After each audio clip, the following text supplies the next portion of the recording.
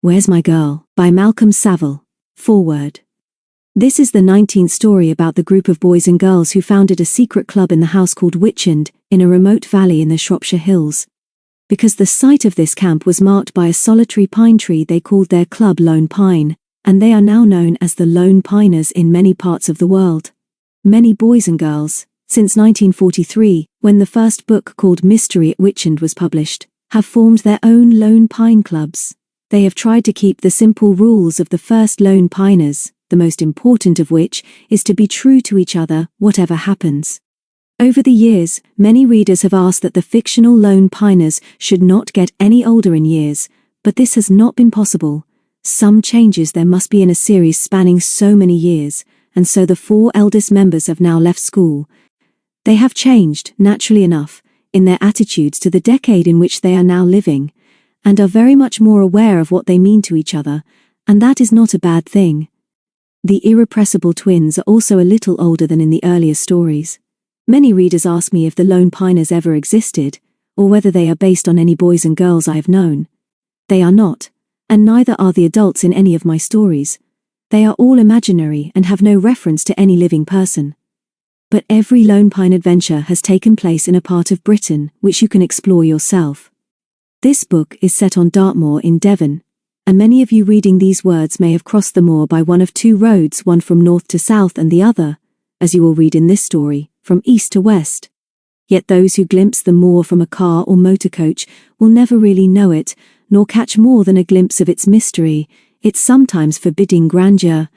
But if you do go, I must explain what is real and what is not. Ashburton is real, and so is Dartmoor, 2 Bridges and Princetown. So of course is Plymouth. But Rosemary Lane is entirely imaginary. Brixham is real, and you can see the fishing boats coming in as Dan Sturt did. But what happened to the lucky girl is no reflection on the fishermen of that fascinating little port. There really is a Wistman's Wood, and you will find it marked on the 1-inch ordnance map of Dartmoor. There is a Swinkham River, but no mysterious secret station high on the moor above the bog where that river rises, nor is there a house called King's Holt, although the idea behind what happened there is possible.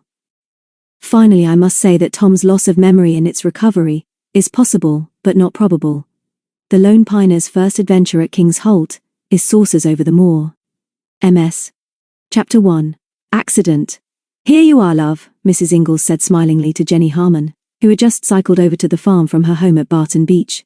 Here's Tom's tea, and I've put in another mug for you. He's been on that combine harvester most of the day, and he'll be ready for a breather. He's in top field, but you know your way about Ingalls now, don't you? Jenny took the basket and looked at her affectionately. Aunt Betty, as she called her, was Tom Ingalls' aunt, and no relation of hers. But Jenny was devoted to her, particularly as she did not get on well with her stepmother. It looks a super tea. More like a dinner. Thank you, Aunt Betty. It's lovely to be here again. How's Uncle Alf? Have we got to share some of this with him? No, Jen. He's left Tom to finish off top field on the new combine on his own this afternoon. He's probably in the milking sheds with Bill. You'll see him later. Off you go now, and if you get bored talking to Tom, you can always come back here and have another cup with me. So Jenny ran out into the harvest sunshine, as happy as any girl of 17 could be on her way to meet her boyfriend, whom she had not seen for a week. A pretty redhead with an eager, freckled face, Jenny was slight and slim, impulsive and warm-hearted but never vain.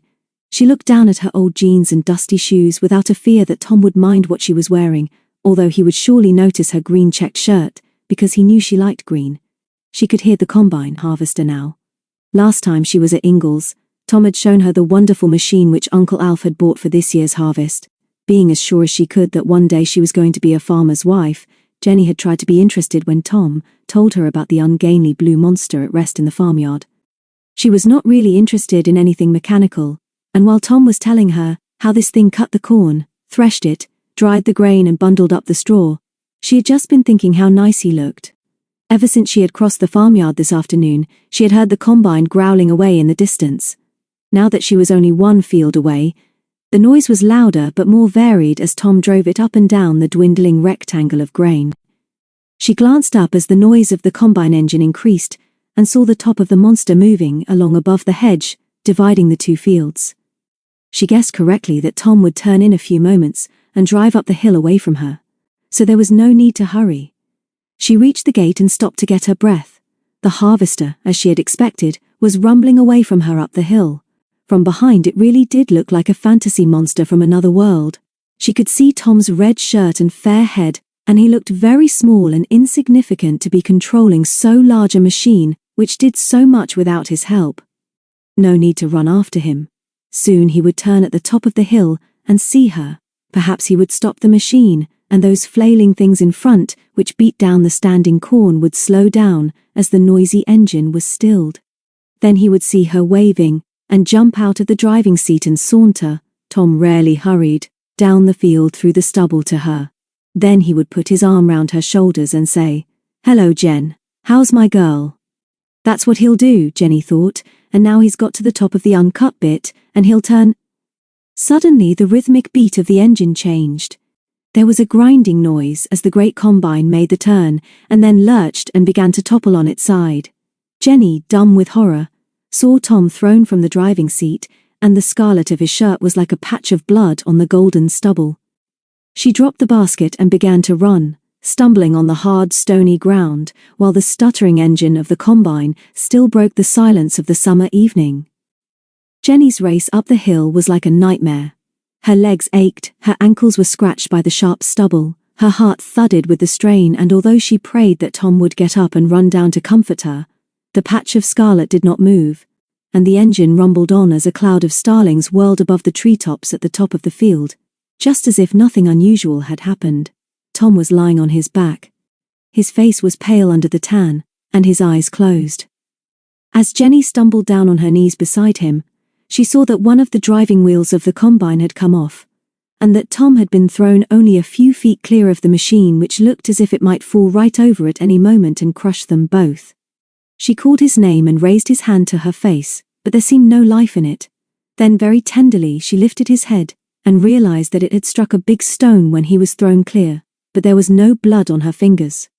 Above her the engine of the combine still throbbed menacingly, but there was nothing she could do to stop it, and she knew that she must drag Tom away from it, lest it toppled over on its side. She crouched behind him and tried to get her hands under his arms to drag him clear. Jenny sobbed with frustrated effort and anger because she was not strong enough to move him. With horror she suddenly wondered if he were dead. She lifted his head again and held it with one hand, and with the other dragged at the stone until her nails broke and she was able to move it away. Then she tore open his shirt and, with her head on his chest, sobbed with relief as she felt his heart beating. With the realization that he was alive, she sat back on her heels and took a deep breath. Gradually she fought back the panic of the last few minutes and recovered some of her common sense. All that she could do now was to get help, and that was not far away.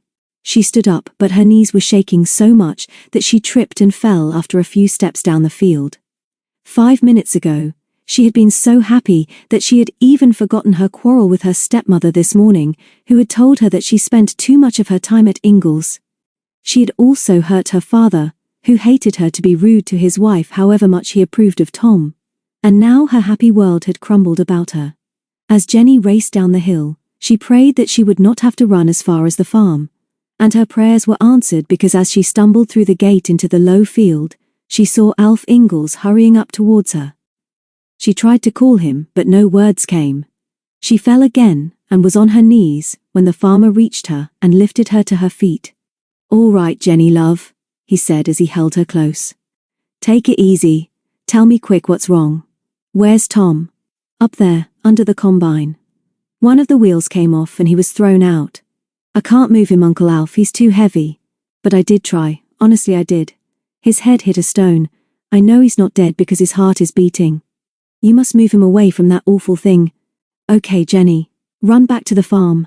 Tell Betty what's happened and ask her to find Bill and send him up with a hurdle so that we can carry Tom down if he can't walk.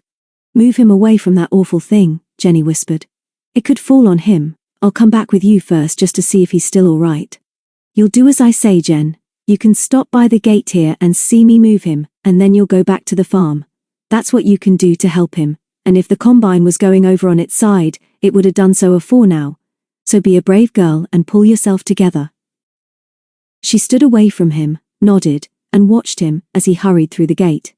Then she followed him a few yards, saw him lift Tom easily and raise his arm to her. As she ran down to the lane, she realized that he had stopped the combine's engine. Mrs. Ingalls looked up in surprise as Jenny pushed open the kitchen door, collapsed in a chair, and covered her face with her hands. "Tom's hurt, Aunt Betty. Uncle is with him now and wants Bill to go up at once with a hurdle to fetch him down. I saw it happen. A wheel came off the combine." When she looked up, she was alone and she was still sitting upright in her chair when Mrs. Ingalls returned. "Bill's on his way. Tell me everything while I make us both some tea." "I don't want tea. I don't want anything but for Tom to be all right. How can you talk about cups of tea when he's up there not speaking or moving?" "You'll do what I tell you, Jen. Of course you're upset. I reckon you did all you could to help. You'll be no good to him nor to anybody else if you don't take care of yourself. Now calm down, be a brave girl and tell me everything from the beginning." Mrs. Ingalls was devoted to Jenny and was frightened by the girl's shocked appearance as she sat stiff and upright in her chair, clasping and unclasping her trembling hands. "I'm sorry, Aunt Betty. Of course I'll have some tea. But you've got to tell me the truth. Could Tom die? You know he says I'm his girl." "I am, aren't I? I want to know now if he's going to be all right. If we'll all have him back again. Like he was." As Mrs. Ingalls' arms went round her, the tears began to flow. After a few minutes, Jenny felt better, released herself gently, and groped for her handkerchief. "You're wonderful to me," she gulped. "I don't know what I'd do without you all and the farm. But Tom will be better, won't he? I'm sure he will if Alf is looking after him. Go and wash your face and tidy yourself. You look like you've been dragged through a hedge backwards, love. Your tea will be ready when you come down, and if you're quick you'll be looking quite nice by the time the men come in. Be off with you." Jenny was calmer after a few sips of scalding sweet tea, and when she heard voices in the farmyard, she ran to open the kitchen door. Mr. Ingalls and Bill were carrying Tom on the hurdle, and although the farmer smiled reassuringly, she felt sick with fear when she saw Tom's pale face and closed eyes. Then Mrs. Ingalls took charge. "Put him on the sofa, Alf, and while I'm putting a blanket round him you'd better ring the hospital, and say you'll bring him over at once." Her husband nodded as they rested the hurdle on the kitchen table, and then lifted Tom in his arms and laid him on the sofa. "Will do," he said. "Thanks for your help, Bill, and I'd be obliged if you'd get the car out. Now will you two women listen and try not to fuss? I reckon Tom is concussed, no bones broken, but he's been knocked out. Lucky Jen was not far off when it happened. Lucky too I was on my way up to Topfield to see how he was getting on when I heard the change in the sound of the engine. Driving wheel came off as he turned at the top of the field. Not Tom's fault. Now Jen, no more tears. We'll soon have him home again, but he must go to Shrewsbury and be x-rayed. I'll telephone now." Jenny followed him to the door and then ran back as Aunt Betty whispered, "He's coming round now. His eyes are open." For a moment Jenny stood staring at him, and then as he struggled to sit up, she went down on her knees beside him. "Speak to me, Tom. You're home now and everything will be all right. Look at me, Tom. It's Jenny and here's Aunt Betty." But Tom looked round in bewilderment and then stared wide-eyed at her with a puzzled frown. "Don't look at me like that," she pleaded. "It's me, Tom. Jenny. I found you by the combine. I was bringing your tea. Tom, speak to me. Say you're better. I'm your girl, Tom. You promised I was—" A long silence was broken only by the loud ticking of the grandfather clock in the corner. Then Tom raised both hands to his head. "Where am I?" he demanded in a voice they scarcely recognized. "I dunno what you're all talking about. Where's my girl anyway?" Mrs. Ingalls raised Jenny gently. "Don't be hurt, love. Let him be. He's still dazed and must take his time. Don't fuss him," but Jenny sensed a hint of fear behind the kindly words. Tom lay back and closed his eyes again. He did not move when there came a cheerful knock on the door and Petronella Sterling walked in. Peter, as almost everybody called her, was nearly a year older and 3 inches taller than Jenny. The two girls were entirely different in temperament and in looks, as Peter was a blue-eyed blonde, a good rider and a fine swimmer. She had left school and now worked in a riding stable in Ludlow. Her smile of welcome faded as Jenny ran forward and she saw Tom. "Oh, Peter, Tom's had an accident. He's going to hospital. Come outside and I'll tell you everything." Mrs. Ingalls sat down beside Tom, but before Peter could reply, the farmer came back into the room and smiled at her. "Glad you looked in, Peter. Keep Jen company, will you? Tom's had a bang on the head and I'm taking him to Shrewsbury now for X-ray. He'll be okay. How is he, Betty? Can he walk? Has he said anything? Jenny left Peter and stood small and defiant in front of Mr. Ingalls, who looked down at her in astonishment. Yes, he has spoken. He doesn't know where he is or who I am, and he didn't recognize Aunt Betty. You keep saying he's going to be okay, but how do you know? Nobody knows, but I think he's very ill, and I'm telling you now that I'm not leaving Tom until I know he's going to be all right and being looked after properly. And being all right means that he knows who I am. She paused, choked back a sob, and then whispered, You see, I'm his girl. He said so. Yes, love, we know that. But he must go to hospital now, and the car is ready. You can stay here and look after Aunt Betty, and I'll telephone soon as they have had a look at him, and maybe Peter can keep you company too. Jenny held her red head high. I'll help you get him in the car, Uncle Alf. I'm coming too. I tell you again that I'm not leaving Tom until he knows I'm with him.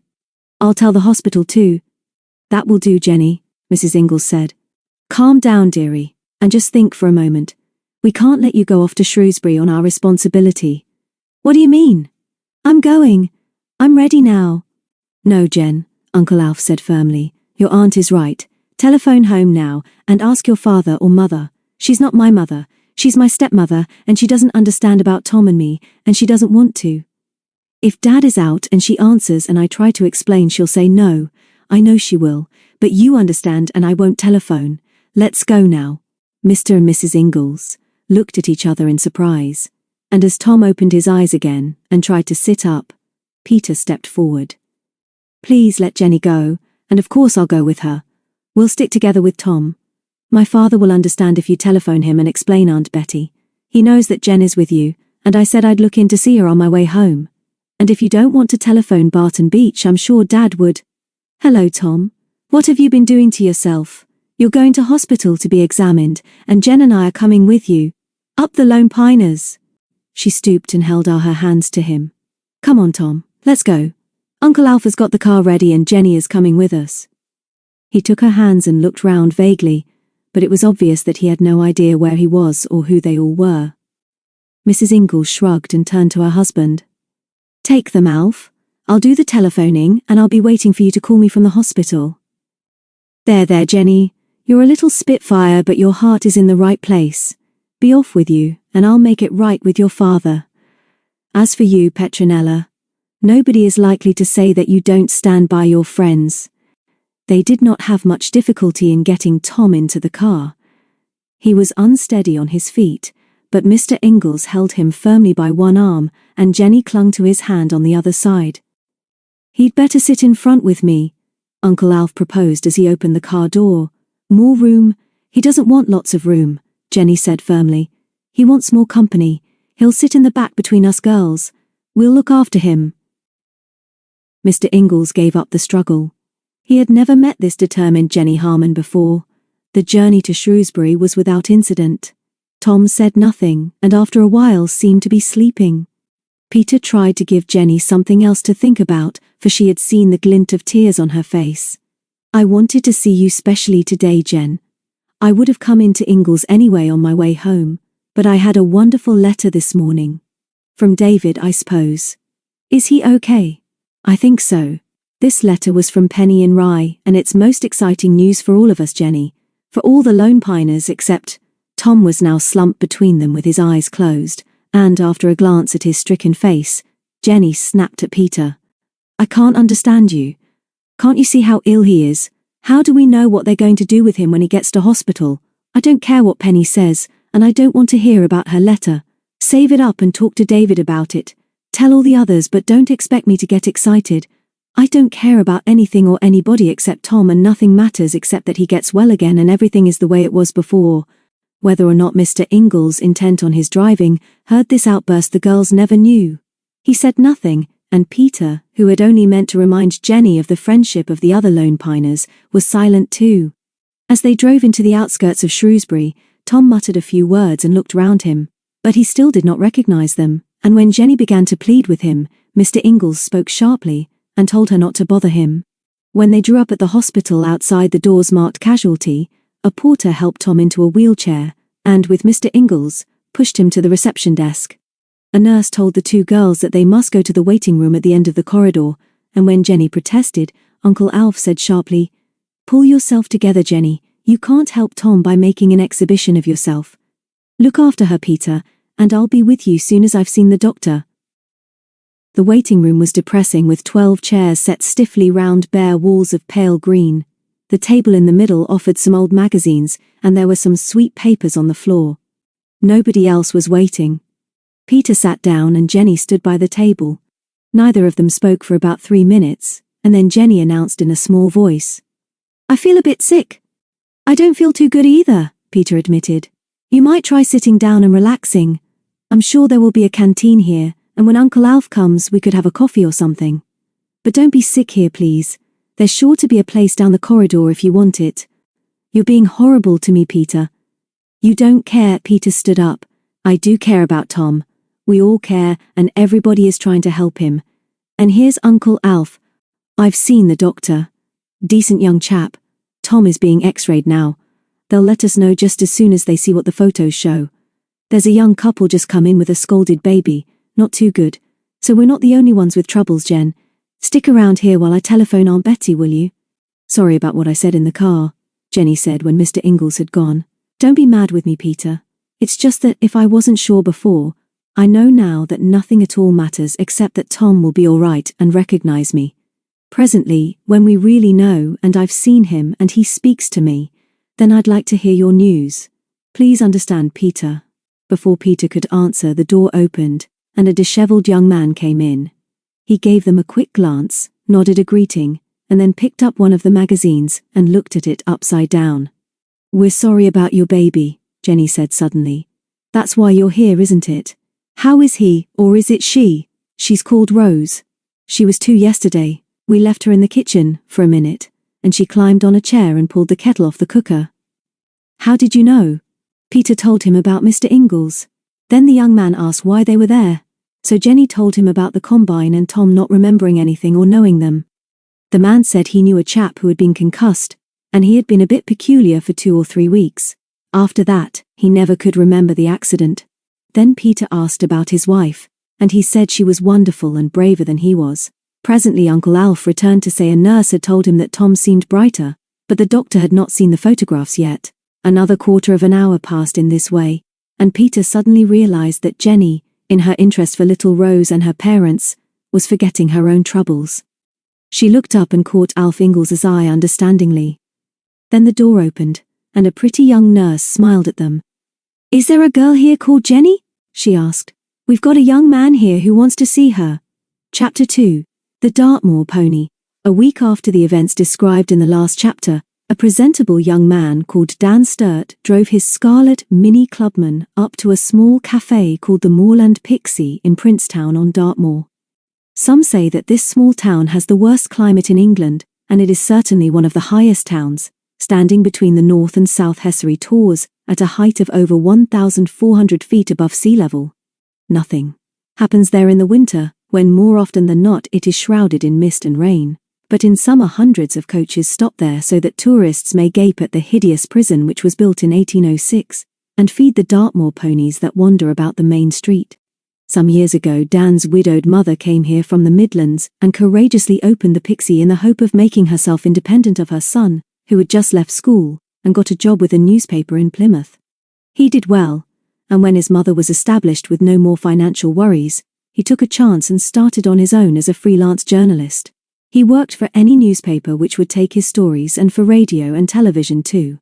His smart little car was known all over Devon, and his cheerful personality made him many friends in the West Country. Sometimes he was away for a night or two, but as he was fancy-free he still lived over the cafe. Mrs. Sturt was a proud and devoted mother, and when he was out of the house, she could be relied upon to take telephone messages, and more than once had heard something in the cafe which led Dan to a story.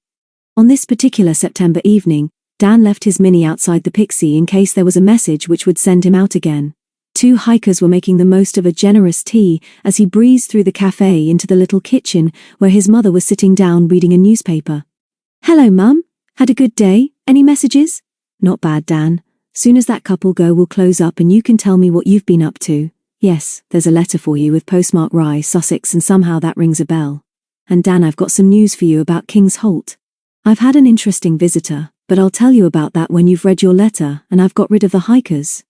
Dan grinned and went into the little room off the kitchen, which he had furnished as his office.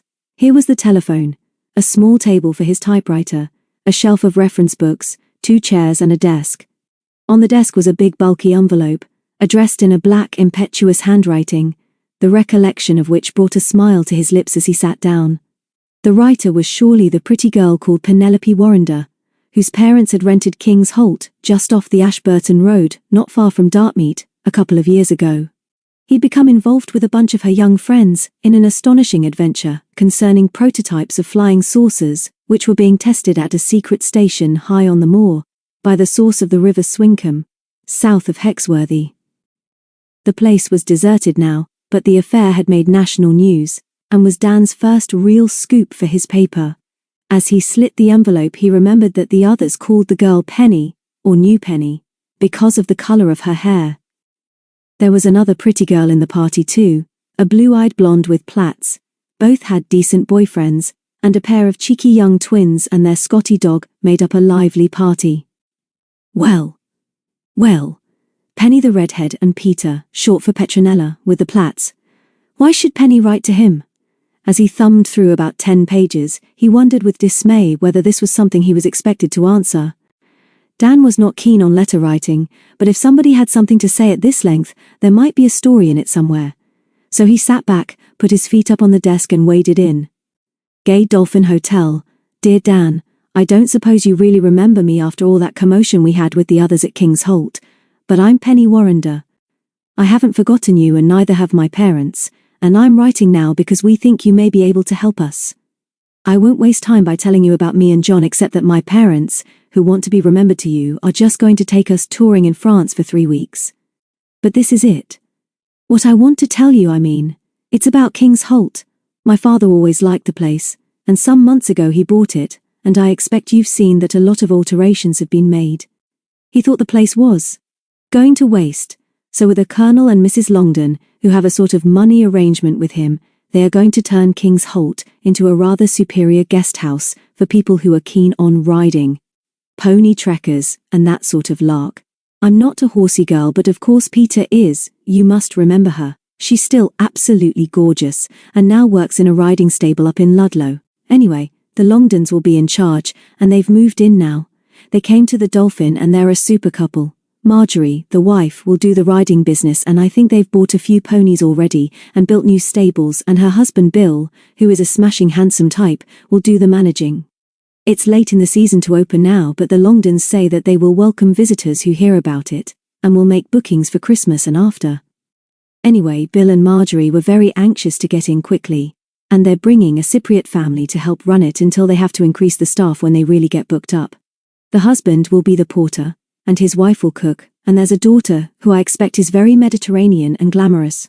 When Dad fixed this up with them, he said it was a pity that the 4 Warrenders couldn't come down and see what it was like. But the trench tour has been fixed since Easter, and Jonathan, who you will remember is inclined to be bossy, has planned the complete visit and made bookings. We feel we must go because we've got a French friend called Arlette, who lives in Paris, and we've arranged to take her, so we couldn't very well give up the trip now. Dan sighed and put the unread sheets on the desk.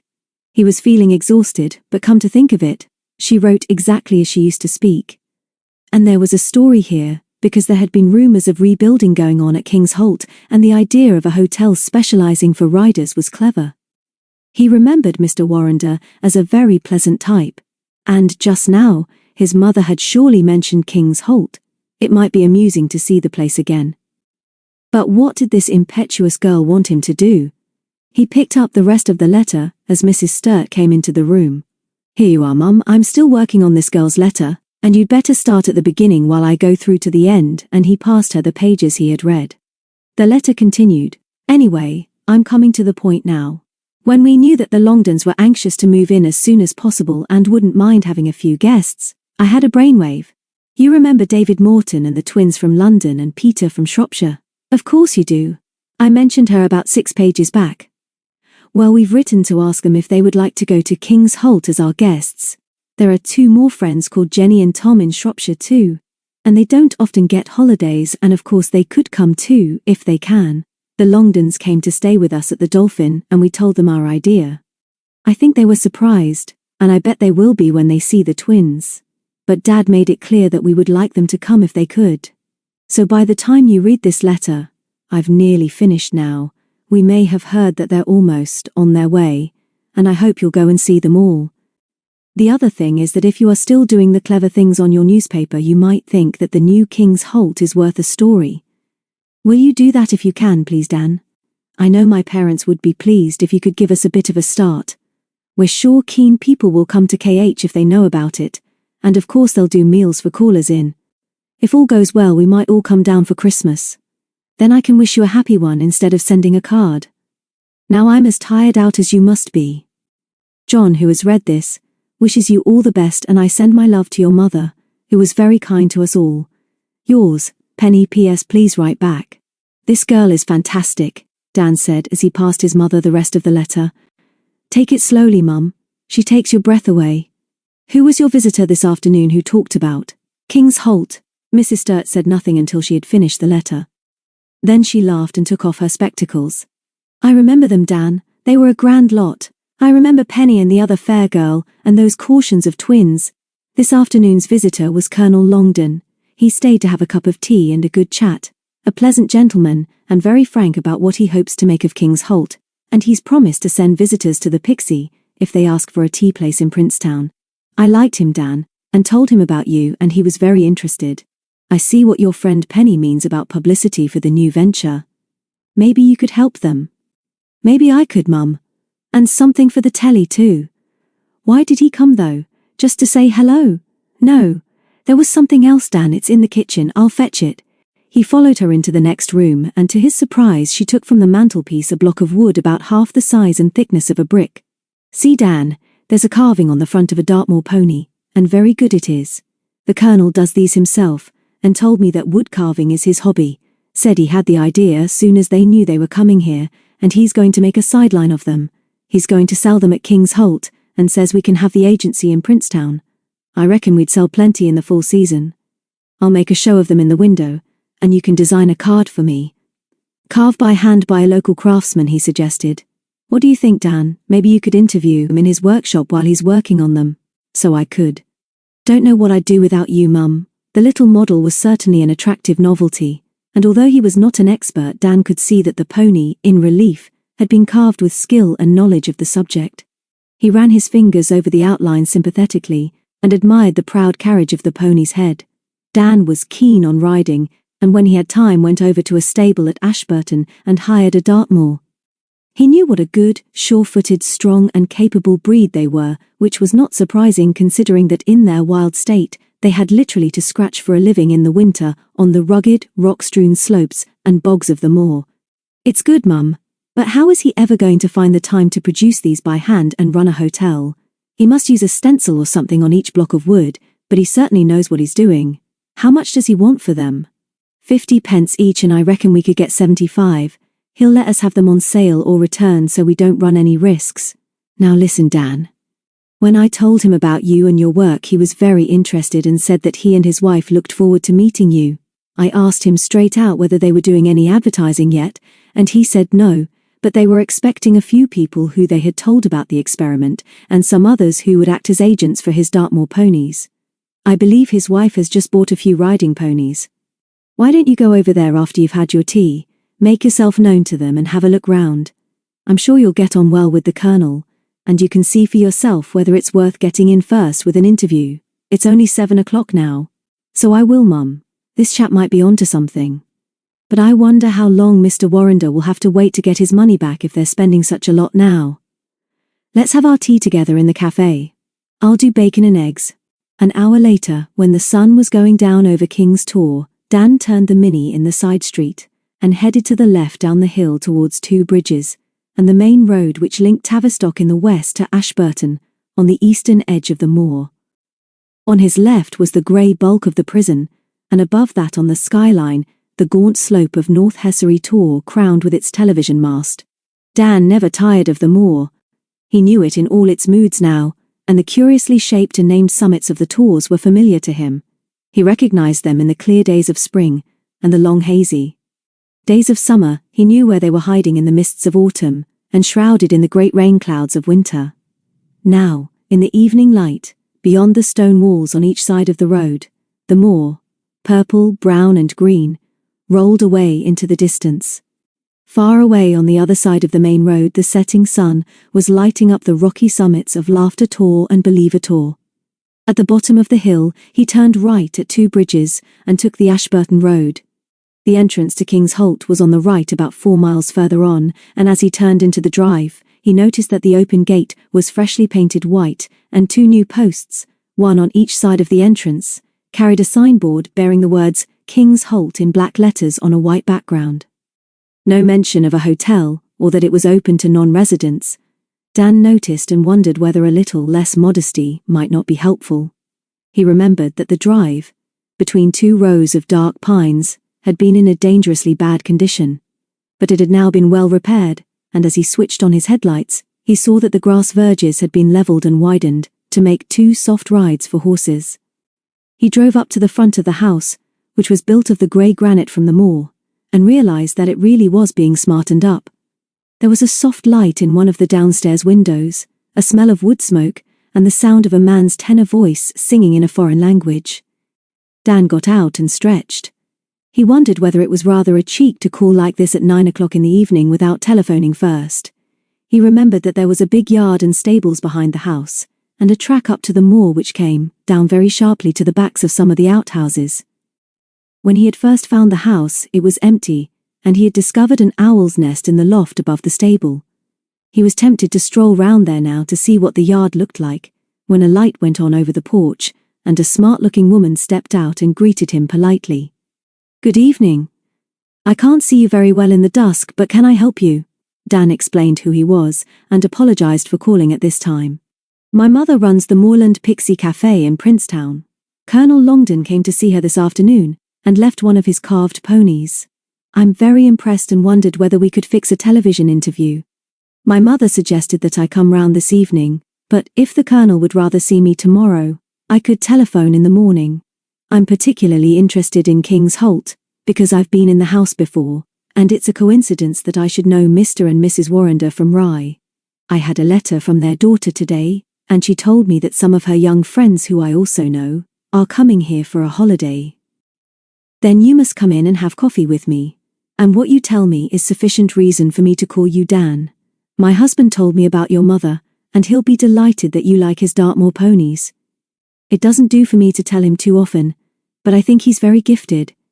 The trouble is that it's so difficult to get him out of his workshop. Come on, Dan. I'll tell Bill you're here, and I know he'd like to show you round." She led him into a pleasant bright lounge, and when she switched on a second light, they looked at each other. Then she laughed. "We couldn't see who we were talking to out there in the dark, could we, Dan? Shake hands and I hope we shall be friends. We don't know anybody here yet, although lots of friends and acquaintances in London and from Bill's army days have promised to drop in and see us. Now make yourself comfortable, while I go and find Bill and order some coffee." Dan sat on the edge of an enormous armchair of white leather and considered the situation. No wonder Penny had been impressed by the Longdons. His hostess was certainly charming and very good-looking. Dan did not know Mr. Warrender well, but he remembered that when he had rented King's Holt before, he was on leave from a big job in the East. As he looked round the room again, he could not help thinking that somebody in this partnership must have a lot of money. The door opened, and a man came in carrying a tray with a silver coffee pot and milk jug and 3 cups. He was slim and dark and wearing black trousers and a black collar-neck jersey. He looked round the room in surprise, and then smiled at Dan with a flash of white teeth and wished him good evening in a slight accent. "So this is one of the Cypriots," Dan thought. The man looked at him curiously before putting the tray down, then turned as Mrs. Longdon came in. "Thank you, Marius," she said, and then to Dan as she poured the coffee.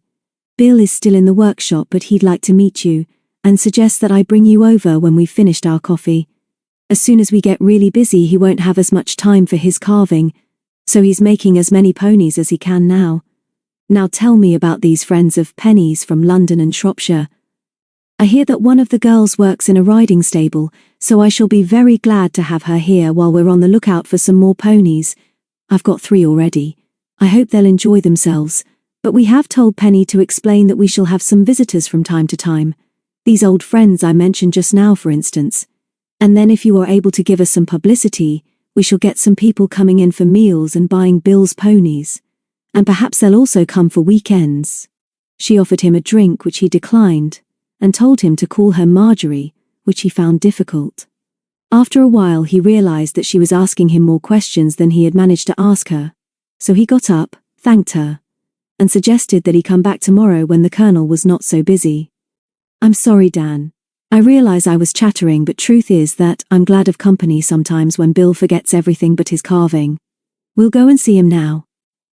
It was almost dark when she led him round the side of the house. We've practically rebuilt the back of King's Holt, Dan, and I don't suppose you'll recognize it.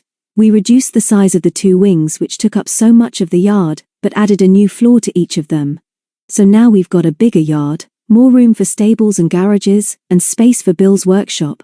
They had to dig into the moor to make the space we wanted. You'll be surprised, Dan. As they turned the corner into the enlarged yard, he was at once aware that she had not exaggerated the alterations. The first thing he noticed was the faint glow of light from behind the window blinds of the Colonel's workshop, which was set against the face of the granite cliff that had been cut to make room for it. Then he realized that in front of the door was a small van. There was still enough light in the sky for him to read the inscription on the side, Antiques Ancient House Brixham, before he could step forward. Marjorie took his arm and turned back to the house. I'm so sorry, Dan. Do forgive me. I didn't hear the van, and Bill didn't mention that this friend of his would be coming here this evening. He's fascinated by his work, and I believe he's going to offer to sell some of the ponies in his shop.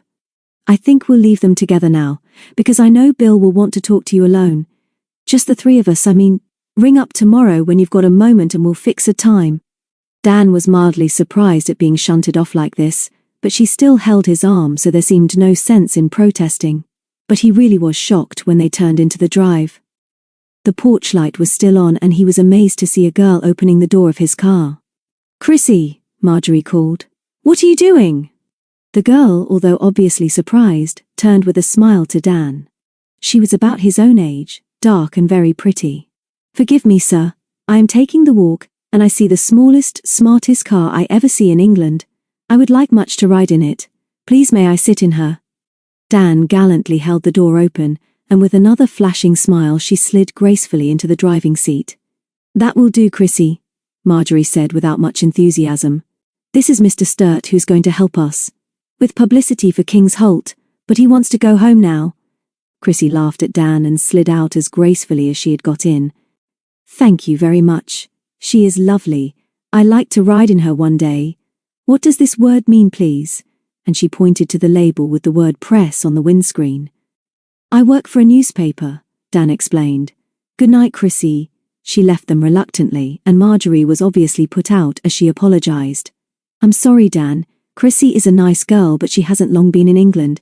She is Marios's daughter and Cypriot, as you possibly guessed. They're wonderful and enthusiastic workers, but it looks as if Chrissy is more interested in cars than ponies. Come and see us again soon, Dan, but better ring up first so that we can be sure that Bill is available. Good night. She walked back to the house as Dan started the engine. He was very thoughtful as he drove home. Chapter 3. 2 Journeys. The Morton family lived in an old-fashioned house in Brownlow Square in North London. David and twins Dickie and Mary were to leave Paddington at 13,300 for Exeter, and were due to arrive at 16.22 when they would be met by Colonel Longdon. Peter, Jenny and Tom would also be waiting for them, as their train from Birmingham should have arrived 19 minutes earlier. Mrs. Morton was going to take them to Paddington in the car, and told them to be ready soon after noon, having offered them substantial refreshment at 11. I'm worried about myself, Dickie remarked, as he looked without enthusiasm at the plate of sandwiches. I think I'm sickening for something vile. It isn't really worth mentioning that you're often sickening in a different way, David remarked, as he helped himself. You had an enormous breakfast, and you are now so excited that you won't be able to face food until we're in the train. Not to worry about yourself. Look at your twin. She's not hungry either, are you, Ducky? Mary, sitting on the edge of a chair, looked coldly at her elder brother. "We don't think you're funny, David. You're excited too, thinking about meeting Peter. We are now going to take Mackie for another little walkies round the square. When he comes back, he might like a little something." When the front door closed behind them, Mrs. Morton poured herself some coffee. "I suppose they'll amuse themselves at King's Holt, David. Please telephone tonight and let me know you've arrived safely. It sounds rather an odd arrangement, but you'll keep an eye on them, won't you? I'm glad Jenny and Tom are coming too. Have you told the twins about Tom's loss of memory? They know about his accident and that he's been in hospital. Peter and Jenny asked me not to talk too much about it because they weren't absolutely sure that the doctor would let him come.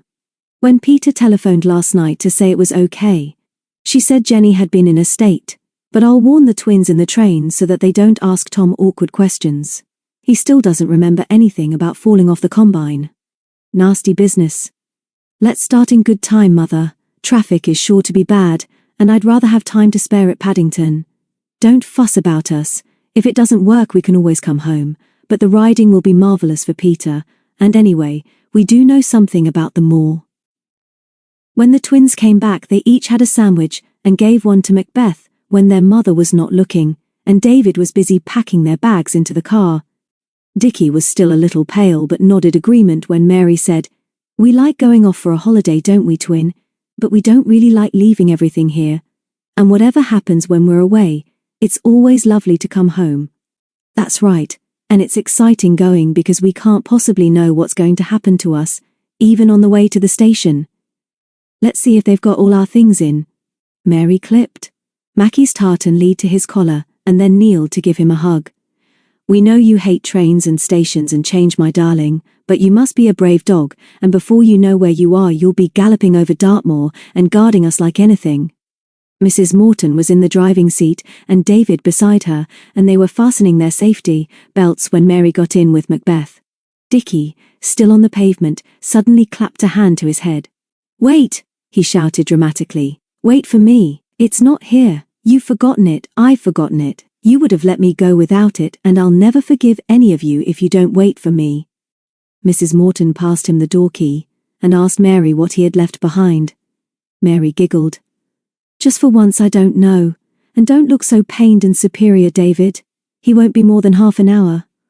A few minutes later, Dickie charged down the steps flourishing a telescope. "My scope?" he panted triumphantly. "Why didn't one of you remind me? I can't go to Dartmoor without my scope for observing things with wildlife, for instance, and the night sky, and David and Peter," Mary added.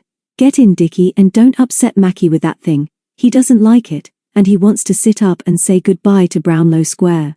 Mrs. Morton was an experienced driver, and as she knew London well, she always used side streets when she could. The traffic was as heavy as usual, the sun was hot, and David was just thinking that he really had got them off too early when Dickie's prediction that they never knew what was going to happen came unpleasantly true. "I don't suppose you noticed, David," Mrs. Morton was saying, "but this street is called Paradise Lane. It's usually a good shortcut, but there seems to be a bit of a traffic jam ahead where it joins the main road." She changed down to second gear and cruised along slowly behind a large van. Mary, complaining that Macbeth was suffering from the heat, wound down her window and leaned out as her mother stopped the car. Not being able to see past the van, she asked Mary what was holding them up. "There's a big car parked outside a shop on the other side, Mummy.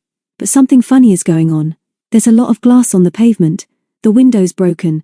Somebody's shouting, and here's a man running this way. He's frightened or angry." Dickie tried to pull his sister aside so that he could see what was happening, and at that moment the van in front of them moved forward a few yards so that they could all see ahead. David was the first to realize their danger when he heard a sharp crack, and the man running towards them shouted, "He's got a gun. He's dangerous. He's shot that copper." "Get down, twins," David yelled, as he leaned forward to switch off the engine. Macbeth, barking furiously, was pulled down by Mary as David put his arm round his mother, freed her safety belt, and held her down so that her head was on his lap. There was more shouting, another shot, and the sound of the siren of an approaching police car. "What is it, David?" his mother gasped. "Are the twins all right? Please let me up. It's a raid on a jeweler's shop. There's a chap outside with a gun and he's just shot a policeman. Stay down and keep still, but keep that dog quiet, Mary. Do as I say." For a few seconds there was an almost uncanny quiet in the street. The engine of the van in front was still ticking over, and they could hear another car too. But apart from that, there were no footsteps, and no voices. Then the wailing of the police car's siren sounded nearer in the main road, and the man with the gun shouted, "Nobody move! I'm in business! See what happened to the copper! Get in quick, mate!" And there followed the sound of footsteps cracking the broken glass and the slamming of a car door. "You in that van," the hoarse voice threatened again. "Keep your head down or I'll have you." Another slammed door and the roar of the gang's car as it moved forward towards them. David looked up cautiously and realized that the van in front of them was moving to the right in an attempt to ram the escaping car. Then came another shot. The van swerved to the left and stopped. With screaming tires, the crook's car mounted the pavement, and with inches to spare, accelerated past them, and David glimpsed the driver crouched over the wheel. There were two men in the back, one of whom was leaning from the window with a gun in his hand. Then they had gone as the police car turned into the end of the street. Mrs. Morton sat up, and to his surprise, David realized that Dickie, behind him, was also on his feet. "Like the telly," he whispered. "Only worse. We're all right, Mum, but we heard it all and we didn't like it. What about the policeman?" "I must see if I can do anything," David said. "We can't get on until the police say so, Mother, and I think the driver of the van may be hurt. Don't any of you move until I come back." When he returned 10 minutes later, he was pale and shaken. "The policeman is unconscious but not dead, and the ambulance is on the way. The jeweler was beaten up, and the van driver has got a bullet wound on his hand. That's 3 brave men to remember. I wonder if the crooks will get away." The van driver got the number and description of their car. "I told the police we had a train to catch, and they're coming soon to ask us some questions. They caught their train with 4 minutes to spare." Mrs. Morton insisted that they should go as planned, and although the twins were subdued, David was more worried about leaving his mother, who would have to see the police again. "Your father will look after me, David. I promised to telephone him as soon as your train has gone. And you can ring us tonight from King's Holt. I feel all right now, and I shall tell him how proud I was of you. Give my love to Peter and the others, and I want to know about Tom. Goodbye, twins. Try not to worry too much. Look after David and I shall tell Daddy you were very brave and sensible." The guard blew his whistle. Mary leaned from the window and waved to her mother as the train began its long journey. "I want to be by ourselves," Dickie announced. "We don't want to talk to anybody else and be friendly." David knew what he meant. But they had to struggle with their luggage and Macbeth through several coaches before they found an empty compartment. Here the twins sat down side by side and watched their brother stow their bags on the rack. "Thank you, David," Mary said. "I don't think we feel very well." "Neither do I, Mary. What about you, Richard? Shall I put your telescope up here with the rest of our things, or are you going to observe the passing scene with it until we get to Exeter?" "Of course you are. Give your telescope to Mary and come and help me fetch something from the buffet car. We mustn't starve ourselves." When they had finished their meal, and reading was behind them, Dickie, after a glance at his twin, turned to his brother and rather hesitatingly said, "There's something special I want to ask you, David, and you must answer truthfully. I must know it, and I'm sure Mary thinks the same. That policeman this morning, you don't think I saw him lying on the pavement, but I did. If he dies, David, it will mean that the man with the gun is a murderer, won't it?" "Yes, Dickie, it will. And he tried to kill the driver of the van too, the man who tried to stop him escaping, but he's not badly hurt. There were 3 men who escaped in the car," Mary said. "I saw them close. They were horrible and their faces were covered with something sort of slippery. What was it? Why did they look like that?" "They didn't want to be recognized, Mary. They pulled nylon stockings over their faces. Don't worry too much about it. Try to forget them." "I don't think I'll ever do that, David. Why do they want to steal and kill people? Haven't they got any money? Where do they get the gun to kill people with? You can't buy guns in shops, can you? Why did he shoot the policeman?" David did his best to explain but found it difficult. Dickie, more than Mary, seemed impressed by the fact that some of the violence he had often seen on television could actually happen in real life. David did not tell them any more than was necessary for fear of distressing them. Further, instead he tried to change the subject by reminding them of King's Holt. "I expect we'll meet Dan Sturt again, and you'll have to behave yourselves with him, because Penny told me on the telephone the other night that Dan is on his own now, and does television and radio interviews, as well as writing for papers." Dickie brightened. "We remember Dan. He was okay after we'd shown him a few things. We wouldn't mind being on the telly with him, and I bet he'll be surprised when we tell him about this morning. We might allow him to do an interview with Mackie on the telly, Mary suggested. Could you do some tricks for Dan, my precious? It's a pity he's not a trick dog. But of course he's always too busy looking after us. Perhaps you'd like to tell us now what Peter said to you on the telephone last night, David. This is something which always interests us very much, and we would like to know how Tom is, because this is the very first time that Tom and Jenny have come away on a holiday with us. With relief, David realized that they were getting back to normal. Tom is better, Mary. Peter rang up to say that he had seen the doctor again and can come today. There's one thing we didn't tell you before because Jenny was so upset and didn't want anyone to know, but after that awful crack on the head, there were, some things that Tom couldn't remember. He still can't remember the accident, but he's well enough to come away, and the doctor is sure it will do him good. Peter says that Jenny is more upset about this than Tom, but if he does seem a bit strange and forgetful, don't take any notice, will you? Don't ask him about the accident or the hospital. This big station is Taunton, so we shan't be long now. We thought there was a bit of mystery about Tom that you hadn't told us, Mary said. We can always tell. Don't worry. We'll look after Thomas, although sometimes he's rude and bossy to us. I bet Jenny is in a state, so we must be kind to her too. I'm not sure about Dickie, but I'm a bit depressed about this holiday.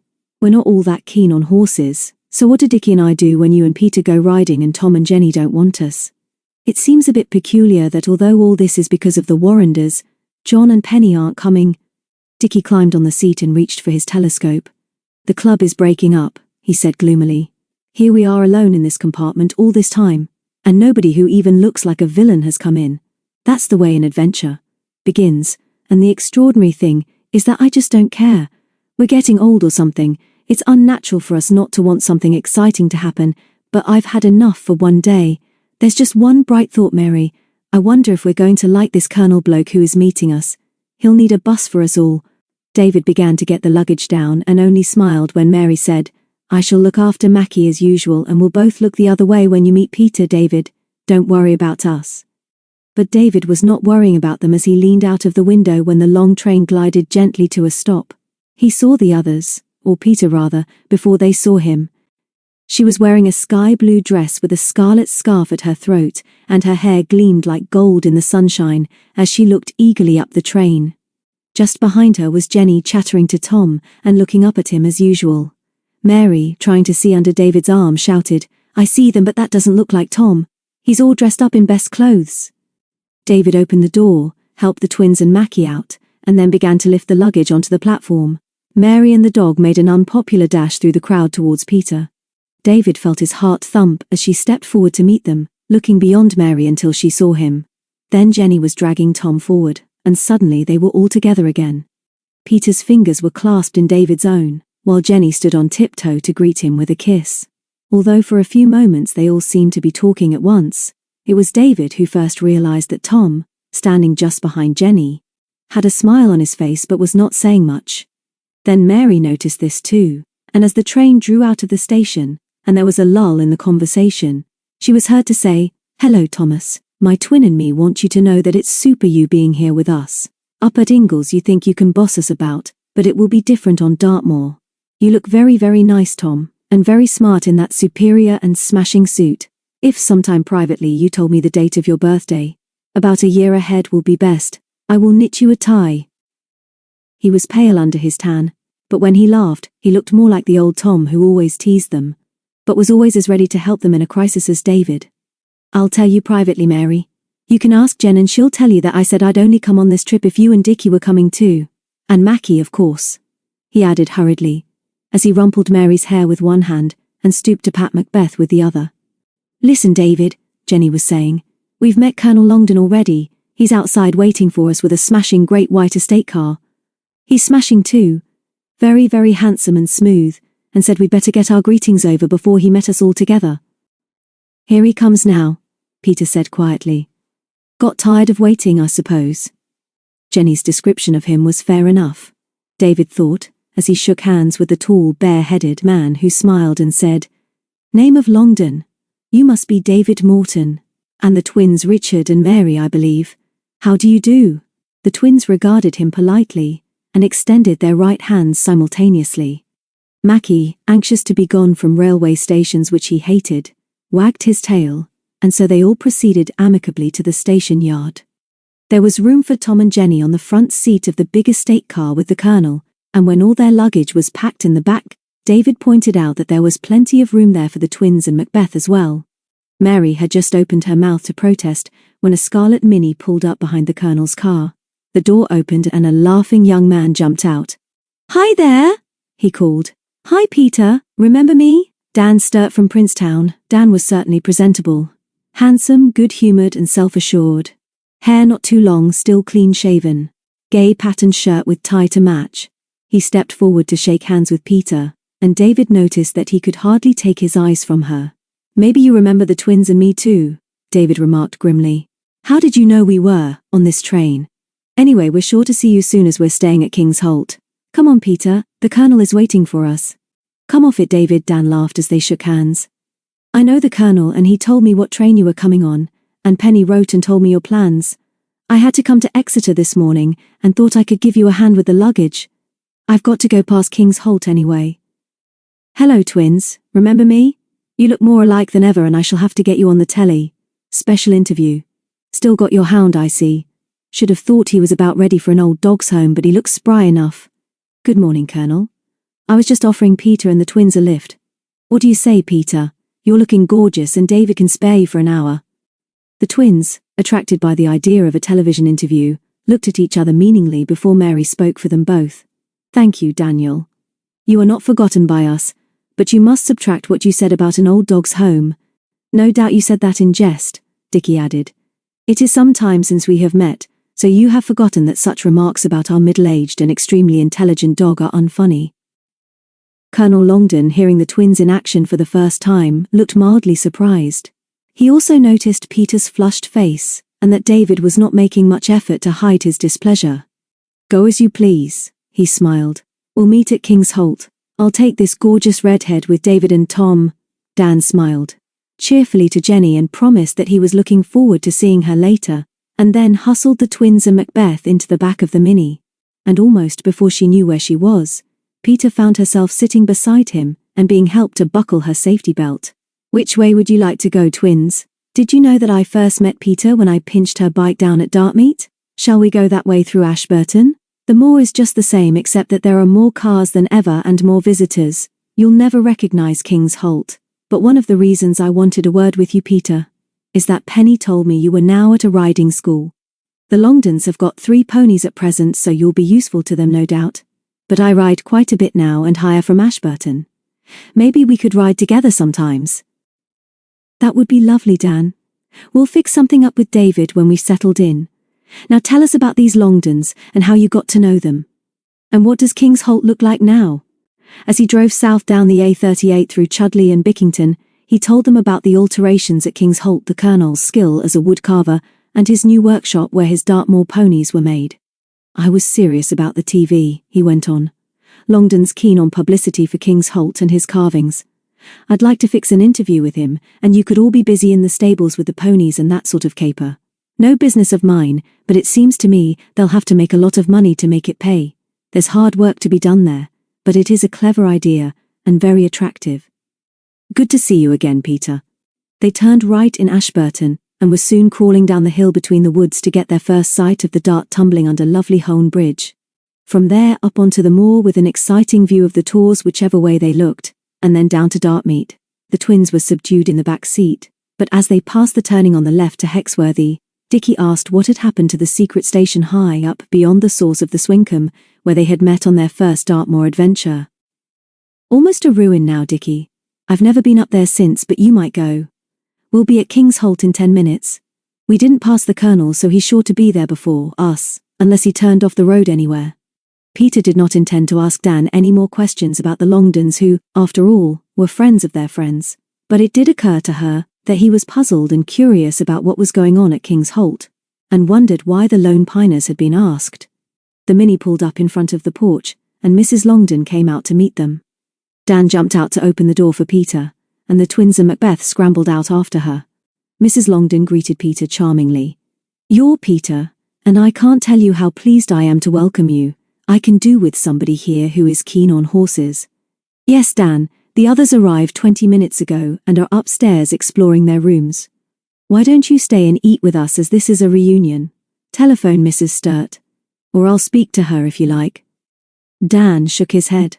Nice of you, but I must get back now. Thanks all the same.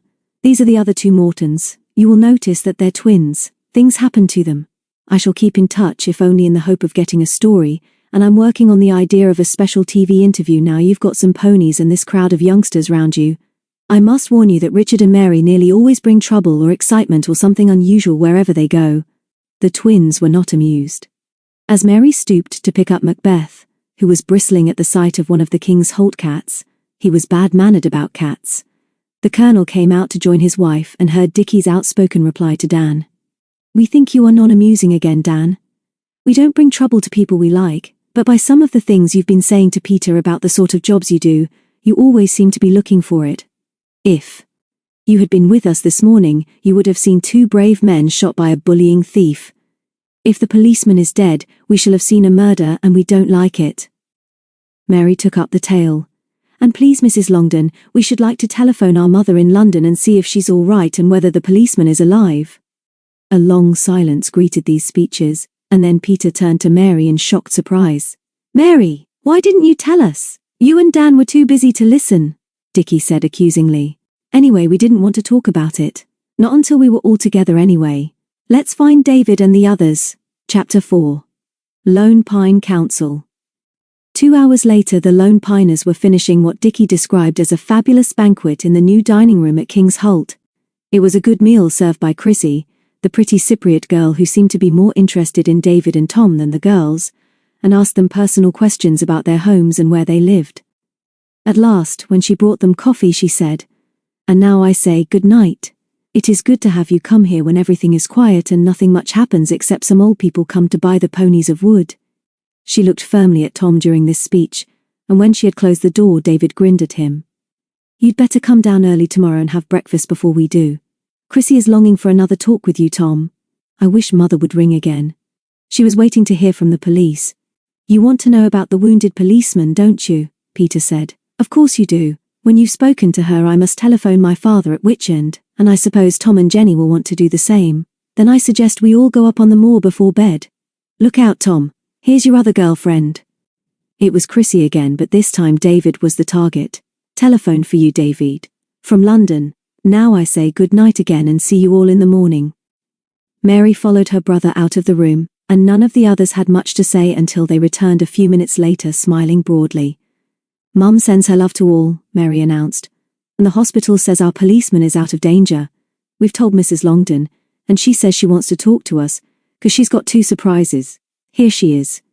Mrs. Longden smiled at Dickie as he got up. "I'm so glad for the Mortons," she said. "This was a terrible experience for you and your mother. You twins specially must try to forget it now, and I do hope that for Mrs. Morton's sake she didn't see the gunman's face." "Why for my mother's sake specially?" David asked. "I was thinking how horrible it would be for her, or indeed for any of you, if the man is caught and you had to appear in court as a witness. That would be a very nasty experience. Would any of you know him again?" "I suppose not. I can't forget his horrible crouching shape and the gun in his hand," Dickie said. "David didn't know, but I knelt up for a second and tried to see what was happening.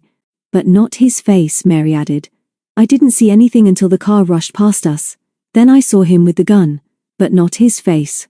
That was all blurred and covered with a nylon stocking like the other 2 men. Please don't ask us any more questions about it." "I won't," Mrs. Longden promised. "Now I came to tell you about 2 surprises. Are you ready to come upstairs, or do you others want to telephone first?" Peter nodded, got up and thanked her. "What about you, Jenny, and Tom? Do you want to speak to Ingalls?" "I'm tired, Jen. You have a word for me. You're better on the telephone than I am, except that you take longer to have a chat. Tell them I'm fine and eating off silver and gold. Give them all the best, Jen, and say you're being a good girl." Mrs. Longden sat down in Peter's chair and was very friendly. It was not surprising that the twins had little to say, because they were both stifling yawns. David, who was also tired, was polite because he realized that she was genuinely trying to be pleasant and interested in what they all did and curious about their friendship with the Warrenders and with each other. He was also relieved that she was not too horsey. She obviously liked Chatterbox Jenny, who never minded what she said to anybody, but it was equally clear that she could not make much of Tom, who seemed unimpressed by her charm. When the conversation lagged, Dickie picked up from the table one of the Dartmoor ponies, which was used as a holder for the menu. Dan Sturt told us that the Colonel made them himself. He said he carved them. Will he show us how he does it? We think they're super. I'm sure he'll be pleased to show you tomorrow, Dickie. He loves working in wood, and now spends all his time in his workshop. When we open officially, he won't have the leisure for his hobby, and that's why he's working so hard now to set by a large stock. He started on these ponies just for fun, but it's becoming quite a business. We're thinking of giving one to every guest when they leave, and hope they'll tell their friends about King's Holt. You'll soon see that lots of nice people already call in and ask for them. I'll mention your interest to him. He's working now, but do please remember that he doesn't like to be disturbed if he has a customer with him. Now here are the girls looking pleased with themselves, so I'd like to come up to your rooms and show you my surprises. The Mortons and Peter, who remembered the old house, were amazed at the skillful way in which it had been modernized, while Tom and Jenny tried not to show how impressed they were when shown their rooms. Their bedrooms were all along one corridor in one of the two wings at the back of the house, a double for Peter and Jenny with a dressing room off it for Mary, and the same for the boys on the opposite side of the corridor. There were also two bathrooms, and a room which Dickie, on a tour of exploration on arrival, declared to be locked. Like Bluebeard, he remarked with relish. Mrs. Longden now led the way down their private corridor, unlocked the closed room and handed the key to David. This is my first surprise. This room is for your use. When we really get going here, we hope to get parties of pony trekkers or even groups of friends from riding schools who will like being together. So that is why, with Mr. Warrender, we plan to have a sitting room, with each group of bedrooms. I think they are fun, and we hope you will too. There should be most things here which you can want. Come and see. The room, which was at the end of the wing, was dominated by a huge picture window overlooking the pony's paddock at the edge of the moor, which rolled away towards the distant tors. There was a TV, a record player with a rack of discs, bookshelves gay with paperbacks, and on the walls a large-scale map of Dartmoor, and some old-fashioned posters featuring horses. There was also a big coloured riding chart showing, with descriptions and pictures, most breeds of ponies and horses with notes for beginners and illustrations of equipment and tack. Dickie ran to the window and gave a whistle of surprised delight. Thank you very much for everything. It's marvellous. I shall be able to see most of Dartmoor from here with my telescope.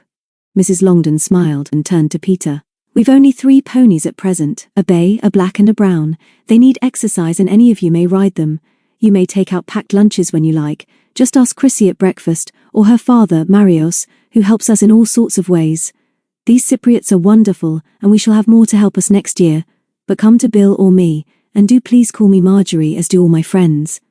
If we can do anything to help you enjoy yourselves, and don't be surprised if you see a few odd strangers about. They will have come to see Bill. Here's my other surprise. A letter addressed to David, which I was told by Mr. Warrender to pass over as soon as you were all settled in. Good night. It's fun to have you here. She got up with a bright smile, gave Dickie a vague pat and drifted from the room. Tom spoke first, after a long silence. What do you know? True that I had a bash on the head, and they all say I'm okay now, but I'm wondering what we're all doing in this posh place. And did you hear what she said, Jen? Call me Marjorie, she said. I don't reckon I'll be doing that just yet. But she's nice, Tom, Jenny answered. Really she is. I don't think any of us have ever been in a place quite like this, but wouldn't it be a good idea if David read us Mr. Warrender's letter and then we can have a Lone Pine meeting and talk about everything, if we don't all fall asleep? David slit the envelope, but before he could begin to read, Dickie turned from the window where he was watching night fall over the moor. Yes, David, read the letter. But it's not so much what we're all doing here, but what we're going to do tomorrow that's important. We all know that it's because of Penny and John that we're here, but Mary and me feel very peculiar about it. That banquet we just had was like eating in a sort of cemetery, if you know what I mean. We liked King's Holt better in the old days. Except for this super room, of course. That's right, twin. It smelled old and not so glossy. But read the letter, David. Peter and Jenny sank into the cushions of the luxurious sofa. David sat on the arm, the twins on the window seat with Macbeth and Tom prowling restlessly about the room. Dear Lone Piners. I've never met Tom and Jenny, but I'm sure you are both as nice as those I do know. By the time you read this, I shall be in France with John and Penny, but this letter is to send you my best wishes for a happy holiday. Those of you who have been to King's Holt before may not like the new one quite as much, and I must tell you now that I have not seen the finished work on the stables, garages and workshop.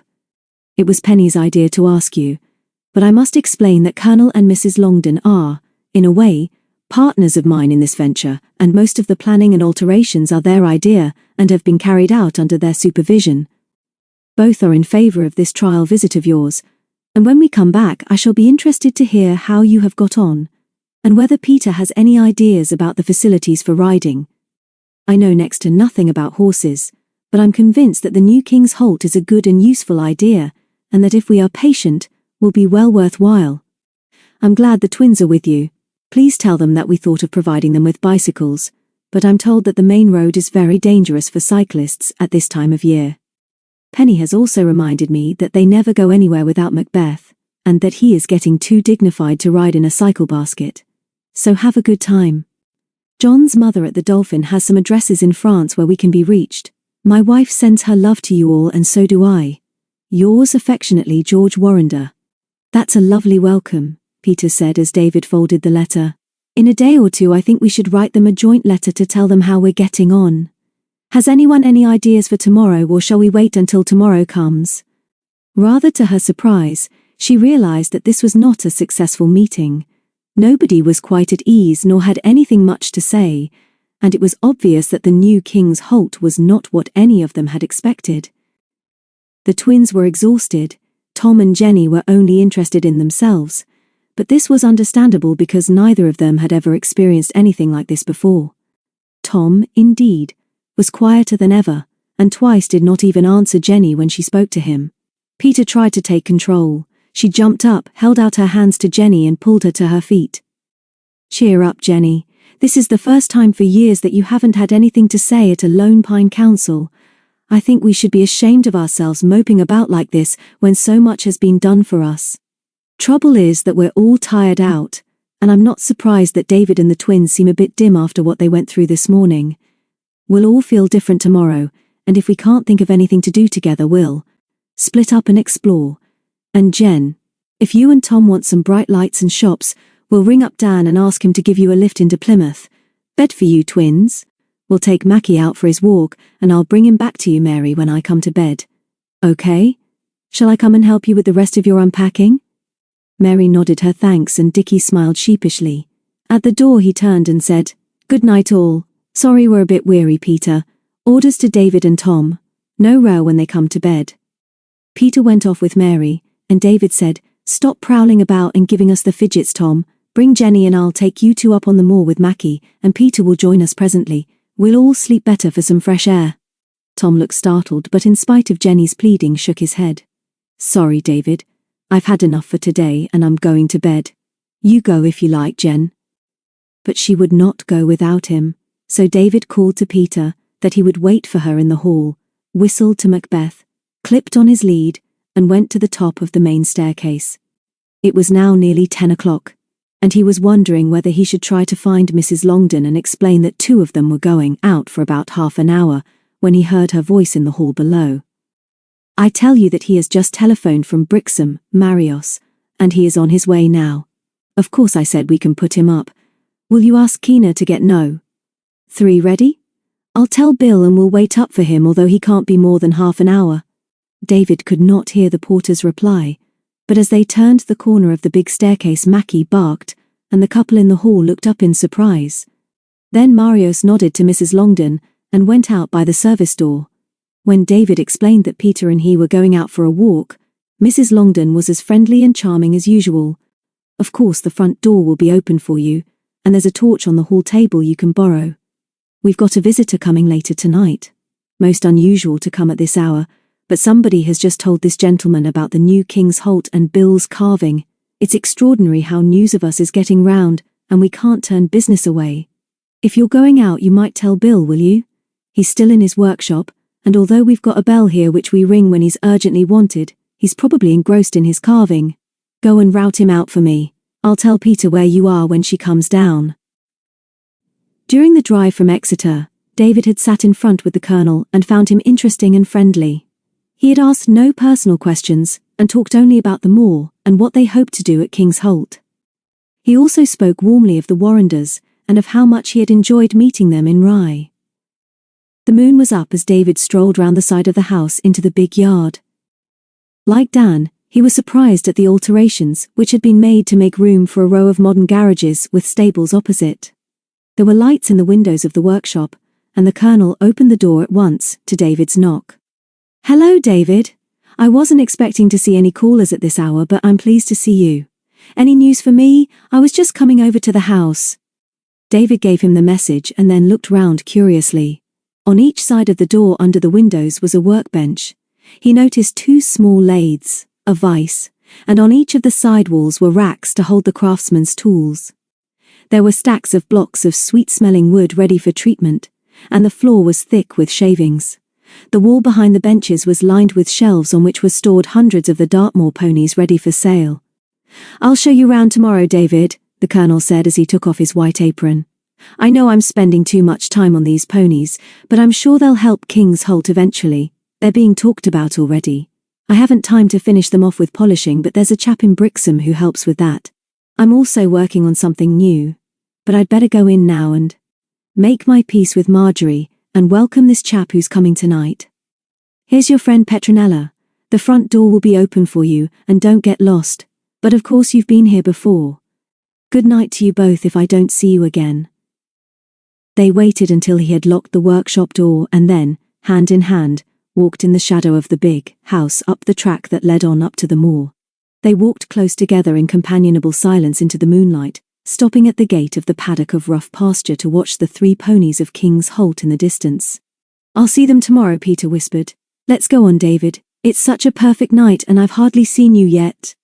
His arm went round her waist, and she knew he was smiling as he said, "Not altogether my fault. I'm sorry you were annoyed when I went in Dan's car at Exeter. It seemed rather difficult to say no. Am I forgiven?" He lifted her chin and kissed her. "You'd have been even more annoyed if I hadn't been annoyed. Now let's forget it. I'm beginning to enjoy this holiday. Let's take Mackie to the top of the hill where we can see the road.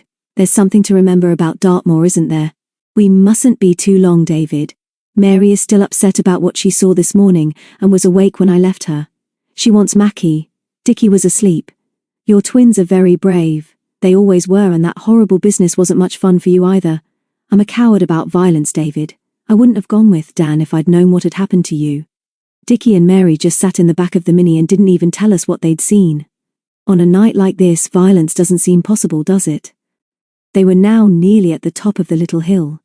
There was no sound but the tinkling of the river below them and Mackie's excited snuffling. The air was fresh and cool and faintly fragrant of heather, while above the immensity of the moor, the purple sky was pierced by a myriad of stars. To the south was the lonely silhouette of Fox Tor, and when they turned round, they could see below them in the valley the moving lights of a few cars on the Ashburton-Tavistock road. They sat in the heather for a few minutes, and David told her how impressed he was with the Colonel's workshop, and how much he liked him. "I like Marjorie too, but she does rather go on," Peter smiled.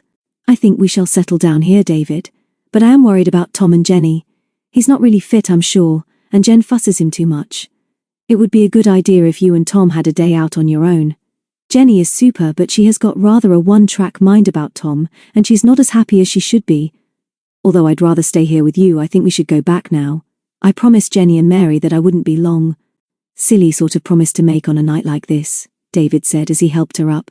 "Come on, Mackie. You've had quite a day too." They were passing the paddock when the silence was broken by the imperative hoot of a car and they saw the headlights turning into the drive. "There's our late visitor. Did Marjorie tell you a chap was on his way here from Brixham? She said they were getting a room ready for a late visitor. But why Brixham, David? Seems a longish way to come at this time of night, but perhaps he's an old friend." "Don't think so. I overheard Marjorie telling Marius and she seemed a bit fussed. I expect we shall find he's a benevolent old gentleman with a craze for original wood carvings." "Not a good guess," Peter laughed as they walked down into the yard. "Look at that car." The lights in the yard had been switched on, and the big, opulent Jaguar which Marius was backing into one of the garages did not suggest an elderly, eccentric owner-driver. As they walked into the hall, the Longdons were welcoming their new guest. Marjorie saw them first and interrupted the two men with a cheerful good night to you both. Breakfast when you like in the morning, but please all come down together. The newcomer turned in surprise. He was about 40, well-dressed, well-groomed, and certainly very self-assured. Much more likely to be a successful businessman than a cultured collector of works of art. He looked the two young people up and down, but then his expression changed, and there was no mistaking the appraising look he gave Peter as he took the cigar from his mouth. Good evening. Lovely night for a pretty girl to be out in the moonlight on the moor. Macbeth growled, and partly to hide her confusion and annoyance, Peter stooped and picked him up. David took her arm and said a perfunctory good night. At the turn of the stairs they heard the man say, Well, what a surprise. Chapter 5. 3 Expeditions. When Peter woke next morning, her first thoughts were of David, and of how he had comforted her after the unpleasant incident last night with Kingsholt's latest visitor. Then she remembered the unhappy scene with Jenny, who had been sitting up in bed waiting for her when she had come in quietly with Macbeth. While she was undressing, Jenny in a dramatic whisper had told her that Tom had lost his memory again, and could remember nothing about their journey by train from Birmingham to Exeter. It might happen again, Peter, she had sobbed. Can't you understand that he might even forget me? Peter had done her best to help her, although she was well aware that Jenny was dramatizing her own feelings, rather than putting Tom first. She knew Jenny well. She had been her first friend when Jenny had been lonely and miserable about her new stepmother, so Peter had reminded her that the doctors would not have allowed Tom to come away on this holiday if there was anything seriously wrong with him. This seemed to reassure Jenny, who snuggled down and promptly went to sleep. She was still sleeping as Peter raised herself on her elbow and looked at her friend with her lovely red hair spread on her pillow and a faint smile on her sensitive lips. I hate her to be hurt, Peter thought, and then the door of the dressing room opened quietly and Mary came in with Mackie under one arm. This roused Jenny, who complained that they were sharing secrets without her. As Mary settled herself on the end of her bed, Peter admitted that she had something to tell them. I didn't tell you last night because you were asleep, Mary, and you, Jenny, were too upset about Tom. No, Mary. Jen was worried because Tom is forgetting things again, but I'm sure he'll be all right today. If he forgets, we mustn't ask him to remember. She then told them about the stranger in the Jaguar, and tried to explain without much success why he had upset her and David. But is he sinister? Mary said. You said he was rude. Well, some sorts of people always are. But is he sinister too? It's men like this who often start us off on an adventure, and I must tell Dickie about him before we meet him. Anyway, what are we going to do today? I think Mackie would like quite a long walkies and perhaps a splash in one of the streams. Let's get dressed now and all go down to breakfast together. On their way downstairs, Dickie invented the name Jagman for the stranger they had not yet seen, and Mary had difficulty in stifling her giggles as they walked primly into the dining room behind the others. Actually, Jagman, who was just finishing his breakfast at the next table, was not particularly sinister. He nodded to David and Peter and looked curiously at Tom and Jenny. When the twins stopped in front of him and wished him good morning, he lifted his coffee cup, raised his eyebrows and said, Same to you, funnies, which annoyed them, particularly as they knew they had asked for this sort of treatment. After Chrissy had taken their orders, Jagman sat back and addressed them. Mrs. Longdon tells me you're all here for a week or two. Hope you have a good time. Don't get lost or fall in a bog. Keen on riding, Blondie? Fine riding country this. What about Redhead? Tom, in good form this morning, turned quickly. Thanks for the good wishes, mister. I'll bet Mrs. Longdon didn't tell you our friends' names were Blondie and Redhead. They don't answer to them. Jagman laughed. No offense. I'm just on my way, but I like to meet kids keen on horses and riding. See these carved Dartmoor ponies? Clever work, and I'm going to buy a couple of dozen now as Christmas presents. Tell your pals about them. This was Mary's chance. What a kind and generous man, twin. Are we not lucky to be breakfasting at the very next table to him? Fortunate indeed, Dickie agreed fervently. And so clever at guessing our names, or making up new ones like funnies. Must you really leave us so soon? Mary pleaded. You don't know us yet, but we were longing to see more of you, mister. But you didn't tell us your name. Too right, Jagman said as he got up. And if you two belonged to me, you wouldn't be able to sit down for a week. All the same, I like you lot. Where do you come from, son? His name is Thomas, Jenny said coldly. And we both come from Shropshire. May we all guess where you come from, sir? Why not? Tom said quickly. I'll have first go. He comes from London. I was born in London and I know. Jagman actually flushed with annoyance, but before he could answer, David laughed. Good for you, Tom. I'm sure you're right. Your Jag has a London registration, sir. I noticed last night when Marius was putting it away. I'm a Londoner too. Jagman turned to Chrissy. Find the Colonel for me, my dear. I'd like to see him in his workshop. Tell him I want a couple of dozen of his Dartmoor ponies. The lone piners grinned as he stalked out of the room, and Chrissy flashed a smile at them from the service door. Extraordinary man, David remarked. Now what to do today? Peter suggests 3 separate expeditions. Shall we ask for 3 packed lunches? I never mind that sort of meal, Dickie said. It can be a sort of extra. I don't think I shall need anything at about 11 today. But what makes David think that we all want to go off in pairs? And who goes with whom? Guess who goes with David, twin? Perhaps we'll let you come with one of us seniors tomorrow, Richard, Peter said quickly. You'll be useful for carrying the lunch, and we'd try not to tire you out. Traitress, Mary hissed at her. That's what you are, Peter. You 4 can do what you like, and go where you like, and that reminds me of another vital thing. Not one of you except Bully Boy David has asked, since we came down, about Mackie. My big brave brother forced me just now to keep him shut up in our room, when he might have sat under the table with us in utter peace and quiet chewing the cud. I suppose, Tom interrupted, as he took his transistor radio from his pocket. Time for the news now. The twins got up, and Dickie put his fingers to his nose with a gesture that suggested that the others were distasteful in every way. Mary was coldly polite. Excuse us if you please. We will make our own plans for the day, but now we must look after our dog who, twin, Dickie corrected her. Which or who, as the case may be, we have been forced to desert because of David's utter brutality. It will serve you all right if you have to pay for mending the furniture which our brave dog has savaged in his prison. If you're not careful you will have a mad dog. It was then that Tom switched on the radio, and although Mary was interrupted in full spate, they were all silent as they heard the newsreader announce that the police constable, who was shot twice at the hold-up robbery at a jeweller's shop in northwest London yesterday, was out of danger. The van driver, who was wounded in the hand when trying to prevent the escape of the 3 bandits in their car, is helping the police. The elderly proprietor, Mr. Simon Jacobs, who was brutally attacked, is still in hospital and has made a helpful statement. As the news gave way to the weatherman, the twins left the room without speaking. Good news that we shan't have to be witnesses in a murder case. I was worried about my mother who was driving the car, David said. I wonder if they'll get those bandits. Okay then. Will one of you please ask Chrissy for 6 packed lunches while Peter and I go and change? And don't snigger, Tom. I know I shall be stiff tomorrow, after riding one of the nags. Half an hour later, David and Peter were waiting outside the stables for Mrs. Longden. They noticed that Jagman's Jag was now parked outside the workshop, but the men must have been conducting their business behind closed doors. I'll be interested to see how he makes these ponies, David remarked. Seems to be rather a song and dance about them. Here's Marjorie. Must remind her that the Colonel has promised to show us round sometime. Mrs. Longden was looking harassed and overheard his last remark. Plenty of time for that, David. But you mustn't bother him now. He's got a splendid order this morning, and we mustn't disturb him. Take 2 halters and fetch Blackie and Brownie from the paddock. I'll get the tack ready.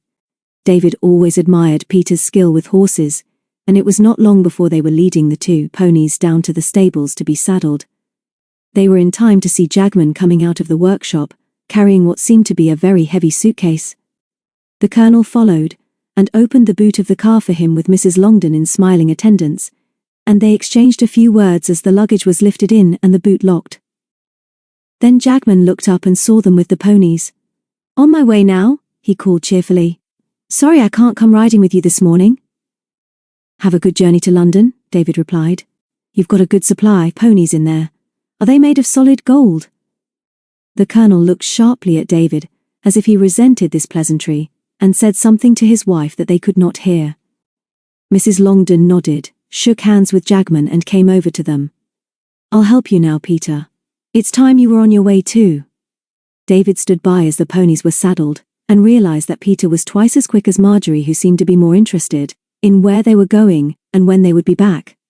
We haven't really decided yet, Marjorie. Up the Swincoln River perhaps to the old secret station. Or up to Foxter Myers. We've been here before, you know, so don't worry about us. It doesn't really matter when we get back, does it? Not really. Bill and I might go to Plymouth later and we'd like to be here when you get back. We don't want all 6 of you to feel you've been deserted.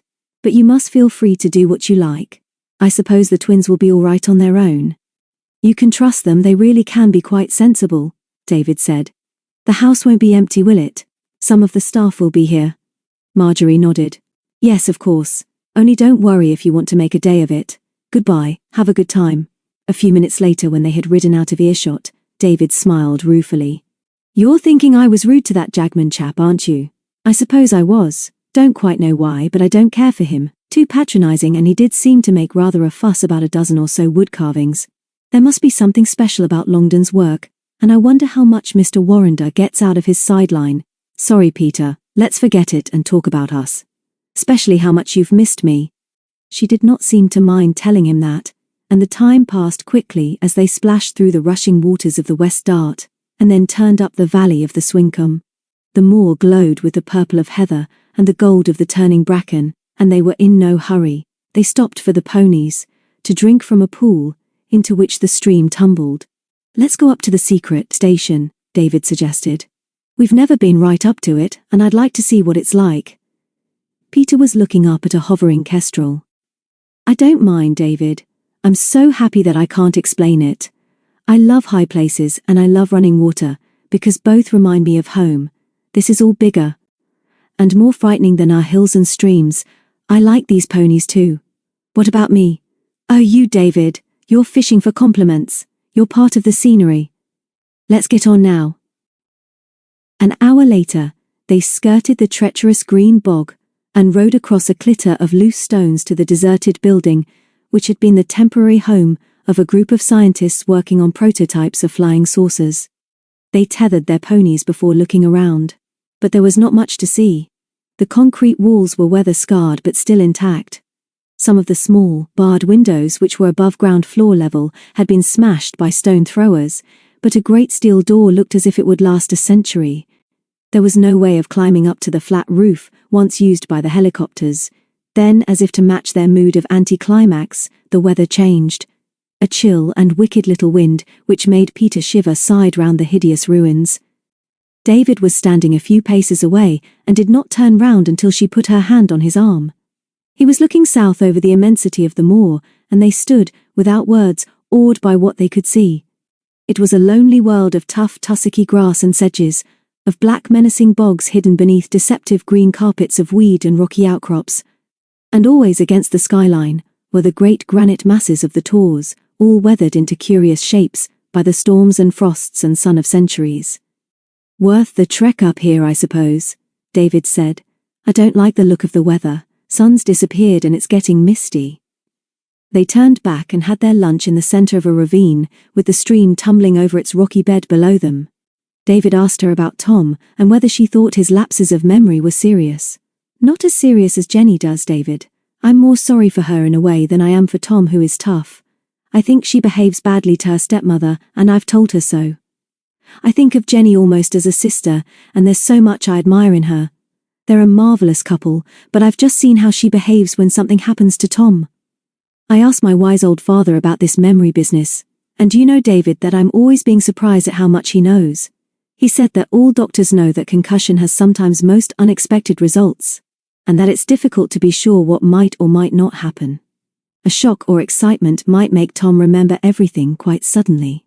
After his accident, it was some hours before he knew Jen, but he knew her before he recognized me or his uncle and aunt. I think he'll be okay if Jenny doesn't fuss him too much. Maybe we'd better start back now in case the mist comes down again. I wonder what the others are doing.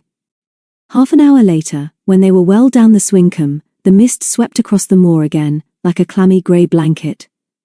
We can't lose ourselves, David said. Even if we can't see the path, I expect the ponies will find their way home.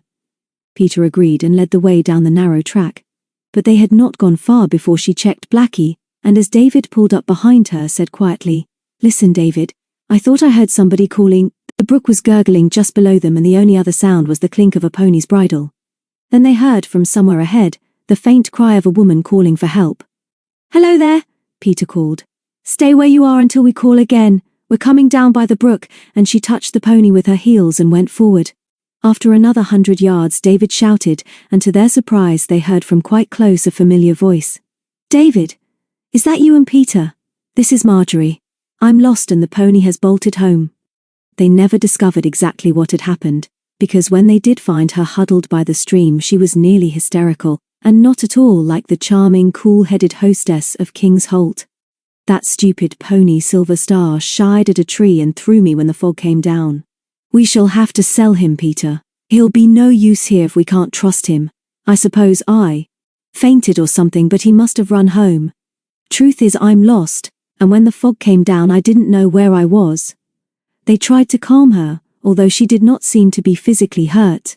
She admitted that she did not know the moor well, and Peter wondered whether she knew horses very well either.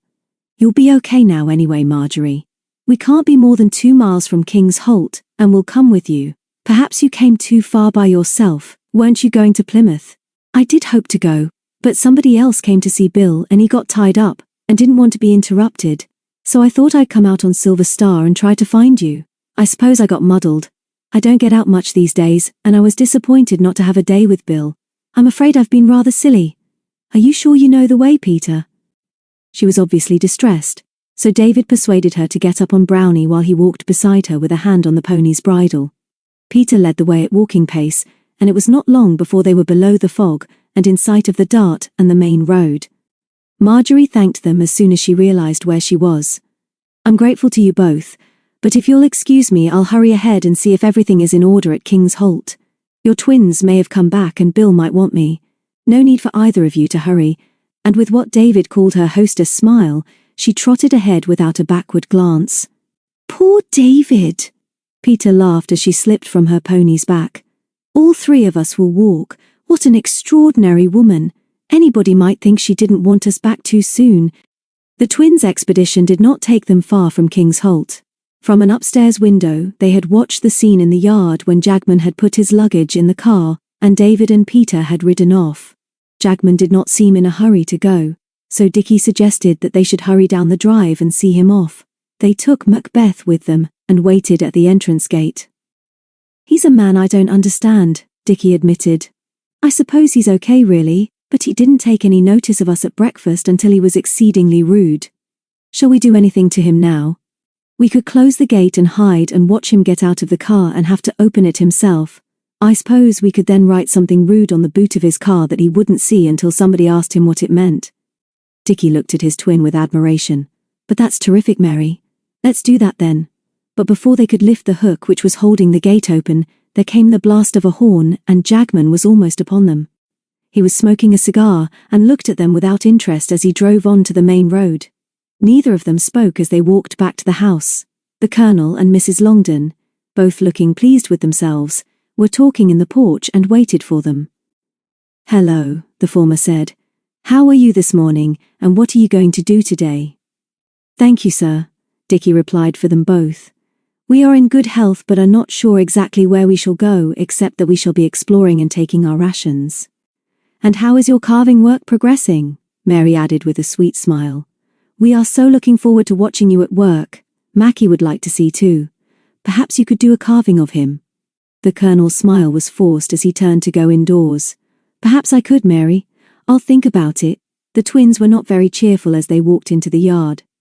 They were still upset over yesterday's events, and could not forget that they had almost witnessed a murder, although neither wanted to discuss it. They were also very tired, and Mary was relieved when Dickie suggested that they should not go very far today. "Why don't we establish a private lone pine camp of our own, Mary? Just us and Mackie. Chrissy has got food for us, and maybe, if we're careful, we could have a campfire." "So we could," Mary agreed. "And you can bring your telescope. Shall we go down by the river and paddle, or up on the moor by the pony's paddock?" Without much searching, Dickie found an ideal site. About 100 yards along the path which led down to the Dart, he noticed ruts in the heather leading up to what appeared to be a pile of loose rocks. "Looks as if a big tractor pulled something heavy up here. Let's go and see." The miniature mountain turned out to be a big dump of soil, stones and rubble which the builders must have. moved from the yard with mechanical excavators. Dickie scrambled up to the top and realized that from this vantage point he could see into the stable yard and over the roof of the house to part of the drive and the main road. On their way back to the house for the telescope and their rations, they agreed not to tell anybody of their plan. If the others are always going off on their own without us, we could do with a secret place of our own, Dickie remarked. If they think that we're going to walk to the top of one of these tours, that won't hurt them, will it? Mary agreed. And while her twin went up to find his telescope, she went into the kitchen to collect their lunches. Chrissy asked where they were going, and Mary said she would have to ask Macbeth because he was always consulted about their expeditions. Dickie was laughing when he joined her in the yard. Tom and Jenny have just gone off looking soppy. I've brought my pocket knife, a compass for knowing which way we're facing, and some matches Jagman must have left. We'll call our camp Mount Morton. Mary.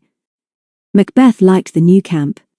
The big pile of rubble was full of exciting possibilities, and he began to dig vigorously before Dickie had established himself on the summit. They dug out a depression so that either of them could lie full length and use the telescope without being seen from the path. Dickie then hacked off some clumps of heather, which he planted round his eyrie. From this viewpoint, which Mary was occasionally allowed to share, they could watch most of what went on in the stable yard. Unfortunately, the door of the Colonel's workshop was not visible, but the tradesman's door to the kitchen was in range of the telescope.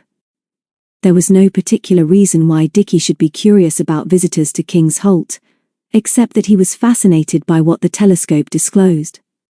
Nothing much happened until Mackie made his great discovery and began to yelp with excitement. Mary rushed to him and called Dickie, who scrambled down in time to see her dig out of the rubble a tube container with a metal cap at each end. It was about 2 feet long and 3 inches in diameter, but very battered and rusty. They made much of Macbeth and rewarded him with a beef sandwich from the rations. Secret plans, of course, Dickie said. Must be very, very secret and valuable, but try as he would, he could not force off the caps with his knife nor slit the metal. We won't show the others, Mary. I'll ask Marius to lend me a hacksaw, and we may have to hide this somewhere until I can make it give up its secret. I'll take it up with me now and see what's happening below. During the next hour and a half, 3 different cars came into the yard. In each instance the visitor was a man, and each stayed, presumably in the workshop with the Colonel, at least 10 minutes.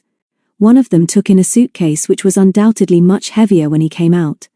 By this time the twins were both hungry, and Mary was unpacking the rations when Dickie really did see something intriguing, and gave her a running commentary. What do you know, Mary?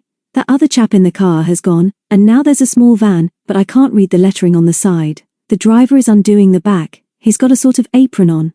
It's a fish van, Mary, and he's taking out 3 of those smelly wooden boxes. He's straining like anything, and he's got 2 in his arms. Now he's gone, but why hasn't he taken them to the kitchen? He's making a mistake, and lugging them to the Colonel, who won't be very pleased with him. Now he's come back for the other. Come up here, twin, and have a look. This is most peculiar. He helped her up and passed her the precious telescope, but they had to wait for 5 agonizing minutes before Mary squeaked, "Here's the fishman, Dickie. I can't see him properly. Now he's got in the van and off he goes. Why should the Colonel want to keep fish in his workshop? Wait, Dickie. Here's Marius coming out of the back door, and he's going to the workshop. Perhaps the Colonel has sent for him to carry the fish boxes to the kitchen?" But he had not. The twins waited for 10 minutes before they saw the 2 men cross the yard. But not to the kitchen door. "I'm a bit baffled, Mary," Dickie said as he closed the telescope. "If we eat now, maybe I'll have a brainwave." After their meal they dozed a little, and when Dickie next went aloft, he reported that he could see Mrs. Longden, in riding clothes, coming up to the paddock, which they could not see. Sure enough, she went down again soon after, leading the bay pony. "She's going riding by herself," Mary whispered. "What a peculiar couple they are, 'cause they never seem to do anything together. I suppose she'll go down to the river." 10 minutes later, Mary was proved right, and when Dickie turned the telescope towards the house he was surprised to see the Colonel's white estate car going down the drive. "Must have been parked in front of the house, Mary. I wonder where he's going." "He's turned to the left, so that could mean Tavistock or Plymouth." Soon after this the sun vanished, as the mist crept down from the distant tors. They tried to light a campfire without success, and were just getting bored when they saw the riderless bay pony trotting up the hill from the river with trailing reins. "That's her pony," Mary gasped. "She must have had an accident. Shall we try to find her? Better catch the pony first and put him in the stable and then tell Marios. She might be badly hurt and we couldn't carry her. And the fog may get worse. Come on, Mary." He picked up the telescope, and they ran together down the hill towards the house. The pony gave Dickie no trouble, and while he was getting him into the stable, Mary ran to the kitchen door. At first, she could not make the fat, Keener understand what had happened, and that when a horse came back without a rider, the latter had probably had an accident. "So what shall we do? Will you ask Mr. Marios to come with us? We know the Colonel has gone out. Who says he go out? We saw him go in his big car. Please hurry." Mumbling and muttering in her own language, the woman went off to fetch her husband, and Mary had to tell her story again to Marios and Chrissy. Before she had finished, Dickie came back from the stable and insisted that somebody must come with them to look for Mrs. Longden. Marios seemed more concerned about how the twins knew the Colonel had gone out in his car than he was about his mistress. "I tell you we saw him!" Dickie shouted, flourishing his precious telescope. "We can see more than you think round here."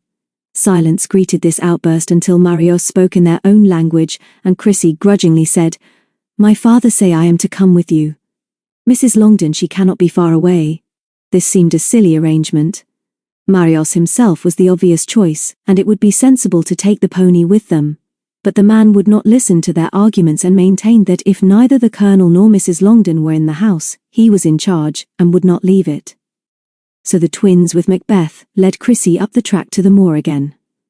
The Cypriot girl was obviously not keen to come, but she was curious about where the twins had been and how they had seen the Colonel drive off. "And what do you see through that thing, little boy?" she asked just as they reached the brow of the hill. "Perhaps you see the King's Alt from here." And she turned to look back.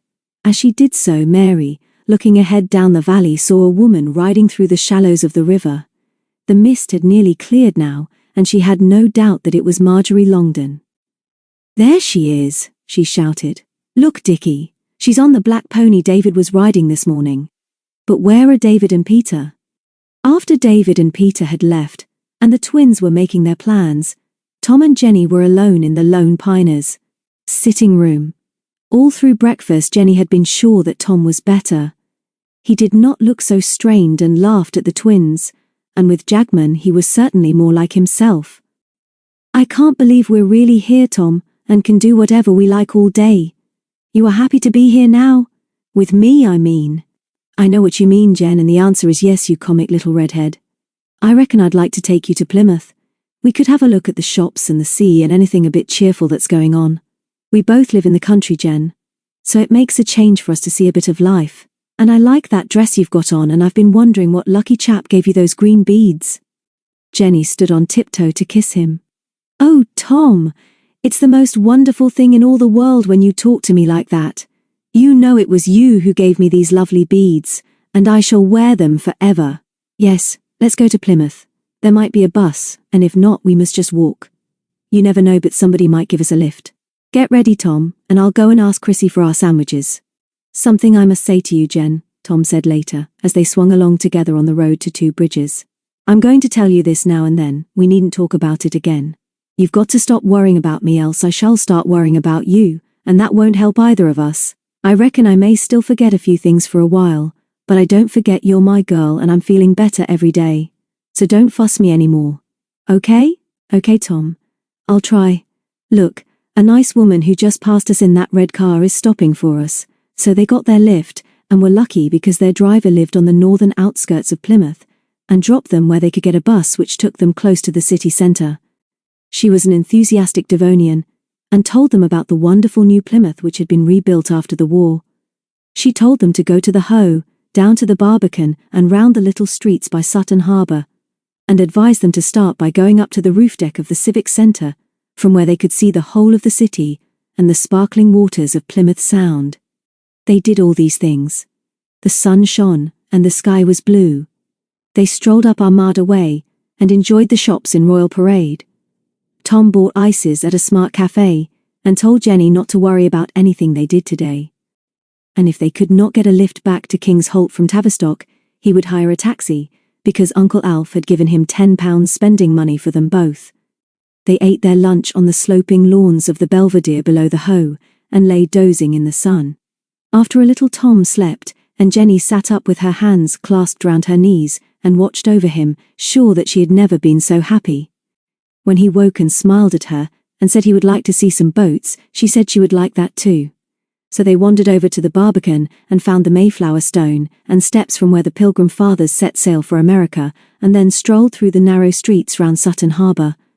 Tom had just pointed out that they were walking down a street called Rosemary Lane, when Jenny stopped suddenly and pointed to the car parked at the curb 20 yards ahead. "Look, Tom. That white estate car. See the number? I'm sure that's Colonel Longdon's." Tom hurried forward. She was right, although there was nobody in the car, which was opposite a rather squalid fish shop. At the side was a cobbled alley leading into a yard, and as Jenny joined him, they saw the Colonel hurrying towards them. Behind him, a man in a fishmonger's apron was carrying 2 heavy boxes of fish. When later they discussed this extraordinary meeting, Tom and Jenny both agreed that the Colonel's first reaction when he recognized them was anger. He recovered quickly and forced a smile. "Hello, you two. How did you get here? Want to lift back to King's Holt?" Then to the surly, sandy-haired man behind him. "Thanks, Charlie. Put the salmon in the back of the car for me, there's a good chap. These youngsters are staying with us at King's Holt. Ring us up when you get some more in. We always like to hear of a bargain." Tom opened the back of the car for Charlie, who did not bother to thank him, and then grinned at the Colonel. "Thanks all the same, sir, but we're not going back yet. Extraordinary seeing you like this, but we're exploring Plymouth, and we'd better be on our way. We're probably going to the Flicks, but we'll be back in time for a fish supper. See you then." Colonel Longdon got into the driving seat, nodded to them and drove off. Charlie was already limping down the alley. Chapter 6. Not quite what they seem. After dinner that same evening, the Lone Piners went upstairs to their sitting room to exchange views and swap stories of how they had spent the day. When they had closed the door, and Mary had settled Macbeth on his travelling rug, Jenny walked over to the big window. "I want to watch the night," she said. "I've had a super day. I've never had such a wonderful day, and I don't want to see it go because I can never get it back again. Come and sit down with us." David laughed. "Just for a change, come and sit next to me. You know you're talking like one of the romantic books you're so keen on, and as long as we've known each other you've been telling us that you've just had the most wonderful day of your life. We don't see why Tom should have you all the time. Come and sit on the arm of my chair and make a fuss of me before it's your turn to interrupt Tom when he tells us about your wonderful day." "You're laughing at me," Jenny protested, but after giving Tom a radiant smile, she did come to David, and just for once she could not find the words to explain what the friendship and loyalty of the Lone Piners had meant, and still meant to her. Tom was special and forever, but even as these words came into her mind, she realized that there was no reason why all the Lone Piners, including the 3 who were not with them now, John, Penny and Harriet, should not be forever too. She looked up and saw Peter, who was sitting on the sofa with Mary, smiling at her steadily. She looked at Tom sitting on the floor leaning against Peter's knees, and he winked at her. And there was Dickie, also on the floor, tickling Macbeth, who rolled on his back in ecstasy. Jenny's eyes filled with tears of happiness. David's hand closed over Jenny's as he asked Peter to tell the others about their expedition to the secret station. He had not much to add when she told them in what a peculiar state of mind Marjorie Longdon had been when they had found her half hysterical in the fog by the Swinkham. "Peter doesn't think Marjorie knows much about horses, and is really an inexperienced rider," he said. "She certainly doesn't know as much as we do about the moor, and I'm not sure that she was telling the truth when she said her pony had shied and thrown her. Didn't sound convincing, did it, Peter?" "Not really, but what puzzles me is why she should want to come out at all to find us. She kept on fussing before we left by asking when we'd be back, and then suggesting that we could be out all day if we liked. It could be true that she was disappointed that her husband didn't take her to Plymouth after all." "He went to Plymouth without her," Jenny said quickly. "We saw him. He offered us a lift back. Just wait till we tell you about that. He was collecting fish from a mouldy little shop, and we had it just now to eat. I heard him say it was salmon." Obviously this news created excited interest, and Dickie deserted Mackie and jumped to his feet. But we saw a van bringing him some more fish. His workshop must stink of fish. David begged him not to talk out of turn or interrupt Peter again. There isn't much else to tell, she went on, but come to think of it, I don't believe we saw the Colonel's estate car in the yard when we were rubbing down the ponies after we got back, did we, David? I can't remember, so we don't know when he got back. Peter forgot to tell you that we saw Jagman take his leave. He must be going to set up a business selling the Colonel's ponies, because he went off with about 100 weight of them.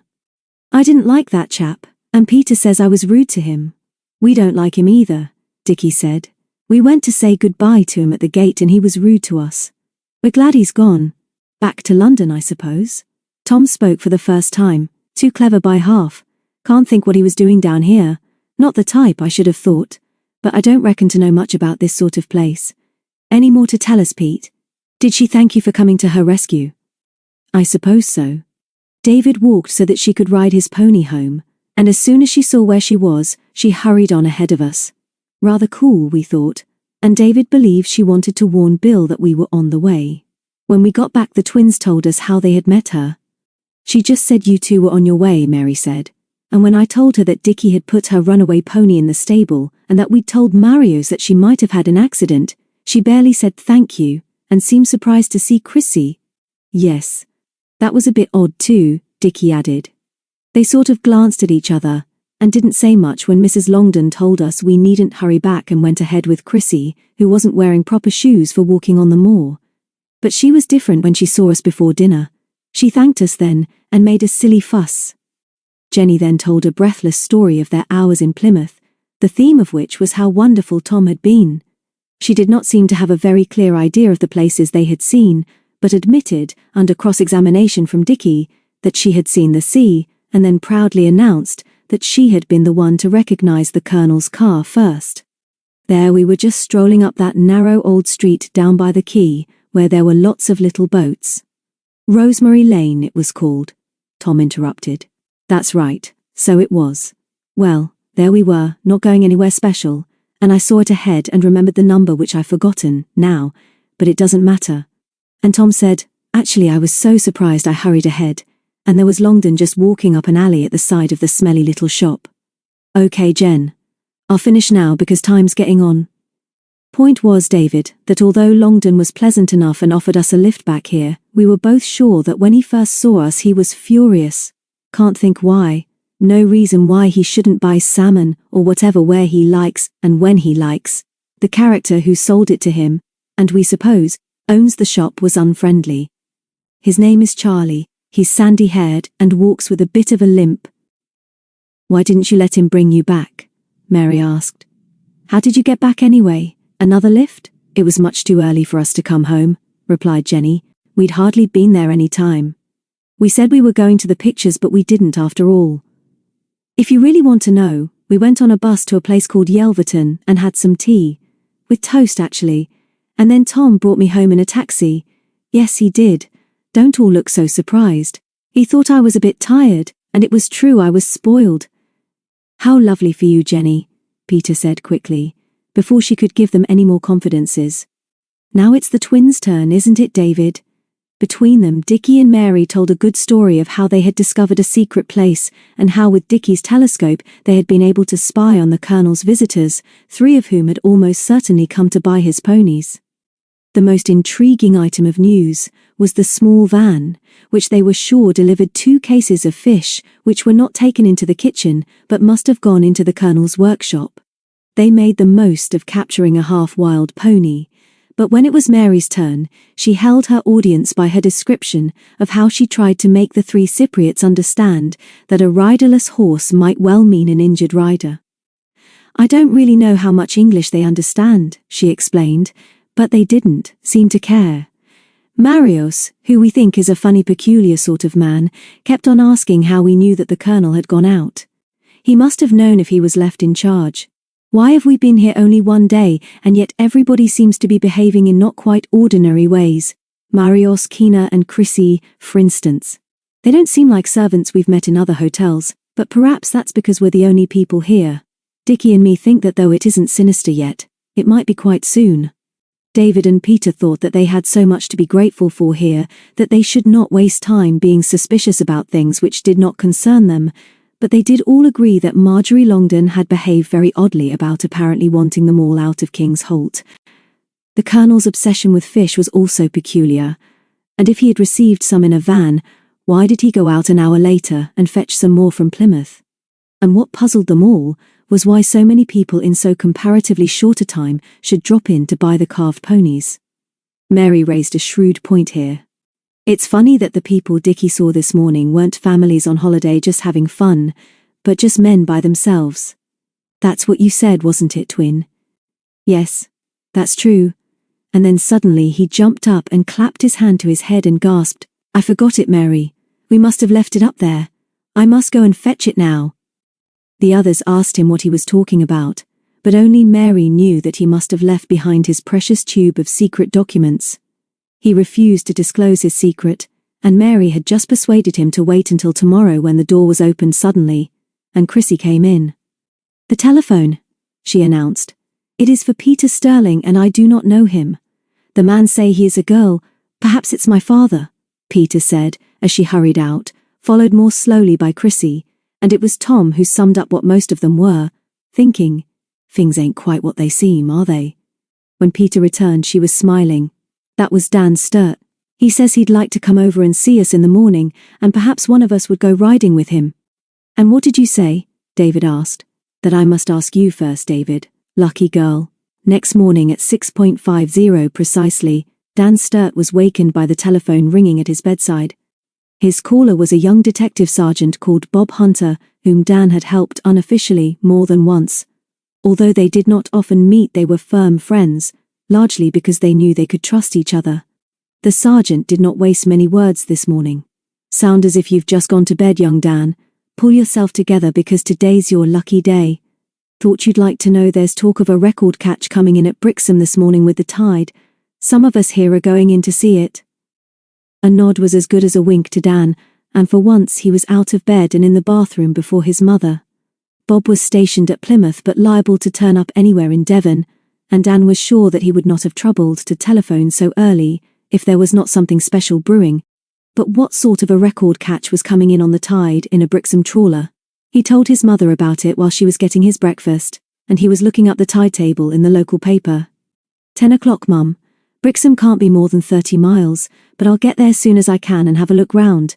Come to think of it, I might go Plymouth way, which is much longer, and just drop into the paper to see if they know what's cooking. Must be near twice as far that way, Dan, but you've plenty of time. Now mind you have a good breakfast. No good going out on a day's work with an empty stomach. Just relax for 10 minutes, and eat your bacon and eggs quiet and peaceful. I'll expect you when I see you later today. Take care on the roads. She always said this and Dan never forgot. He was a good and careful driver. It was a beautiful morning when he set out soon after 8. He knew every inch of the road to Plymouth, and got to town in time to scribble a note to his news editor at the office, saying he might be onto something at Brixham, and would telephone later. And so through Ivy Bridge and Bitterford he came to Totnes, crossed the Dart and headed for Torbay. Ever since he had moved to Devon to help his mother with a new life, Dan had been fascinated by Brixham, because although it was always packed with visitors in the season, it still retained its individuality as a small fishing port. There really were genuine trawlers still working from here, many of them battered and shabby, but strikingly colourful, with bright red and blue sails. There were 2 harbours, an attractive busy quay, landing stages for the passenger boats and a fish market. Dan left his Mini in a car park near the bus station, and was interested to see a dark blue police van in one corner. The quay was only 2 minutes' walk away, and as he expected, there were plenty of people enjoying the sunshine and watching some fishermen mending their nets of scarlet nylon. A few fishing boats, all with BM classification, were swaying gently at their moorings as the incoming tide slapped their hulls. Overhead the greedy gulls squawked and mewed as they circled hopefully about some stacks of empty fish crates and lobster pots. There was not a uniformed police constable in sight. Dan strolled the length of the quay and then went on to the pier. From here he saw the coloured sails of 3 trawlers coming in, and by the activity on the quay, guessed where they would moor to unload. On his way back, he saw his friend Bob Hunter leaning against a kiosk which was selling candy floss. He was wearing a blue blazer and light-colored slacks, and the sort of straw holiday hat pulled forward over his forehead that might have been bought at any one of the 20 shops catering for visitors in Brixham. He was not eating candy floss but reading a paper. Dan had more sense than to speak to him, and was not surprised when he glanced up as he passed and looked through him. So Dan wandered on, turned at the corner of the Strand, and as the first of the trawlers rounded the end of the pier, joined the group of sightseers waiting to see the boats come in, stationing himself where he could keep an eye on Bob Hunter. The detective folded the paper and put it in his pocket as the first trawler bumped gently against the fenders, and one of the men threw up a rope to a mate ashore. 2 customs officers in blue uniform appeared from somewhere and gave a cheery greeting to the 3 men aboard. Dan watched them idly and then noticed that they exchanged a glance with Sergeant Hunter, who was watching the next trawler coming in. Suddenly Dan knew that this was what they were waiting for. The group of sightseers of which he was one seemed to be getting bigger. At his elbow was a big hatless man who did not look like a tourist. Dan had seen his type before. He was sure he was a police officer. Another man had only just arrived and was speaking to Bob Hunter as he watched the trawler. Dan followed his glance and saw that she was named Lucky Girl. Then, as she bumped gently against the slimy wooden wall of the quay, and one of the men threw up a rope, the 2 customs officers edged their way through the crowd and jumped aboard. The man in the wheelhouse came out on deck and shouted something abusive, and then Dan saw the police van pull up in front of the candy floss stall, and a dozen uniformed constables swarmed out and began, firmly and politely, to move the crowd away from Lucky Girl. "Sorry, sir." "Excuse me, madam. A little trouble expected here, so kindly move along. We wouldn't want any unpleasantness, would we? Thank you, sir." "Please don't push, miss." Dan wondered whether to show his press pass. He could not see exactly what was happening on the trawler, because Hunter and 2 of his men in plain clothes were standing on the edge of the quay, blocking his view. There was some confused shouting below, and then the 3 detectives also jumped aboard, so Dan decided to keep out of the way. Bob had paid him the compliment of giving him a hint, and he was sure that when he had done what had to be done, he would tell him as much as he could. So he gave the nearest constable a friendly grin and backed away with the rest of the crowd, which, as usual, was seething with rumors. "Absolutely disgraceful," an elderly lady protested as she trod on Dan's foot. "I can't think what this country is coming to. Interfering with the law-abiding public in this way is really most unreasonable. Why shouldn't we stand here in the sunshine? Maybe the police are helping us all to be law-abiding," Dan suggested as he removed his foot. "And there is still some sunshine further up the quay. Excuse me, please." "No, sir. So far as I know, no baby has fallen overboard. No, madam, I do not think fire has broken out." By now the police had cleared enough space for the blue van to drive in close to the Lucky Girl, and Dan was sure now that he was onto something big. The 2 customs officers obviously suspected smuggling, and the fact that Bob was in the know suggested that customs and police were working closely together. Somehow or other he must see who was taken into the van, and he hoped that he would be told presently what contraband had been found. He was puzzled about the situation, because he knew that Devon fishermen were a very closely knit fraternity, and although once this coast had been known to be a smuggler's paradise, it seemed likely that 2 or 3 men at this sort of game would soon be discovered by the rest of the fleet. He knew too that local fishing was on the decline, and that not much money could be made from it in these days, but the rewards of smuggling were as high as the risks. While thinking this out, he was edging round the back of the crowd, so that he would be able to see who was taken into the van, and found himself next to 2 fishermen in their thick blue sweaters and high rubber boots. They were both taller than Dan, and obviously had just come off one of the other trawlers. His first inclination was to question them, but he then realized that, without deliberately eavesdropping, he was overhearing some interesting information. The gist of this was that the 3 men on Lucky Girl were newcomers to the fleet, and not popular with the other men. There was a suggestion that the captain was a Devon man who had been away for years in the Channel Islands, and only recently bought the boat from a local man who had retired. "Looks like he's in for real trouble now," one of them said. "Gives us all a bad name, and there'll be a dirty story told when truth comes out. Here they come now. Looks as if they've got half the county police here on the job." Dan strained to see what was happening, but the operation was over very quickly. 3 fishermen, with coats over their heads, were hustled by a police escort into the van, which drove off quickly. The crowd drifted away, leaving 3 policemen on the quay, and the customs men still aboard talking to Hunter and the other 2 detectives. Dan edged nearer and waited until the sergeant looked up and recognized him. His smile suggested that he was to wait for him, and as Dan would not have dreamed of doing anything else, he strolled away and began to plan what he should do as soon as he got his story. Local radio he could do over the telephone, and maybe he could get on TV news tonight. There would be time for the papers this afternoon, but not much, and he hoped Bob would not be too long. He wandered over to the candy floss man, who was pleased to have the opportunity of grumbling to anybody who would listen. His complaint was that police activity upset trade, and he seemed to think this more important than smuggling. Dan asked him whether he knew what had been happening, and whether there was much smuggling along the Devon coast in these days. He leaned confidentially across the counter, and as Dan inclined his head in the same direction, he felt a firm hand on his shoulder. "Enough of that sort of talk, young man," came a familiar voice. "We can't have conspiracy here. Kindly step along with me." The candy floss merchant was as astonished as Dan when he recognized the detective. Bob was looking very pleased with himself. "You've behaved very well, young Dan," he said as he led him away. "I've got about 10 minutes for you, and as I like to see who's my neighbor when I'm talking over a drink, we'll find a cafe where we can sit out of doors.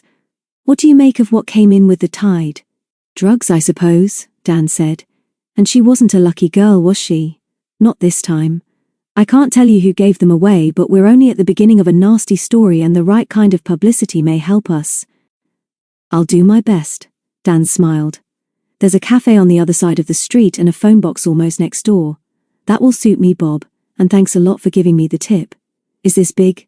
"Biggest job of mine, ever," Bob said, and stepped off the curb without looking. Dan grabbed his elbow and pulled him back so hard that the detective stumbled to his knees on the pavement just as a shabby old van accelerated past them, only a few inches from the curb. As he stooped to help Bob to his feet, Dan caught a glimpse of the driver. So surprised was he at the expression on the man's face that he forgot to look for the rear number plate. "Sorry to be so rough, Bob," he said. "That chap was a maniac. Got a face like a cunning sandy fox." "Are you a marked man?" "What do you mean?" "Only that if there were any witnesses, they might have thought that chap was out to get you." Hunter looked serious for a moment and then laughed. "Don't be so dramatic, Dan. You've been reading too many crime thrillers. I was to blame for not looking where I was going. Thanks for getting me out of the way." They crossed the road in safety and sat at a table on the pavement. Bob ordered coffee and wasted no time. "I'm telling you this, Dan, because I can trust you to use your discretion. As always, the police need the cooperation of the public in this matter." "No, Dan, not drugs this time. You should know, you must know, that hardly a day passes in this country without evidence that well-organized, professional gangs of criminals are using firearms as they have never done before. Sometimes it's hijacking, sometimes they are used by burglars if they're disturbed or if the police are after them. And it's commonplace today for 3 or 4 armed men to hold up a bank and to shoot either a copper, a member of the staff, or even of the public who has the guts to interfere. Only 2 days ago, 3 nasty types beat up an old jeweler in his shop near Paddington in London, smashed the window, tried to kill a copper who left the traffic to look after itself when the alarm was given. "I heard about that," Dan interrupted. "I know 2 kids who saw it. I get the message, Bob. Do you want me to ask you where the crooks get their guns?" "Yes, and I'll answer you.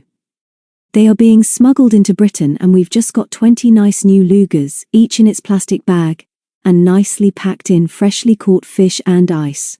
I'm not going to tell you how we got onto these chaps, but they are the first weak link in a long, strong chain. They weren't clever. They were not Brixham natives, but it's not only the smugglers we want. We are now sure that in different parts of the country, there are secret arsenals where smuggled firearms are stored for sale and hired to the professional crook. These are the chaps we want, and if we could find these key men, with the help of the customs boys, we'll have a good chance of checking the traffic.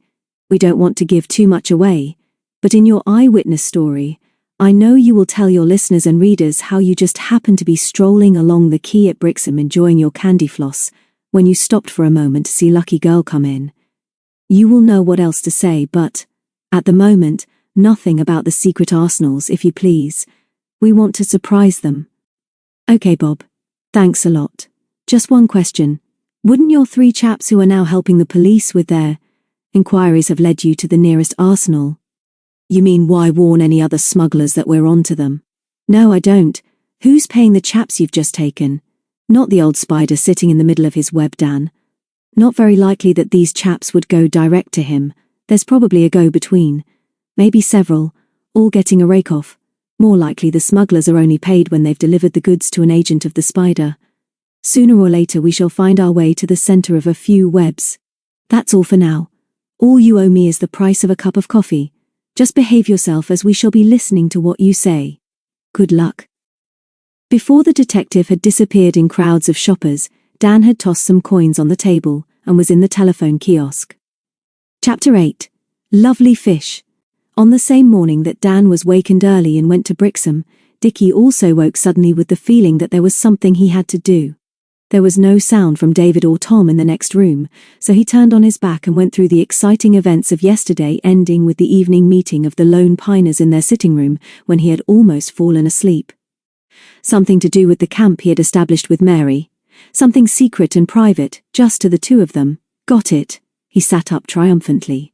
The secret plans which he was sure must be hidden in that battered old metal tube found by Mackie.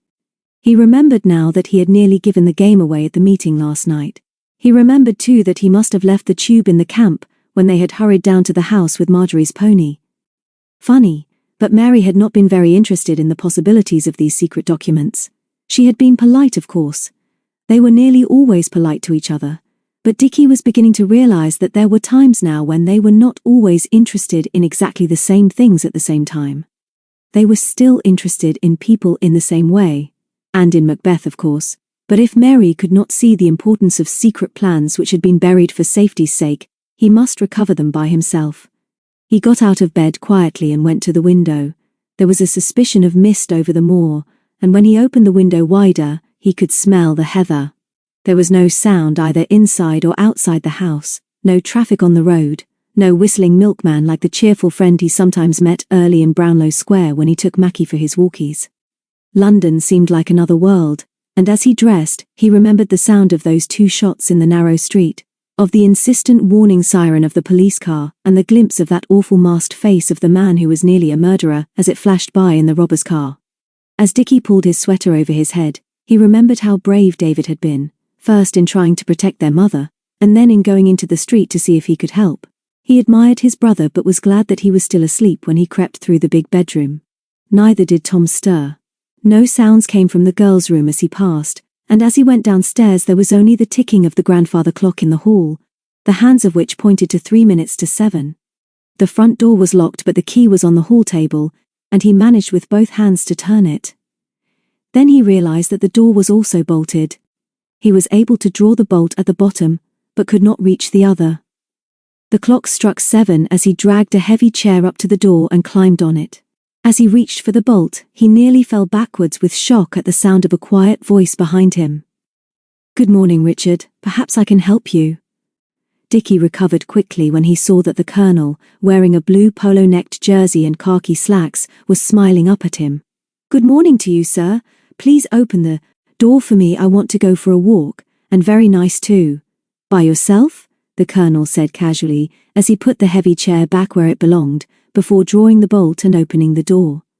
Dickie wondered whether he was going to suggest coming with him, which would mean that he would have to lead him away from the camp. "Actually, yes," he said. "I don't think my twin is awake yet. Sometimes I like early morning walks when I can't sleep." "What do you do at this time in the morning, sir?" "I couldn't sleep either, Dickie. I'm going to my workshop. Like to see it now?" "Yes, I would, sir. Thank you very much. I must warn you that I'm not very good with my hands. Not handy, I mean. I don't get on very well with my woodwork master at school. My father says it would be an overstatement to say we're friends. All the same, I would like to see where and how you make the ponies." The Colonel was in a cheerful mood, and obviously knew what interested curious young boys. Dickie was fascinated by the rows of finished ponies, ranged neatly on the metal shelves behind the workbenches, and delighted when the Colonel allowed him to work one of the lathes, showing him how to change the shape of a block of wood. He also showed him 2 new rough models of ponies' heads on which he was working, and it was while Dickie was admiring these that Mary came running across the yard with Macbeth at her heels.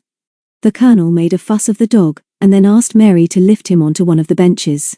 "I like his head, Mary. He's a grand little chap. I wonder if I could carve it in wood.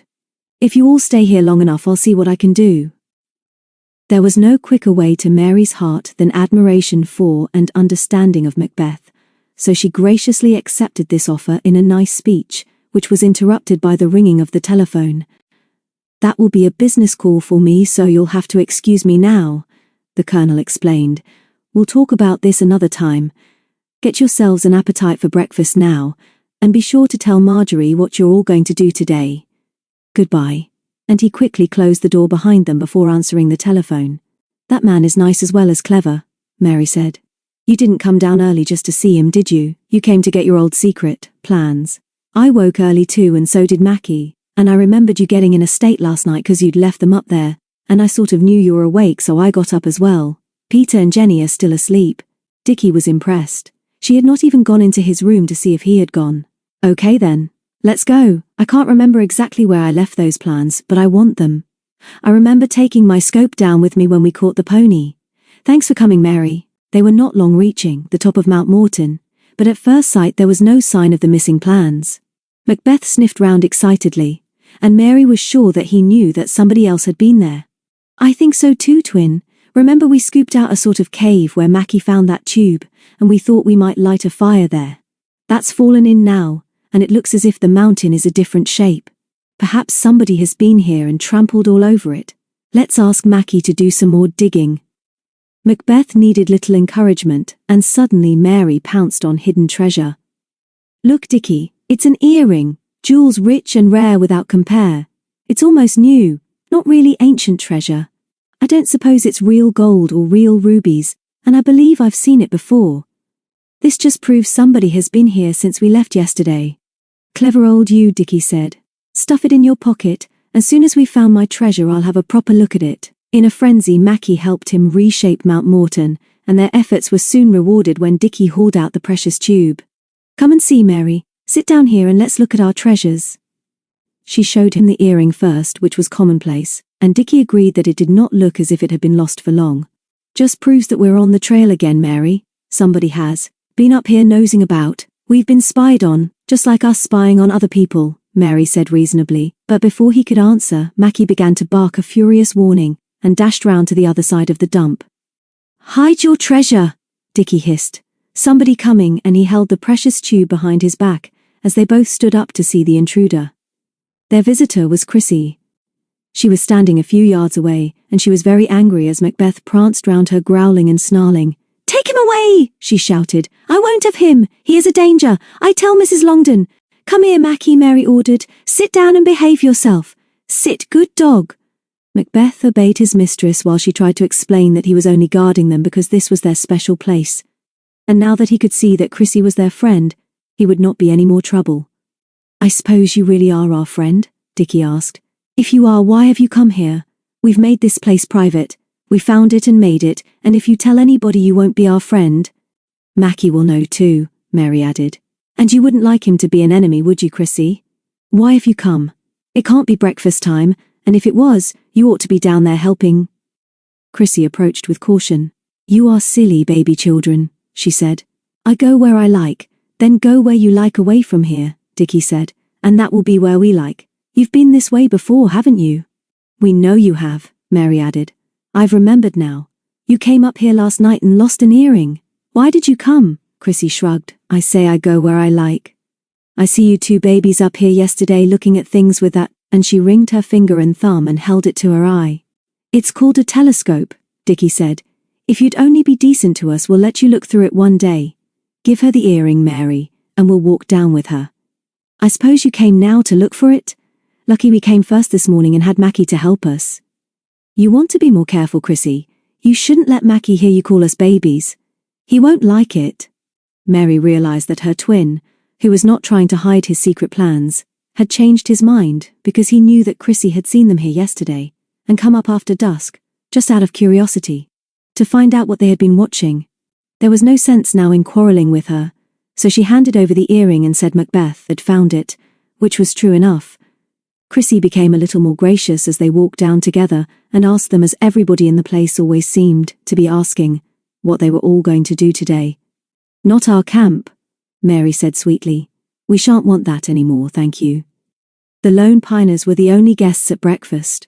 The twins told the others before they all came down about their meeting with Chrissy, and that she had been nosing about round their secret camp, and always asking what they were going to do, so it might be wiser not to discuss their plans while she was serving them. Marjorie Longden only appeared once, and after wishing them good morning, nobody was surprised when she asked them what they were going to do. Even the good-natured David replied shortly that they would let her know later. As usual. When she had gone, Peter reminded him that Dan was probably coming over later. Why don't the three of us go for a ride, David? It's a grand morning and Marjorie would be glad for us to exercise the 3 ponies, I'm sure. Dan's keen on horses. Let's wait for him to telephone before we decide what to do, David laughed. What's the matter with you, Dickie? Indigestion or something? It is not indigestion, Mary spoke indignantly for her twin. We have just decided to pay you all the compliment of giving you some secret and important news. All that Dickie is doing is trying to be polite and tell you something. We don't mind if we don't. We're not going riding. It's just that after our council last night we had decided to share with our colleagues some information we have been imparted. Tom whistled in admiration. That's terrific, Mary. Jolly good speech. We'll all go upstairs and then Dickie can impart. I'm out of my depth, but I reckon I know what you mean. It was not often that Tom seemed to be on the side of the twins, and so he was much in their favour as he escorted them up the stairs to their sitting room. I shall never get used to this utterly fantastic luxury, Jenny remarked, as she sprawled out on the big couch. Do you know, I've read about this sort of idleness, but I didn't believe it could happen. Come and sit by me, Tom, and let the twins tell all. Mary told them about Chrissy's earring, and that she had admitted she had found the camp last night. I suppose she came to look for her earring this morning, but we're sure she'd been nosing round and trampling all over it. She must have seen us yesterday when we were up there minding, not your own business, surely, Mary, David interrupted. What's Dickie got to tell us anyway? I don't think Chrissy can help being curious. When this place is full, she won't have time to ask so many questions. She's more than just curious about what we're going to do, Dickie said shrewdly. She wants to know about us. I've found some secret plans, but I can't open them. I don't mind sharing them with the club if somebody will help me. Wait a sec, and I'll get them. He says he's going to keep them under his mattress, Mary said proudly. It was Mackie who really found them yesterday. Jenny raised herself from the couch and joined the others as they crowded round Dickie when he returned with his trophy. He explained how and where the container had been found, but even while doing so, he felt that nobody except his loyal twin was really interested or expected much. Perhaps it would have been better to keep it a secret and borrow a tool to open it himself. Tom came to the rescue. I reckon that's a good find, Dickie. Shall we risk breaking the rusty old tube to see what's inside? I'll try with my knife if you like. Tom's knife was a formidable weapon which he always carried on the farm, and he soon prized off one of the metal caps and handed the tube back to Dickie. Documents in there, mate. Maybe you found something. With shaking fingers, Dickie drew from the container a damp roll which, when opened out on the floor, proved to be a photoprint of architect's plans. So stained were they, however, that it was impossible to decipher any details except the name of an architect's firm and address in Exeter in the bottom right-hand corner. Not to worry, twin, Mary said bravely. You know they are secret, and because we can't read them, they must be in code or invisible ink. I bet they really mean something, and Chrissy was hunting for them when she lost her earring. I'll help you hide them again, and then we'll plan an expedition with Mackie on our own. While they were out of the room, Tom said, I reckon the builders chucked those plans away when they'd finished with them. Or more likely the foreman put 'em down somewhere and they got scooped up with the rest of the rubble. Tell you what. Maybe we'll all have a better time if we stop being suspicious of everybody in sight and just did what we wanted to do. You'll all think I'm balmy, but I wouldn't mind a long walk. I got a bit fat in that hospital. Who's going to show me Dartmoor? David looked at Peter. What about Dan? Is he coming over or not? Why not telephone him, Peter, and then we'll know where we are. Peter was back in 5 minutes. I spoke to Mrs. Sturt. Dan went out about 8 o'clock on a job, and she doesn't know when he'll be back, so we can all do what we like. David had the sense to keep quiet, but Jenny said quickly, Look, Peter, if you don't mind walking instead of riding, because I'm not as good as you with horses, why don't we do something together and let David and Tom do an enormous walk all over the moor? We don't want either of them to get fat, do we? We needn't go too far, and it would be fun because we don't often have a gossip. I'm sure the twins would rather be on their own, so why shouldn't us girls have a day together? It will be restful for us without the boys. Peter laughed and agreed, and so did the boys who huddled over the map. The twins came back and said they would like to go up the Swincoln with Mackie and try to dam some of its small tributaries, and they had already ordered their sandwiches. David knew they were familiar with that country and could be trusted. He and Tom planned to climb Believer Tor. This will be very good for your figure, Tom. Not too far away on the other side of the main road, and only about 1,500 feet high. Just think of the view when you get there. What about us girls?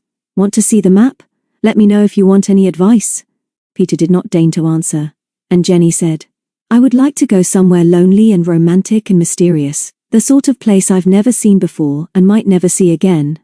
I don't want to climb up any of these peculiar hills called tors, and I'm not very keen on paddling or swimming or fishing. Something mysterious, please, Peter. Some place I'll never forget. David brought the map over. Just the job, Jenny. Take her to Wistman's Wood, Peter, along the Dart to 2 bridges, cross over the road, and follow the river north about 1.5 miles. I was reading about it the other day. Fantastic, as Dickie would say.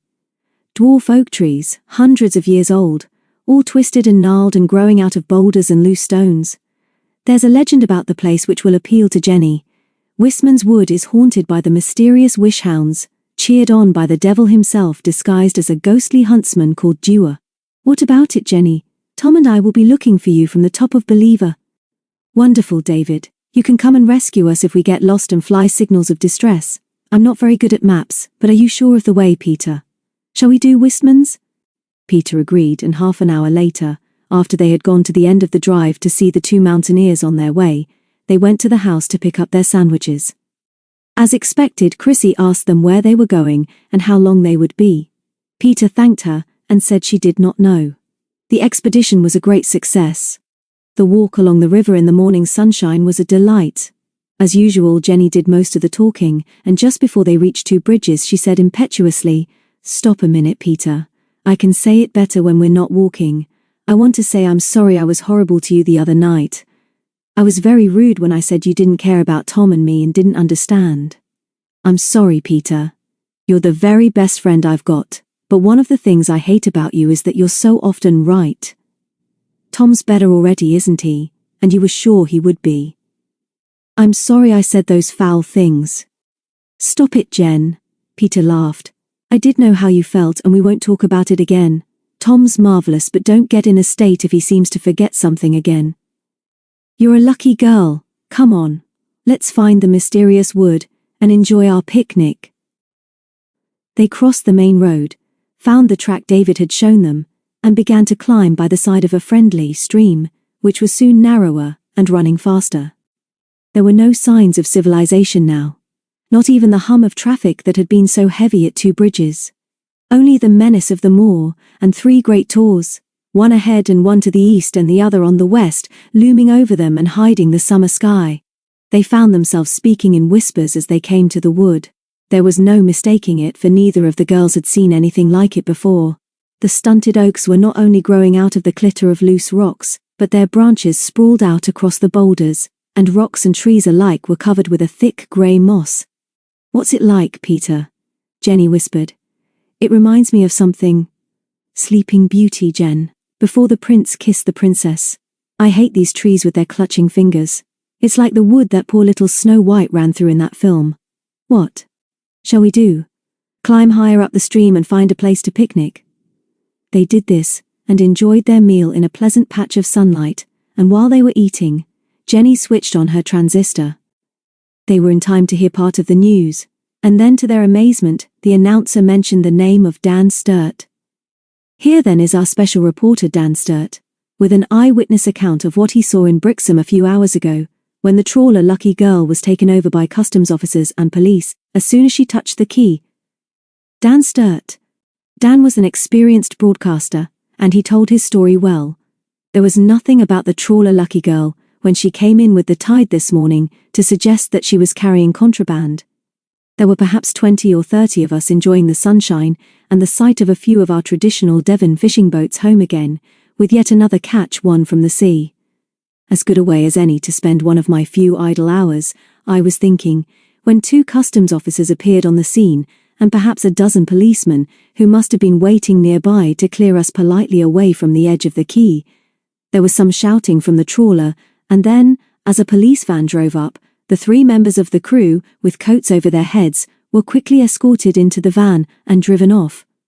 Later, I was informed by Detective Sergeant Robert Hunter, in charge of the task force concerned, that the 3 men whose names I am not permitted to disclose are helping the police with their inquiries regarding 2 cases of foreign firearms found under other cases of freshly caught fish. I am now at liberty to disclose that the authorities are greatly disturbed by the quantities of firearms being smuggled into this country and bought by a growing number of criminals prepared to use violence. Any news or evidence of smuggling, trading, hiring or use of firearms should be reported to your nearest police station. This is Dan Sturt returning you to the newsroom.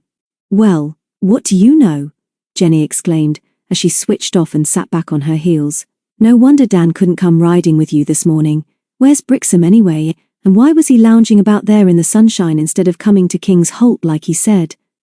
Sounds as if he knew something was going to happen. Peter laughed as she got up. Mrs. Sturt didn't say where he was, but I suppose she wouldn't even if she did know. Let's go back now, Jenny. I don't like Wistman's Wood, and we've got to go through it to get home. If David and Tom aren't there, we might go and meet them on 2 of the ponies if they're available. No good saying you can't ride, Jenny, because you've been up on my Sally several times at home. Come on. They went back the same way, through the grey and ghostly wood, down the hill to 2 bridges over the road and along the river towards the back of King's Holt. Although they were tired, Peter suggested that they find the twins Mount Morton and see if they were camping there. Jenny protested that her feet hurt, but followed her, and when they had scaled the heights they realized what a good view there was of the yard. To the north they also noticed the drive and saw a white estate car turn in from the main road. Looks like the Longdons, Peter said. We'll go down and see what's happening. I hope the boys are back because they'll be interested in our news about Dan. They had nearly reached the stables when Mrs. Longdon drove into the yard, turned and reversed close to the workshop. The Colonel appeared as his wife got out of the driving seat.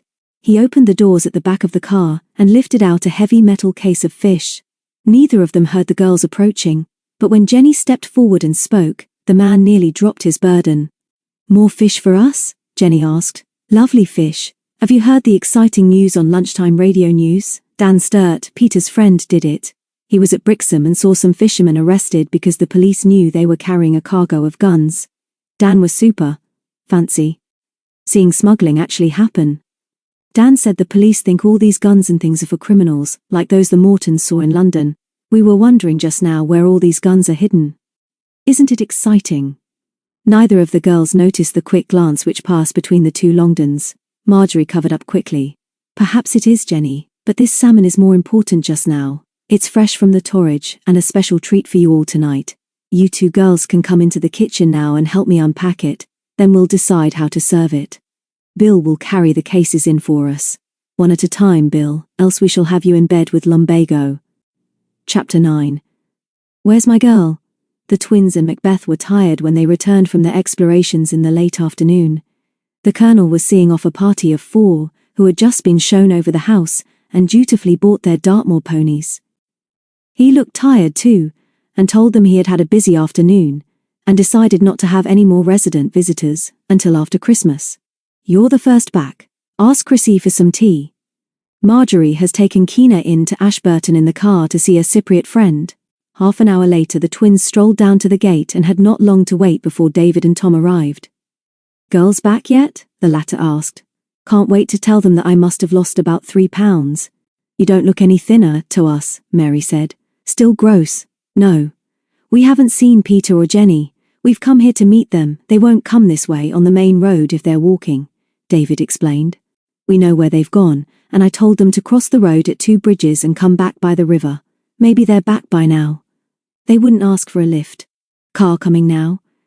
Look out, twins, it's signalling to turn in here. Looks like the Longdons' car. It is, Dickie said. It's the Marjorie woman with fat Keena. The Colonel told us they've been to Ashburton.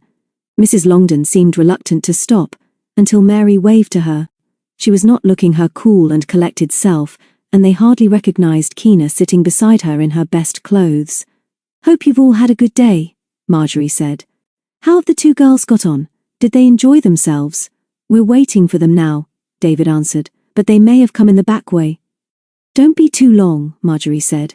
"It's 7 o'clock and there's fresh salmon for dinner. If the two girls are back by now, I'll tell them you're on your way." "I don't like Keena," Mary remarked as the car disappeared. "And I wish Jenny and Peter were here." "We'll come back with you now, David." But the girls were not there, and from that moment, the four lone piners realized, in their different ways, that something was wrong. David was positive that if Peter said they were going to Wistman's Wood, they would go there. But if, for some reason they had gone elsewhere and knew they would be late, she would have telephoned. He told Tom this, but did not show how worried he was, and suggested that they walk some way along the riverbank to meet them. They promised the twins they would be back in half an hour.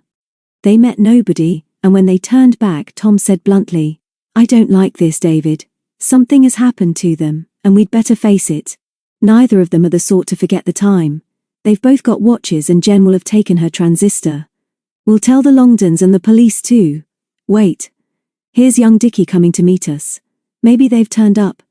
They ran to meet him, but he was too breathless to speak at first and could only shake his head when they asked him if the two girls had returned.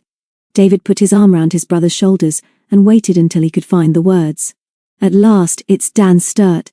He's come in his car to see us all, and he's telling the Longdons something about guns being smuggled into Brixham, and the police were there, and so was he. I told him we don't know where Peter and Jenny are, and Marian. Me thought he might be able to help us find them." "You're a good chap, Dickie," Tom interrupted. "Come on, David. Sturt can help us if we can persuade him to stop talking about himself. He's got a car and we must do something right now. I want my girl and I reckon you want yours. No good pretending this isn't serious. We're fooling ourselves." David nodded. He was feeling sick with anxiety and did not like to admit it in front of Dickie, who was already upset enough. As they hurried back, he did what he could to comfort his brother, but was not very successful. Dan was still talking to the Longdons in the yard, and Mary, when she saw them, ran to meet them. "Sorry about this bother, David," Dan said. "Let me help if I can. Mary says the girls went to Wistman's Wood this morning. Tell us everything you know, and Bill and Marjorie must be in on this too." David leaned against the Scarlet Mini and told the story again, emphasizing that everyone who knew Peter could be certain that if she was in trouble, she would telephone if she could. "Wistman's Wood is not more than 5 miles from here, Dan. If one of them has had an accident, the other would telephone. If she dared to leave the other," Dan said quietly. "The Colonel says he has been here all the afternoon. I know what you've got to do, and so do you. Take us as near as you can to this wood," Tom said impetuously. "David says it's not big, and we can search it before dark." "What are we waiting for? We've got to tell the police first," Dan insisted. "I've got a pal in the local task force. He'll help and know what to do. May I use your telephone, Colonel?" "Surely you're being a bit previous, Dan. It's only 8 o'clock and won't be dark for at least 2 hours. We want to do all we can to help, but I'm not all that keen on getting King's Holt in the news until we're sure we're in trouble. I mean, the two girls might have changed their minds and gone into Plymouth. But they didn't telephone, did they, Colonel?" David said sharply. "You would have known because you, or somebody, was here all the afternoon. You said so. Come on, Dan, we'll do as you say."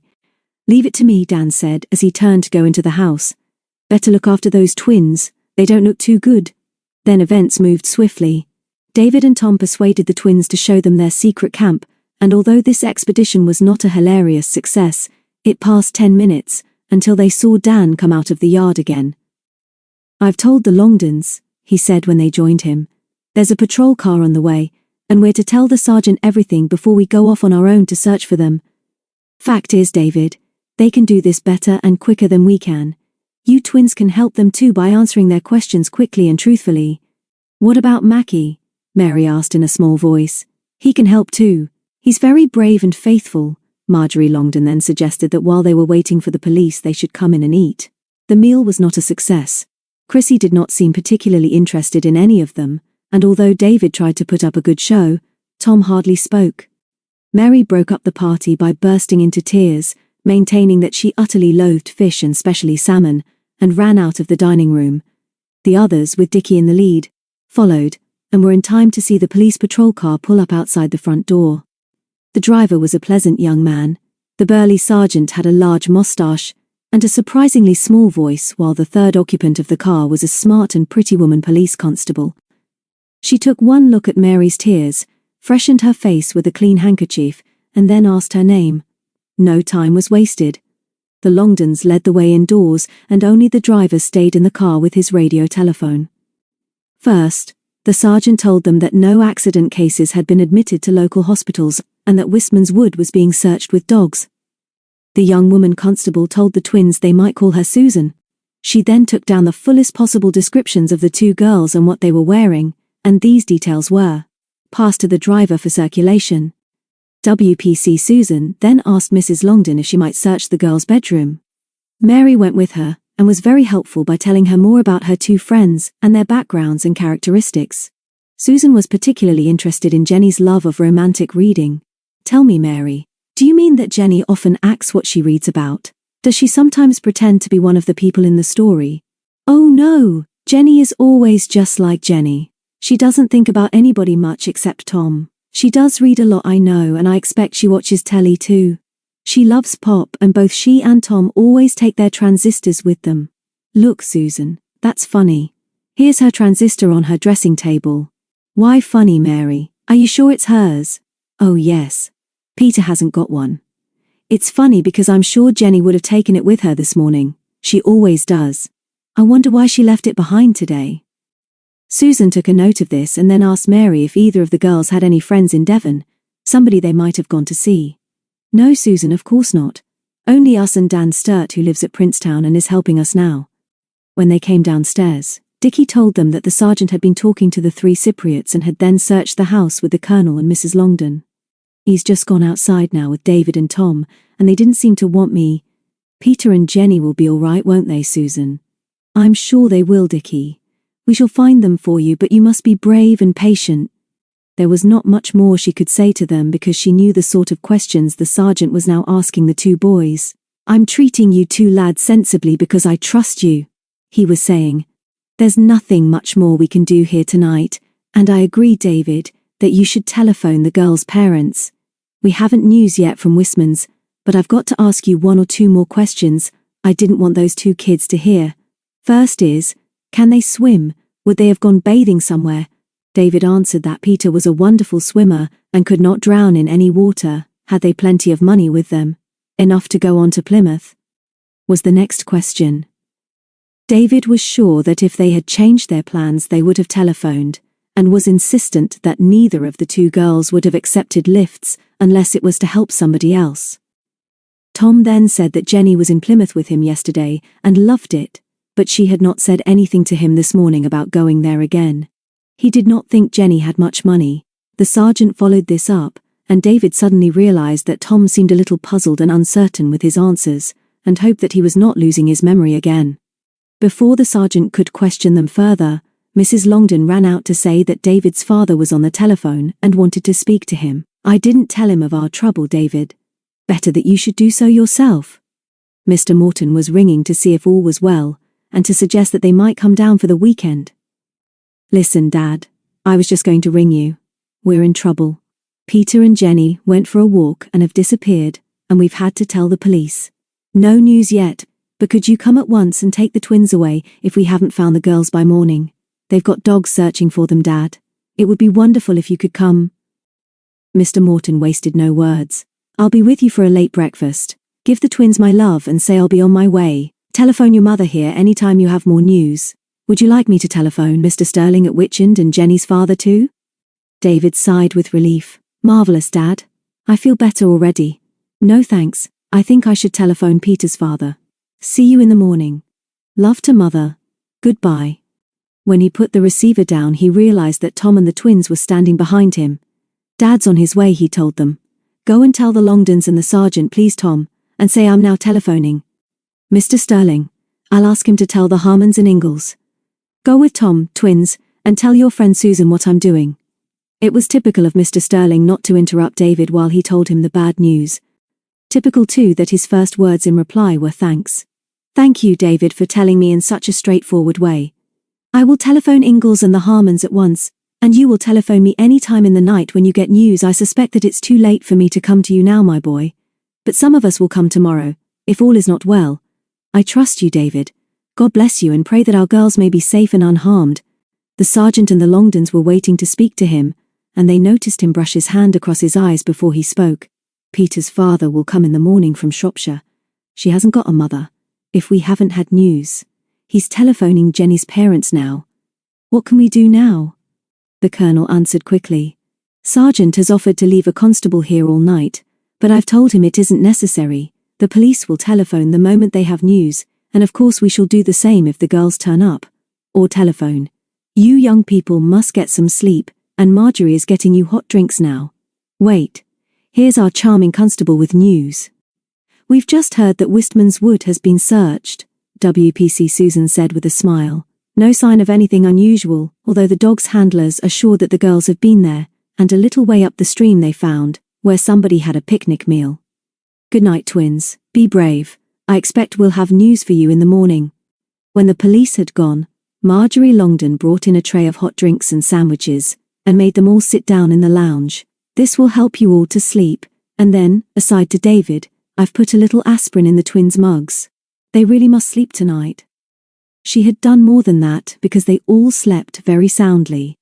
David put the twins in the girls' 2 beds so that they should not be separated, and slept himself in the dressing room next door. Tom, yawning prodigiously, went off to his own bed. Whether the sleeping draught Mrs. Longdon had put in his cocoa was not as strong as the others, or whether he was wakened by a noise he never knew, but he woke soon after dawn. Before his eyes were open he remembered Jenny, and was shocked by the sudden realization of what she meant to him. He was always taking her devotion for granted, but there had never been any other girl for him, and perhaps he did not tell her often enough.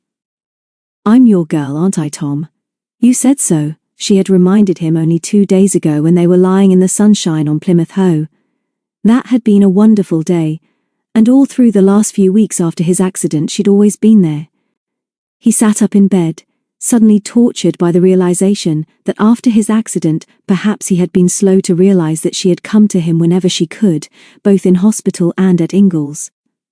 The more he thought about that day in Plymouth, the more certain he became that something important had happened after they had left the Hoe, something that would help them now to find the girls. He sat up and put his hands to his head, as he struggled to restore his treacherous memory. Perhaps if he talked to David it would help. He might ask Tom questions to which he could find the answer. He might already have told him more about the day in Plymouth than he could now remember.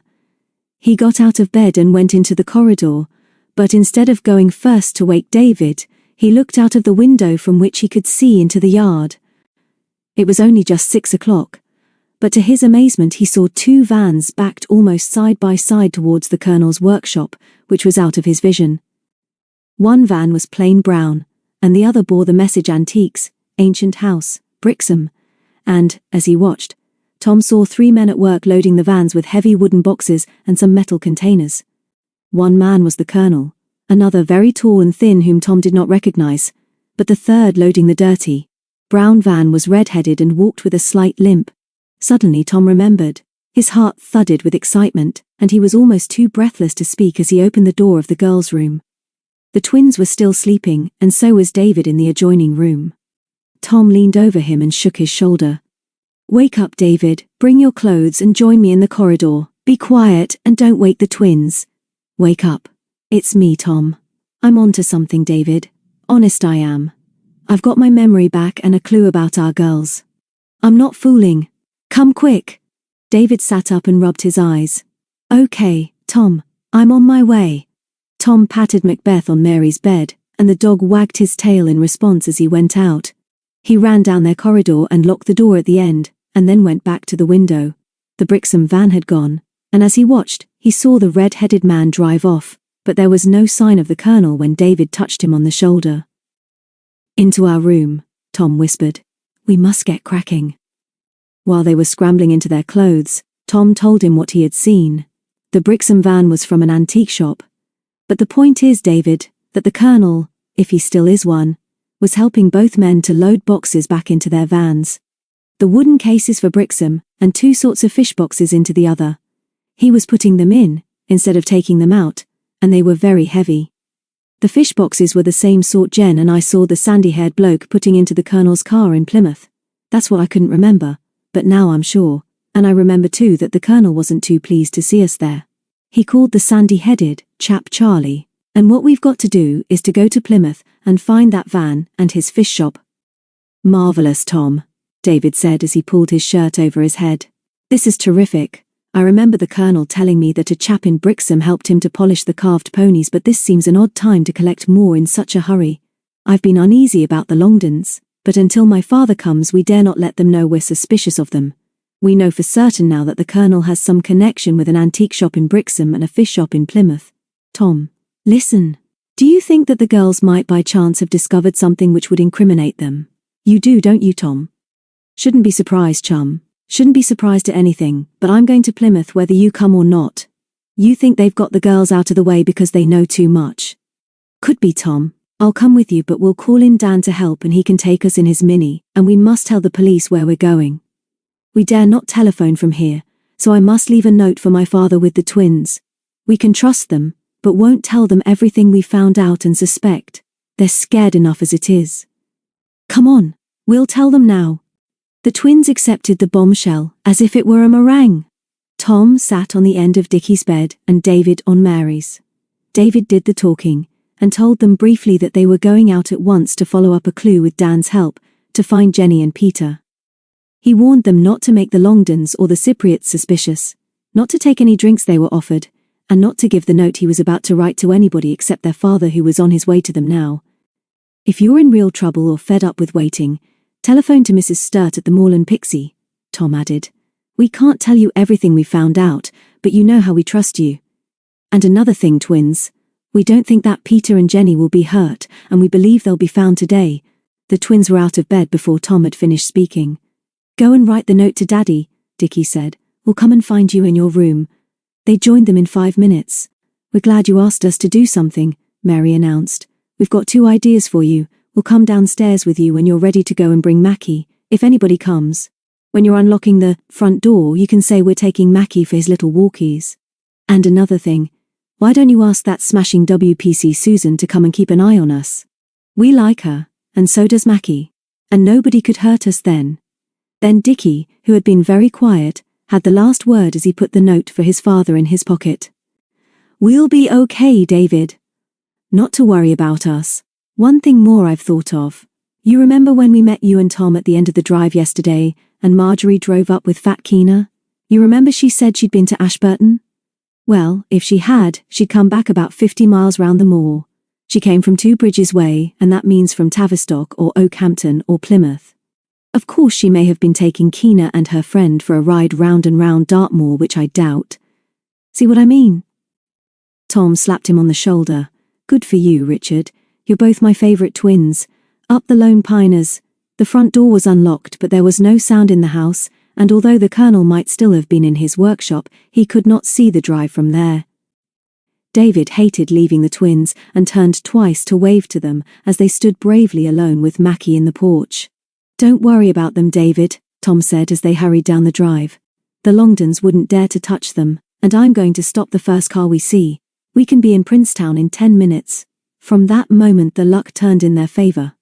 They got their lift after 5 minutes walking and found Dan at an early breakfast. Was just coming over to see you.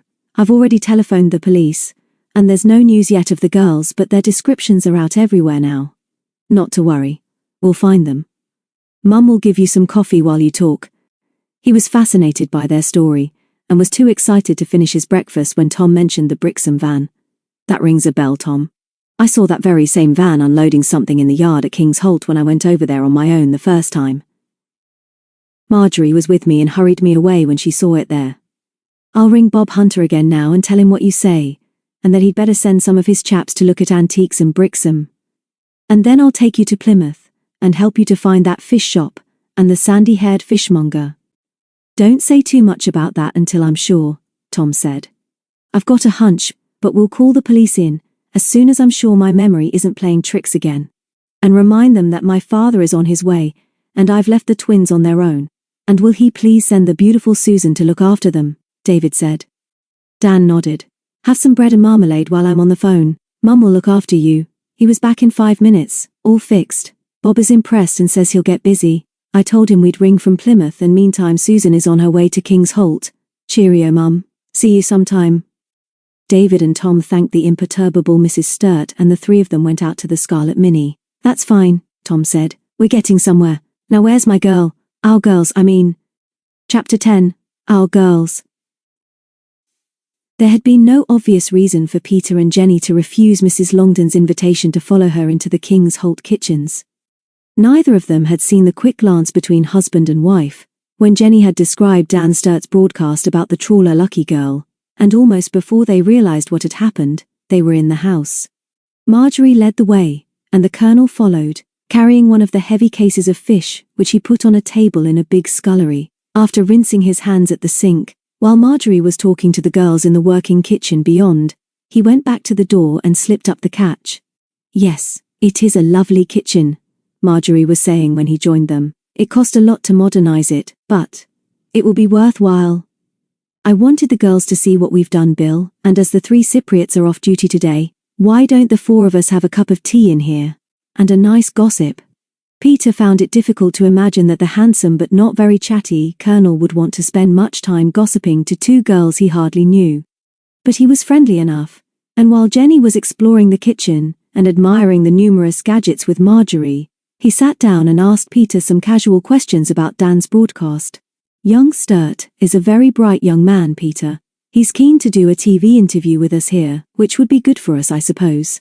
But if what he said was true about gun running on the coast here, that sort of publicity won't help. I don't like it. Don't know whether Marjorie mentioned it, but when Mr. Warrender comes back from France we may suggest to him that we close down here until Christmas. It's not worth the trouble for a few guests, and the Cypriots want a holiday. Did Sturt give any indication about the number of police involved, or who was in charge? I'd like to ask him more about this. Too much publicity of this kind will be very bad for all the hotels in Devon. Jenny and Marjorie at the end of their tour of kitchen equipment came back to the table. Jenny put down her transistor and smiled at the Colonel. I heard what you said about Dan. It would be super if he would come here and interview us all. It isn't news time yet, but perhaps he'll be on again presently. If we're still here I'll switch on. Wasn't it funny us seeing you buying more fish in Plymouth yesterday? Do you always buy your salmon from that sandy-haired little man? I don't think I've ever tasted real salmon in my life, only out of a tin. We'd like to see yours when you unpack it. Have you ever had it, Peter? Above the girls' heads the Colonel gave his wife an almost imperceptible nod. We buy from the best sources, Jenny, and we thought fresh salmon from a Devon river would be a treat for us all. What about that tea, Marjorie? I think Keena is in their sitting room, and she won't mind making it for you even on her day off. She's the best tea maker I know. Come and see the salmon, girls. Marjorie went into another room, and the Colonel took the girls into the scullery. Peter had once heard somebody say that the salmon was a brave and beautiful fish, and there was no doubt that the 6 packed in ice, in the metal case opened by the Colonel were fine specimens. But there was nothing else, only salmon which the Colonel put in the deep freeze with a smile, and the comment, "Fish again, Jenny." It was about now that Peter began to feel uncertain and to wonder why they had been asked in here. Jenny was still chattering when Marjorie called them into the kitchen again and invited them to sit down. She was followed by Keena, carrying a tea tray, but a Keena the girls hardly recognized. She was wearing a garish and a most unslimming dress, and was chewing gum. Peter smiled and wished her good afternoon, but all she got in reply was a stony glance. Perhaps she was officially off duty and waiting on them as a favor. As they sipped their strong, sweet tea, Marjorie asked them when they expected the others back, and Jenny began to explain that they were climbing a very high mountain, from which they were hoping to look down on them at Wisman's Wood. "That's ver funny," Jenny said slowly. "You understand why. We're not there. We're here with lovely fish." Jenny was speaking now from very far away, and as Peter looked at her in amazement her friend's face moved towards her and then quickly away again. Then the room began to sway, and as Peter struggled to stand up she heard someone saying, "What about the other box, Colonel? What about the one you didn't show us? Let's open that one." And she realized that the voice was her own. Now there was a great roaring in her ears and a shattering crash as she dropped her teacup. Before she fell forward across the table, She could just hear Jenny's voice again, still slurred but agonizing. "Peter, Peter, we've been drugged." After that, everything was a hazy hodgepodge of impressions. Later, when they tried to recall what had happened, they both remembered being helped or lifted into a car, and the fastidious Peter was sure there had been a smell of chewing gum. But neither of them had any recollection of being taken out of a car or of where they had been taken. Peter was the first to recover her senses, and her first impression was of a hideous hammering noise. Her head ached, and her mouth was dry, but when she slowly opened her eyes, she realized that she was sitting back in a reasonably comfortable chair in a smallish, darkened room. The hammering was behind her. Bang, bang, bang, pause, bang, bang. Like a man hammering nails into wood, she thought. Her head was aching so badly that she closed her eyes. The hammering stopped and she heard the sound of breathing and remembered Jenny. Where was she? Peter did not want to wake. Sleep was better because her head would not ache. Then, from miles away, she heard uneven footsteps and sensed that somebody was close and looking at her. Surely a man? She dared not open her eyes as the footsteps moved away, and she heard the click of a door lock. She drowsed then for a little, and was rudely wakened by Jenny shaking her and imploring her to speak. Her head was better now, and as she stood up, she realized that she was not even dizzy. The room was nearly dark because the window was boarded up, but they could see that they were in a bedroom, quite well furnished in an old-fashioned way with 2 chairs, a chest of drawers and a large single bed with brass knobs, 2 at the head and 2 at the foot. They were trying to look through a crack between 2 of the boards across the window when the door was unlocked and the light switched on. They turned to see a large, middle-aged woman, wearing black trousers and a purple cardigan. Her dark hair was strained back with a central parting. Her eyes were grey and staring and her complexion pale. "Sit down," she ordered in an expressionless voice. "Keep away from that window and listen. You've got to be good, sensible girls. You're both going to stay here for a few days. But if you do as you're told, and don't make trouble, you won't be hurt. Nobody wants any unpleasantness, but if you make a noise or try to escape, you will be put somewhere that isn't so comfortable. But you can't do this to us," Peter said, and was ashamed that her voice was shaking. "Who are you? Where are we? We've been drugged and abducted. You must let us go at once so that we can tell our friends who will be looking for us." "Don't take any notice of her, Jen. You're not listening to what I say," the woman went on implacably. "You don't want to be hurt, do you? Don't waste your breath asking questions because nobody is going to answer you. You've got a good bed to sleep in, and if you behave yourselves, I'll bring you food and drink and take you in turn to the bathroom. And remember this. You won't know it, but somebody will be listening outside this locked door, so it won't pay you to do anything silly." But Jenny did. She was a good-natured girl, but occasionally she showed a redhead's temper. The longer she listened to this hateful woman's flat, menacing voice, the angrier she became, and suddenly she made a rush for the door. The woman moved quickly like a big cat, picked up Jenny as if she were a baby, took 3 steps and flung her on the bed. "Little fool," she said as Peter ran to Jenny. "And if I have any more trouble, you'll be separated and you won't like that." Jenny sat up on the bed and pushed back her hair. "You're a revolting old woman," she shouted. "Didn't you hear what my friend said? We've been drugged by people called Longdon at King's Holt, and the police must be told at once." Peter put her hand over her mouth. "That's enough, Jen. We know that our friends will find us, and then this woman will be in real trouble." Only Jenny's sobs of anger broke the long silence. Then their gaoler moved to the door, switched off the light and removed the bulb. "Any more of that nonsense and I can arrange for you both to take a sea voyage, and you can be sure you won't be as comfortable as you are here," she said and locked the door behind her. The 2 girls sat together on the bed and spoke in whispers. Peter calmed Jenny and they comforted each other with the certainty that the boys would be searching for them now, even if they had not yet realized that the Longdons must be criminals connected with gun running. "It's my fault we're here," Jenny confessed. "If only I'd kept quiet about all the fish coming into King's Holt and Tom and me seeing him yesterday with that sandy-haired little horror. They may tell the boys all sorts of lies about us, and the trouble is that we don't know where we are. We might be in London. We don't know what day it is, but I've just looked at my watch and it's nearly 9 o'clock. The minutes ticked away as they tried to reason things out. They agreed that they had both been in a car. Peter remembered the banging and a feeling that a man had been in the room, and they realized that he had been boarding up the window. so that they could not open it, or break the glass. They tried in vain to move one of the planks, but they could see only the faintest gleam of grey light through the cracks.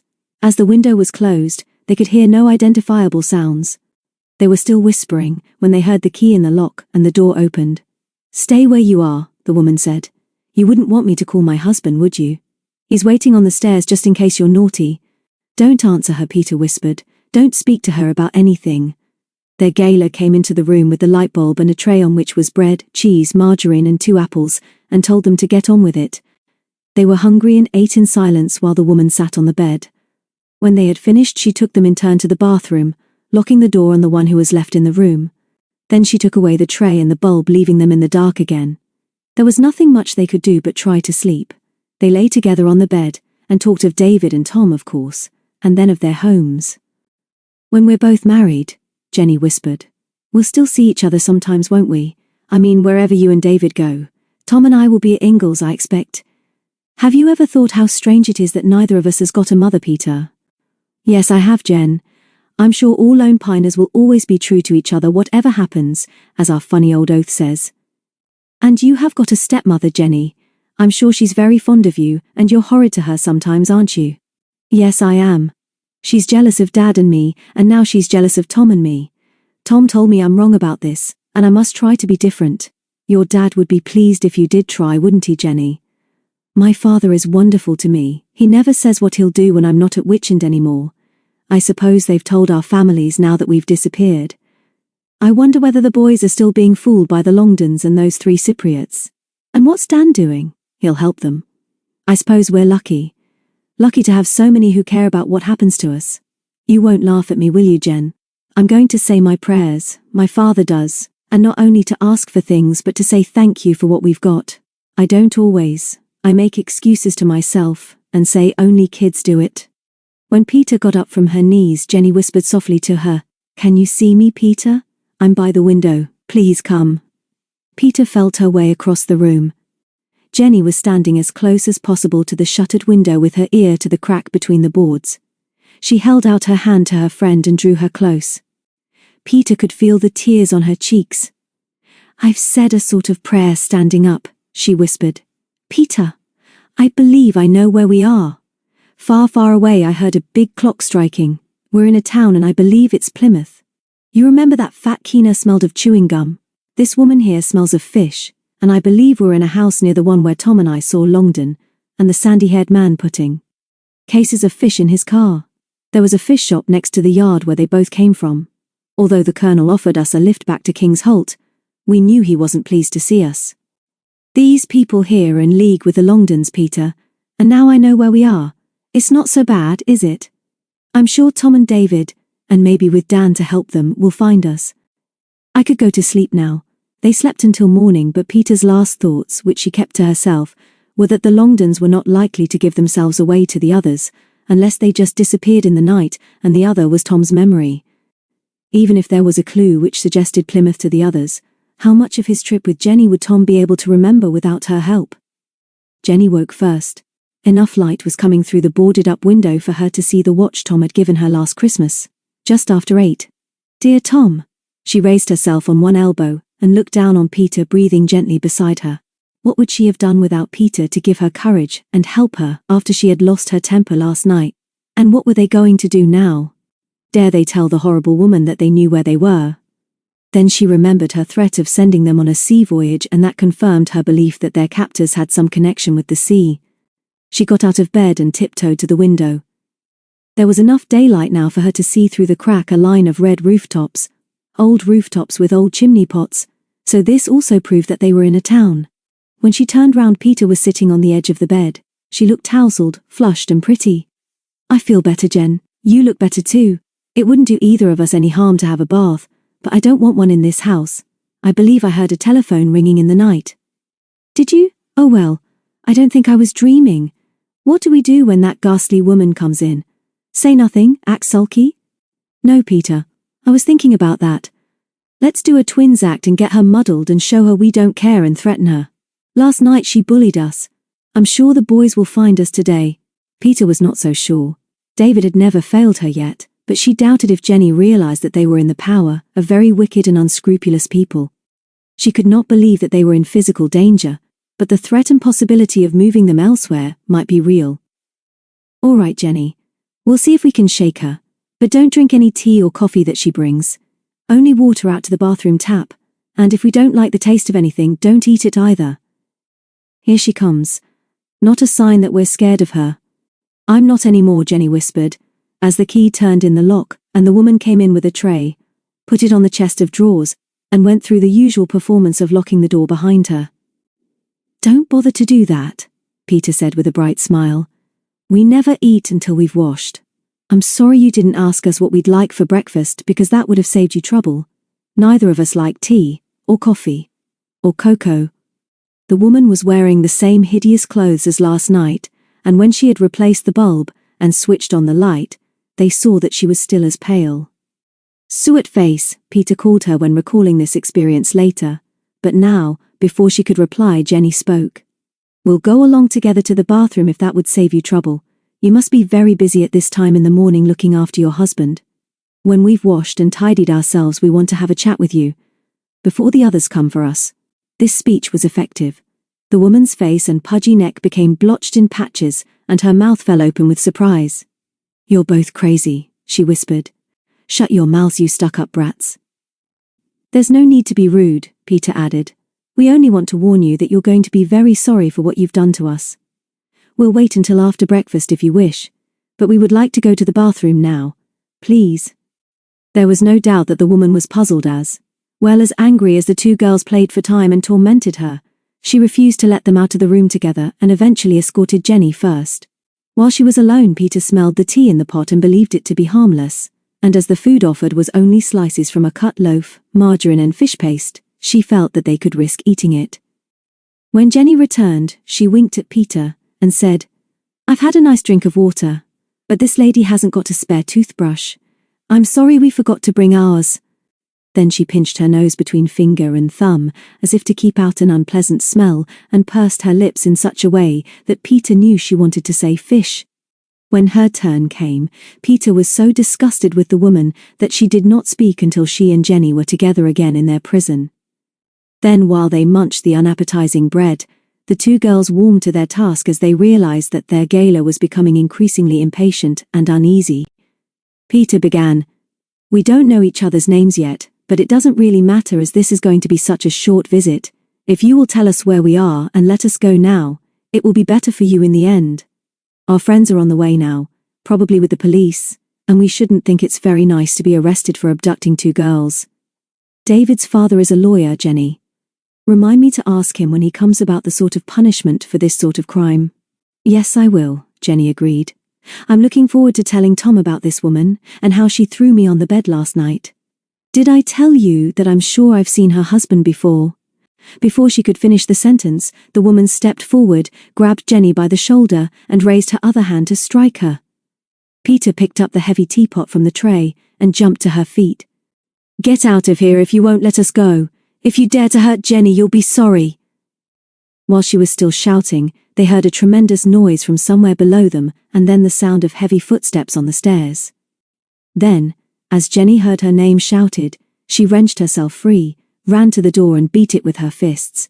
"We're here, Tom, locked in this room. Come quickly." The woman threw her to the ground as Peter, with all her strength, flung the heavy teapot at her. She missed, but the pot smashed to fragments on the floor. Their enemy slipped on the broken crockery and mess of cold tea, then began to grope on her knees for the key she had dropped.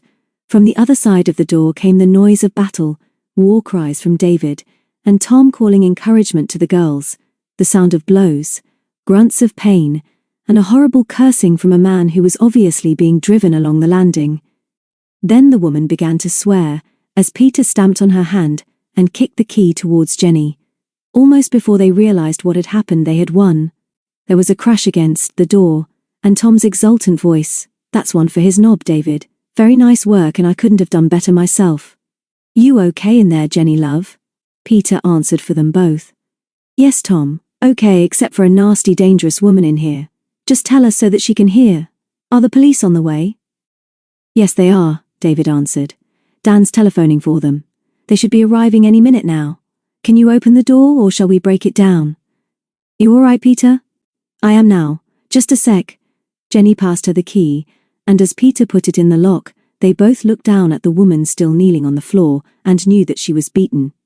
Peter unlocked and opened the door in time to see the two boys hauling the sandy-haired fishmonger to his feet. Hold him, Tom, David said, and then, after a quick glance at the woman now trying to get up, come out, girls. This chap will be a good exchange. Give me the key, Peter. She passed it over, noticing as she did so, that his face was swollen and his lip bleeding. He took the key, and then suddenly his arms were round her. For a second he held her close, and then put her behind him. Jenny was beside her, and they saw the fishmonger pushed into their prison, and the door, locked on their enemies. From far away they heard the warning siren of police cars, and Tom, also looking rather battered, grinned at David. That's Dan, that was. He's got a story this time, but he's got to take us back to King's Holt first. Let's get down into the fresh air, and you girls can tell us how you got caught. I'm feeling a bit sick and most peculiar, as Dickie would say, Jenny said faintly. We knew you'd come, Tom. Did you remember we'd been here together? It is the fish shop, isn't it? Yes, it's the fish shop. Early this morning I saw the sandy-haired bloke taking delivery of fish cases from the Colonel, and our guess is that he was not taking back salmon. When I saw him I remembered where we'd seen him before and realised that the Longdons are behind some gun-smuggling racket. David and Dan and I had to walk round a bit until I recognised Rosemary Lane, and then it was easy. His rotten little van is in the yard behind here now, and we bet it's full of guns. Haven't you looked to see? Peter asked David as she felt his arm round her. Actually no, he said with a painful grin. We had something else on our minds. The police are here now, so let's go down. So the four of them went into the morning sunshine as the first police car drove into the yard. David told the sergeant in charge that there were two people locked in an upstairs bedroom who could help them, and that the two young ladies before him were the missing girls. He also suggested that the shabby van should be searched together with the house and buildings round the yard. Then Dan arrived. He kissed both girls enthusiastically, made a few rude personal remarks about the boys' scars of battle, and was delighted to hear who was safely locked in upstairs. They won't let me look inside the van yet, he said. But what I want most is the true story of these two lovely girls. Just for me, darlings. Not anybody else. And he kissed them again. Seriously though, I promise to take you back to King's Holt, and I will. Bob Hunter and 2 or 3 more men are on their way now, and WPC Susan went immediately after I telephoned, from Princetown. So the twins will be safe. And so, before this dramatic day was very old, the Scarlet Mini roared off to Yelverton, 2 Bridges and King's Holt, with an excited Dan at the wheel. Tom at his side had Jenny on his knee, and in the back a silent David and Peter sat very close together. Chapter 11. Up the Lone Piners. Mary and Dickie, with Macbeth straining at his lead between them, stood in the porch at King's Holt, watching David and Tom hurry down the drive. Their brother turned twice to wave to them, and when they went out of sight, Mary said, with a suspicion of a catch in her voice, "We're alone now, twin. Except for Mackie. They will find Peter and Jenny, won't they? Course they will. They'll bash everything up until they do. All the people in this house are our enemies now, Mary. All 5 of them. We've been here only a few days, and now we're utterly surrounded by awful villains. I think they're all liars, but as our dad is on the way, I'm sure we'll manage. Better go back to our room now and lay some plans. Keep Mackie quiet." The door at the end of their corridor was ajar, and, as Dickie was sure he had closed it, he signalled to Mary not to speak, and pushed it back a few inches. Chrissy was standing with her back to them, her ear pressed against the door of the room in which Tom had been sleeping. Dickie unclipped Macbeth's lead, and as the dog barked, she turned in shocked surprise. "Have you lost the other earring, or have you come up here to bring us good news?" Mary asked sweetly. "We've been down to give our friendly little dog his little walkies. Say good morning, Mackie." Macbeth had never cared for the Cypriots, and the dislike was mutual. He growled now as Chrissy said, "I do not know what little walkies mean, but I come to say we would like to have breakfast early, as there is much worry today. Your brother and the other boy do not answer my knock. You must hurry at once and come down to breakfast quick." Mary called Macbeth to heel. "We don't like the way you speak to us, Chrissy, and we don't like you listening outside our doors. And we don't like you much either," came from Dickie, "so please go away. My brother and our friend will not be in for breakfast as they have gone for a walkies too." And with that they marched into their room and locked the door. "She was angry," Mary said thoughtfully. "Absolutely livid. It won't be much fun having breakfast down there by ourselves, will it? I feel peculiar about this house now." Dickie had no intention of missing a breakfast, and when they came down, Marjorie Longdon was already sitting at their table. "Now come along, twins. I thought we might have our breakfast together. Chrissy tells me that the two big boys have gone for a walk, although I can't think why. I expect they've gone to find the two girls, because nobody else seems to be doing much about it," Mary suggested. "We hope our father will be here soon, because we miss him very much, and I would like to telephone our mother now." Mrs. Longdon persuaded her that it would be wiser to wait until after breakfast in case Mr. Morton arrived in the next half hour. "And do try not to worry too much about the girls, because I'm sure we shall have news of them soon. Tell me about your father, Dickie. What does he do?" This was the first of several inquiries about their family and the Warrenders. They had to tell her that Mr. Morton was a lawyer, but managed to parry most of her other questions. They sensed that although at first she was amiable enough, she was too excited and nervous to eat. Her mood changed when Dickie said, "You've asked lots of questions about us, but we've been wondering what has happened to Colonel Longdon this morning. Did you know that he admires our little dog very much, and is thinking of carving him? Perhaps we could go and see him soon with Mackie, and that will pass the time nicely until our father comes." "You can't do that. The Colonel isn't having breakfast. He's busy and he's worried because the missing girls mean very bad publicity for King's Holt. We don't like it, and I don't suppose that your friend Sturt will help by keeping quiet. The truth is that since you and your friends arrived there seems to have been nothing but unpleasantness. I hope your father will not be too long. We shall be making arrangements to close King's Holt as soon as possible," and with that she got up and walked out through the service door. Dickie finished his toast before he spoke. "Mary, I'll say again, I don't like what's happening in this house, or what isn't happening, twin. I feel lonely. What's happened to Chrissy and the others? It's too quiet. I'm going to telephone Mother now. I want to speak to her and I wish Dad would come. Please fetch Mackie from our room while I get through." There was nobody in the lounge or hall, and when Dickie came down with the dog his sister was standing outside the telephone box with tears in her eyes. "Nothing happens, Dickie. It's dead. I keep on dialing the operator, but it doesn't work. You try." Dickie had no luck either. But because Mary looked frightened he went to the empty reception office and kept his finger on the bell push. They heard the bell ringing in the distance, but it was at least 2 minutes before Marios appeared. He was in his shirt sleeves and looked very annoyed. Dickie was angry too and forgot to be frightened. "There's something wrong with the telephone, Marios. We must get through to London. Please get it right. It's important and urgent." None of them had seen much of Marios, who seemed only to appear when the Colonel had visitors. He was a well-groomed, dark little man, and Mary did not like the way in which he was looking at them. "So you ring that bell because of the telephone? If it does not go, that is because the stupid police have cut it. Go away. Of course the police wouldn't do any such silly thing. You don't know what you're talking about, Marios. We want to see the Colonel or Mrs. Longdon, because it's very, very urgent for us to speak to." "London? Go away, silly little boy. Go away and do some more spy work with your eyeglass. Horrible children. All was good here before you come. Get out with the dog. He is dirty and smells." Macbeth must have understood his last words because he was straining at the lead before Mary released him. Marios did not wait for him, but escaped through a door in the reception office.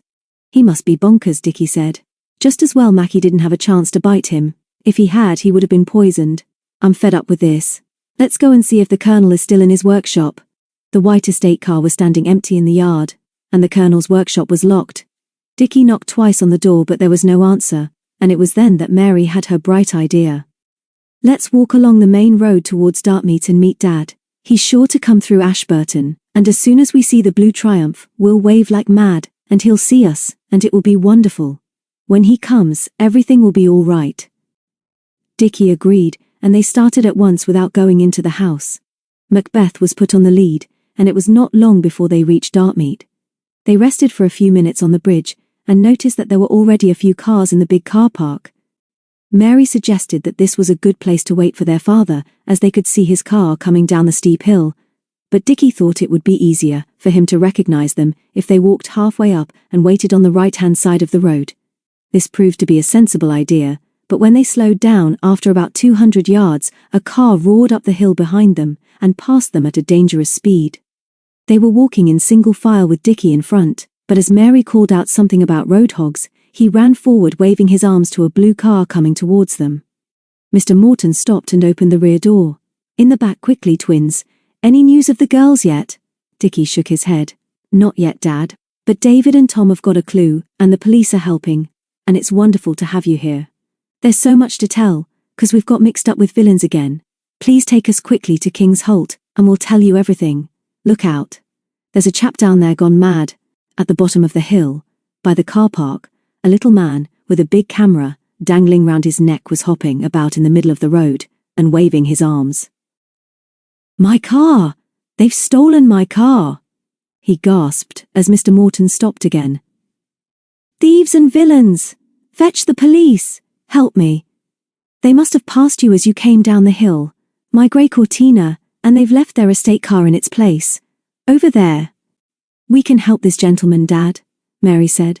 The white estate car belongs to Colonel Longden of King's Holt, and when we get back there, we think there might be a zig car waiting for us so we can tell the police about this. The grey Cortina did pass us just now, and it was going so fast it frightened Mackie. Dickie was waving to you, but I believe I know the driver. Mr. Morton nodded approvingly. Good, Mary. Then to the victim, we'll report this theft when we get the chance. Would you recognize the driver again? No, unfortunately not. I was down by the river taking photographs and only looked up in time to see my car being driven away. But I'm obliged to you for your assistance and will stay here until the police come. Who was the driver of the stolen Cortina, twin? Dickie asked as their father drove off. I'm not sure because he was going so fast, but he reminded me of that vile Marios. If it was that man, Dickie, it means that he also stole the Longdons' car. We'll tell you everything, in a minute, Daddy, but we're hoping that our smashing policewoman Susan has come to look after us. Don't look so worried, because we do think the girls will be found soon. And don't be cross with us if we can't explain everything all at once. He was not angry, but far more worried than he cared to admit. Sometimes he wondered whether any of his children should be allowed out by themselves. He did not want to upset the twins by showing them that he doubted their optimism, but was relieved to see a police patrol car parked outside the front door of King's Holt. The smashing woman police constable stepped forward to greet them, and in reply to Mr. Morton's unspoken question she shook her head. Not yet, sir. No news is good news, we believe. We're glad you're here, but have any of you anything further to tell me that will help us? What has happened since we left King's Holt last night? And why did you go out this morning?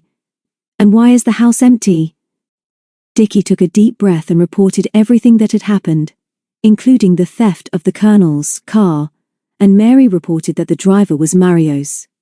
They told them how rude the Cypriot had been to them when they reported that the telephone was dead, and how jumpy and peculiar Mrs. Longden had been at breakfast with her talk of bad publicity for King's Holt. Have you seen the Colonel this morning? W.C. Susan asked, and they admitted that they had not, and that his workshop had been locked. Thank you, W.P.C. Susan said as they finished, and she turned to speak to the patrol car driver who immediately contacted his control room. Dickie was allowed to sit by the constable while the report was being made, and heard him say, "Okay, Sarge, I'll hold it." And then he grinned and said, "News coming through, son. Stand by." Dickie's heart thumped with foreboding, and then with excitement, because the man smiled at him as he spoke to his sergeant. "Nice work, Sarge. I'll give him the glad tidings. Over." Then his arm went round Dickie's shoulders. "Cheer up, boy. Run and tell the others that your girls have been rescued by the two lads David and Tom, and that they're safe and unharmed. They're on their way here with young Dan Sturt." Dickie was out of the car before he had finished speaking. "Thanks," he gasped. "Thanks a lot. I bet David found them. He's my brother. The girls are safe, Dad. They're on their way." The twins then begged their father to come to the end of the drive and wait for the rescue party, but before he did so he arranged for the police to send a message telling Mrs. Morton in London that all was well. Then, hand in hand with their father, the twins walked down the drive and told him of their adventures since they arrived at King's Holt, of their suspicions of the Longdons, and the peculiar behaviour of the Cypriots. They were still talking when they heard the triumphant toot of a car, and suddenly, the scarlet Mini was turning into the drive. The lone piners were together again. Jenny was the first out, and seemed too shy to say anything. She was pale and big-eyed, but she managed a smile when Mr. Morton kissed her. Both Tom and David showed the scars of battle, and Peter, considering what she had been through, looked radiant and happy.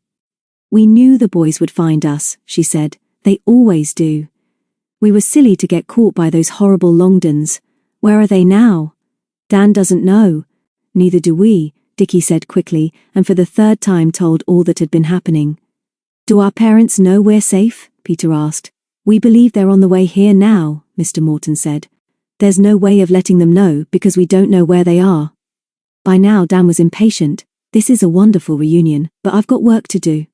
My pal Sergeant Hunter will be on his way to search the place with some experts, and by now there will be a call out for the 3 Cypriots. Anybody want to lift up the drive? I must see what's going on up there." David laughed. "Thank you, driver. It's been a good trip, but we'll be with you in 5 minutes as we'd rather walk." Back at the house, Dan was telling WPC Susan about the Battle of the Fish Shop, but when Peter and Jenny arrived she deserted him and took them indoors to question them. The next event was the arrival of a detective inspector and Detective Sergeant Bob Hunter, who both shook hands with David, Tom and Mr. Morton before going to see the girls. Then Dan roared off to Plymouth and his paper with a promise to return later with a TV cameraman to interview them all. "What about Mackie?" Mary asked as Dan adjusted his seatbelt. "He's not had much of a holiday yet, poor little dog, and he's never been on the telly." "He shall be," Dan promised. "Telly can't do without brave dogs and brave twins, and tell Peter and the redhead that it must have brave, gorgeous girls. And tell the sergeant I'll be back. See you. Don't know what we should do without you all." The sergeant smiled as he joined the lone piners. "We want to talk to the 3 Cypriots and I'm sure we shall find them soon. Trouble is that they may exchange cars again. Our problem now is the colonel and his wife. There's nothing about their rooms upstairs to suggest they've gone off in a hurry, and yet there's no doubt that the Cypriots stole their car. We've examined it at Dartmoor, and although it smells of fish, there's nothing else unusual about it. What's the matter with you, Richard? Have you found us another clue?" "Sir Sergeant," Dickie replied, in what he thought was a conspiratorial voice, "thank you very much. I would like to talk to you in privacy. He has something to impart," Mary added, and then with a whoop of joy pointed down the drive. "Look who's here. It's Uncle Alf Ingall's Land Rover." Peter and Jenny led the race to the familiar old vehicle which had been driven through the night and was still stained with Shropshire mud. The first to step down was Mr. Sterling, and Peter flung her arms round him. "Daddy, darling! Wonderful of you to come. We're both all right. David and Tom rescued us, but we couldn't tell you before because we didn't know where you were." He could find no words as she clung to him. Mr. Ingalls, who looked as if he had just stepped out of his own farmyard, was conducting a one-sided conversation at the top of his voice. He had one arm round Jenny and was pummeling Tom on the back with his free hand. "Now see who I've brought to see you, Jenny girl," he roared. "Help your mum down and tell her what you've been up to." Carefully, but with dignity, Jenny's stepmother, dressed in an old-fashioned Sunday best, with a hat nobody had seen for years, descended from the Land Rover. "Hello, Mum," Jenny said in a small voice. "I'm okay, Mum. Thanks for coming. Is Dad all right?" Mrs. Harmon nodded, and Jenny noticed that her lips were trembling, and that neither of them knew what to say. And Peter, noticing this, came over with David and Mr. Sterling, and they all tried to put her at her ease. At last the sergeant managed to detach the lone piners and assembled them in the yard by the colonel's workshop. "Richard has something special to tell me, and while we are talking I want you others to think of anything that has happened since you came here, which might help us to find the Longdons. Thomas told us that he saw the colonel loading boxes onto 2 vans early this morning, and we know now what was in them. We shall soon know something about the antique shop in Brixham as well. Dan Sturt has told us about the carved ponies, and you've all seen the colonel working on those. We know that plenty of fish boxes came in here, and we also believe that the colonel did sell his ponies wherever and whenever he could. We intend to open the workshop, but we can see that there's nobody there. So put your heads together. While our young detective and I have a conference." Dickie took his latest hero up to his bedroom and told him of the discovery of the old plans at their camp. Then he brought out the metal container from under the mattress. "The others know about these," he explained. "They weren't very interested. Except Mary, of course. But I've been wondering whether they've got something to with the rebuilding and alterations to this house. And perhaps there are lots of things we can't see that have happened to the workshop, where the Colonel spent so much time working on his ponies and selling them to all sorts of people. I thought, sir, that the people in Exeter who made the plans, you can just see the name in the corner, looks like Browning, might tell us something we want to know. Hunter looked at him with respect. You're quite right, Richard. We will ask one of our detectives to make suitable inquiries at once. The post office have repaired the telephone. May I borrow your plans? Yes, sir, you're welcome. Downstairs the other lone piners had broken up their meeting and were in the kitchen helping Mrs. Harmon and the three men to prepare a picnic meal. After speaking to one of the detectives and lending him the secret plans, Hunter and Dickie joined the others. Your son can come to me for a reference when he wants to join the force. The sergeant smiled at Mr. Morton. We'll have news for you all in a few minutes. Thank you. I would like a cup of coffee. Mary sidled round the table to her twin. We're going to make them look silly, Dickie whispered. He thinks our secret plans are important. Our detective is working on them. I'm feeling a bit exhausted and empty. That peculiar breakfast is a long time ago, and all this thinking is a strain. Please feed me, twin. They were sharing a sandwich when the detective put his head round the door. Inspector wants a word with you, Sarge. I've got news. And he looked meaningly at Dickie and winked. Sergeant Hunter was back in a few minutes. Richard has been very clever. We have just been told by the architects who designed all the recent alterations at King's Holt that behind the workshop there is a secret strong room. We have found keys in the Colonel's dressing room and are about to take the workshop to pieces. We are not sure what we shall find, but as most of you are now aware, it is possible that there are smuggled firearms and explosives in the strong room. The inspector wishes you to go into one of the upper rooms and wait there until we have made our inspection. At once, if you please. WPC Susan was waiting at the foot of the stairs and spoke to Mr. Morton. From the Longdons' bedroom you can see into the yard, sir. The inspector has no objection to the young people watching the proceedings if you have not. Mr. Morton, who still felt out of touch with events, shook his head, and they all followed him upstairs where the lone piners crowded round a big open window which overlooked the workshop. None of them spoke, and so they could hear most of what the police were saying to each other in the yard. The inspector was in charge and talking quietly to Bob Hunter. DPC Susan stood behind them. One of the men then unlocked the workshop door and stood aside for the officers to go in. After a few minutes they came out, and two constables took their place and began to clear out hundreds of carved ponies which, as the lone piners knew, were kept on the shelves against the back wall of the workshop. These were stacked in the yard, and the men, with WPC Susan, then waited outside the door which was closed, as soon as the inspector and sergeant went in again.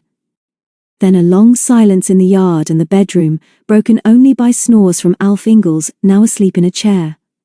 Suddenly the workshop door opened, and Susan and the other two constables were called in. 3 more long minutes ticked slowly by, and then the two officers came out first, both looking grim.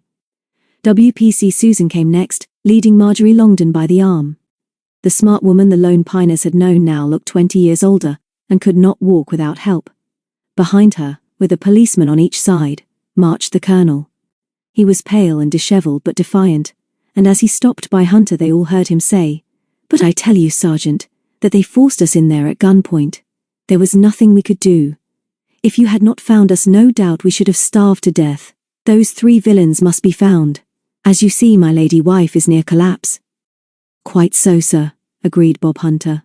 "Mrs. Longdon shall have every attention at the police station, but we must ask you to accompany us and help us. The 2 girls abducted by Mrs. Longdon are safe and in our care, and I'm sure it won't be long before your 3 servants are also helping us with our inquiries. Take him away." As the Longdons were driven off with their escort, Jenny was the first to speak. She smiled shakily at Tom by her side, and then turned to Dickie. "Up the Lone Piners," she said quietly. Chapter 12. The Most Wonderful Day. "Up the Lone Piners," Jenny whispered. Down in the yard 2 cheerful policemen were packing the Colonel's carved ponies into wooden boxes, and the workshop door was shut. Tom broke a long silence. "I don't reckon that Smooth Longdon will ever go in there again. Wasn't only the girls who were taken for a ride, was it? What to do now? Go downstairs and relax before the sergeant starts asking more questions," Mr. Morton suggested. And Mr. Ingalls and I need some sleep." Then Mrs. Harmon said quietly to Jenny, "Come down to the kitchen with me, Jen. Whatever happens, we must eat, and seems to me it's time the women took over. Truth is, I don't care what the policemen say, or what the so-called colonel and his smarty wife have been up to, so long as you two girls are safe and sound. Come with us, Petronella." "Of course, Mrs. Harmon, let's do that. Or let's make a start until the sergeant calls some of us away." And then suddenly she added, "Jenny, does your father know we're safe? And what about Aunt Betty at Ingalls?" "That has been attended to, Petronella," Mrs. Harmon replied, as she led the way out of the room. "They both send their love." Sergeant Hunter was waiting for them at the bottom of the stairs. "No doubt most of you are sick of the sight of policemen," he smiled. "But please be patient with us a little longer. I must ask the young people some questions, and we certainly owe you all some explanation. Will you spare me 10 minutes? When they were all gathered in the lounge, Sergeant Hunter began at once. "With the help of you young people, the police have made an important discovery. King's Holt was being used as a secret arsenal for firearms, which were smuggled into Britain and then sold or hired to criminals for hold-ups, kidnapping, hijacking and armed robbery. We've known for some time that in the past few years, more and more criminal gangs were operating away from London and the big cities. King's Holt was evidently an unsuccessful experiment. Behind the shelves where the so-called colonel kept his carved ponies are panels hiding a steel door which we opened with keys found in his dressing room. Inside this strong room are stored hundreds of revolvers and guns. Nor is there any way of opening this door from inside. If Richard had not remembered those secret plans, it would have taken us much longer to find the hoard of weapons." "But the Longdons were shut in there," Mary gasped. "We heard the colonel say that the Cypriots shut them in. If you hadn't found the door they might have." "Yes, Mary, they might. So you see how Richard has helped us. What I would also like to say is that we know that the last few days have not been much of a holiday for you all. Your parents are tired, and although I still have to ask you more questions, you may all, if you wish, leave here at once, and stay at a hotel either in Two Bridges or Plymouth, as guests of the police. Would you like to pack up now?" This suggestion was received in silence until Alf Ingalls stood up and spoke for them all. "I don't reckon to know all that's been going on down here. What matters is that our girls are safe, and so I'm saying straight that the best we can do is to go home now. And if you haven't guessed, Sergeant, home to us is Shropshire and our hills." "Good for you, Uncle Alf. Back to Ingalls. And us for Witchend. Say we can, Dad." Mr. Morton nodded. "Not keen on hotels, Sergeant. I'll take the 3 Mortons up to Shropshire after Mr. Ingalls and I have had a rest. I know Mrs. Harmon wants to feed us now, but I'd like 10 minutes with you first. I'm sure you'll want to see Mr. Warrender, who is part owner of King's Holt. He's a friend of ours and is touring in France, but I can help you find him. As soon as you're ready, I'd like you to talk to these young people on their own. Tell them, and they'll tell me later. As much as you feel able to about this villainy." Sergeant agreed. Alf Ingalls went upstairs to find a bed, while Mrs. Harmon went into the kitchen with Mr. Sterling. The 4 older lone piners stayed in the lounge, and the twins, with Macbeth, went out into the yard again. WPC Susan was talking to the driver of a police car. "Hello, twins. I was just coming in to say goodbye. Don't let Dickie get too swollen-headed, Mary, although I'm not sure he shouldn't have a medal. And you were telling me that Macbeth really found the secret plans, so you're all 3 in it. I think that's nice. Thank you for helping us. You're our favorite policeman, police constable," Dickie assured her. But Mary was not so confused. "We shall never forget you," she said. "Never. Thank you for coming. And we're sorry we didn't leave a message when we went to meet our father." Then the driver, who had been absorbed by this conversation, passed the twins his notebook. "Do something for me. Something I can show my grandchildren. Just give me your autographs. I bet you write alike." "We don't," Mary said as she signed first. "He's worse." "It's a pleasure," Dickie assured him as he signed with a flourish. "Thank you for coming." Susan remembered to pat Macbeth and to wave from the window before the patrol car sped down the drive. "What a day," Dickie said. "That was good about those plans, wasn't it, twin? It's a good rule never to throw away anything really mysterious. You never know. I've got plenty to ask the sergeant. And another thing, I feel as if I hadn't been to bed for weeks.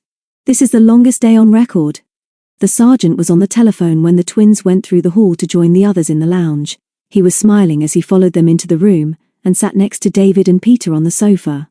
Tom was on the arm of Jenny's chair, and the twins fetched cushions and sat on the floor. "I'm going to ask some questions as well as answer yours," the detective began. "You've given us plenty of information, but I must check up again to make my case. My news is that the 3 Cypriots have been caught near Heathrow. It seems they changed cars twice more on the way, which is a lesson to those people who won't lock their cars. As quickly as possible, I'd like to know whether you were suspicious of those 3 before the woman doctored Peter's and Jenny's tea. And it's particularly important for me to know whether you ever had any misgivings about the Longdons." They all had something to contribute to these questions, and agreed that they were more uneasy about Call Me Marjorie than they were about her husband. The girls mistrusted her from the beginning, thinking that she was a little too informal and friendly. Peter had soon been convinced that she didn't know much about horses, while Jenny considered that she was putting on an act and Mary that she was too nosy. David admitted that the colonel was pleasant enough, although they hadn't seen much of him, as he was always busy in his workshop. The sergeant confirmed that his skill as a woodcarver was genuine, and added, "It was a good cover for his other activities, but he gave too much time to it, didn't he? And from what you tell me, and what we know now, his workshop was a good place for him to conduct the more lucrative side of his business. What about his visitors? Did you see many of them?" Dickie gave him a vivid account of Jagman, but was distressed that he couldn't remember the number of the Jag. David then recalled that it had a London registration. Sergeant Hunter agreed with the Lone Piners that Jagman might have been a buyer for a gang, particularly as they had seen him loading his car with heavy cases, that he said were ponies but which were probably guns. "One day we may know how many of Longdon's visitors were in the racket, and I'm not surprised that his wife encouraged you all to go out for the day if he had an important customer coming." "What about the Cypriots?" Mary recalled her early morning interview with Mario's, when he had bullied them about the telephone Jenny described Keena as a fat witch, and Dickie dismissed Chrissy as a snooper. Bob Hunter glanced at his watch. "You've all been very helpful, but I must go soon. I've got some more news for you, but I must explain first that I'm sure the idea of persuading Mr. Warrender to let them manage King's Holt for him was an experiment. A guest house for people keen on riding was a good cover for other criminal activities. If they had kept their nerve, they might have got away with it. But they weren't ready when Mr. Warrender asked them to take you lot in." "You mean they should have declined but didn't want to make Mr. Warrender suspicious and bring him down here making inquiries?" Peter suggested. "That's so, Peter. But there was another reason. The Longdons have told us that they were not in control of King's Holt, nor of an organization running a similar racket in the West Country." The twins stood up while the 2 older couples stared unbelievingly at the detective. "Go on," Peter whispered. "I think I've guessed. Who were giving the Longdons their orders?" Tom gave the answer. "The Cypriots, of course. Am I right, Sergeant?" "I think so. They're being taken back to Plymouth now, and we shall soon know more. It's obvious that they did lock the Longdons into the strong room and steal their car. It was smart to make a swap at Dartmoor, but bad luck for them that Mary recognized the car. I believe that Marios was the brain behind this particular show, and in some way the Longdons were in his power. Does it seem like that to you now?" They were bound to agree that it did, and it was Peter who spoke for them all when she thanked Sergeant Hunter for helping them. "Jen and I realize now that it might have been when we let the Longdons know that we had heard Dan's broadcast that they got panicky. Thank you for coming to help us out of that ghastly fish shop. Now that you've told us about the Cypriots, I can understand that Keena might keep a stock of drugs in the house. You'd be surprised what WPC Susan found in their rooms, Peter. But maybe you won't be surprised to hear that, as David and Tom suspected, the fish shop and sheds at the back had also been used for smuggled arms. There were plenty in the van which Tom saw being loaded this morning. That's all for now. I'm leaving 2 constables here, and they'll tell you where to find me. Please ask Mr. Morton to get in touch before you leave." As he went out, they heard the telephone ringing. After a pause, a policeman put his head round the door. "Call for somebody called Peter. Says he's forgotten her other name." David laughed. "Bet that's Dan. He would forget." "Don't keep us long, Peter. I'm going to see how the cooking is getting on." Sure enough, David was right. "Sorry I haven't been able to get back, Peter. I'm at Plymouth Police Station waiting for the inspector to give his news conference. Did you hear that they've caught your 3 Cypriots? Soon as I can, Peter. I'll be over with a cameraman. You can tell the others, but I want to interview you specially. With the ponies, I thought. I want to see you again, Peter. Just you. Peter hoped he could hear the smile in her voice. You don't really, Dan. You only want a good interview. None of us will ever forget how you helped to rescue us this morning, but we're going home soon. Back to Shropshire. Yes, all of us. Mr. Morton and Mr. Ingalls are resting now, but as soon as they're ready we shall go. No time for interviews, Dan. We've all had enough of King's Holt. In an hour or two there'll be nobody here except 2 policemen. But there is one thing you could do for me, and I'm sure you will. By the time they've finished nosing round here, nobody will remember the 3 ponies. Will you see if you can get them over to your favourite stable at Ashburton? Will you do that for me, Dan? She smiled as she heard his laugh. Okay, Peter. You win. You've no idea what I'd do for you. See you one day. You're my favourite girl, and I hope you'll ask me to your engagement party.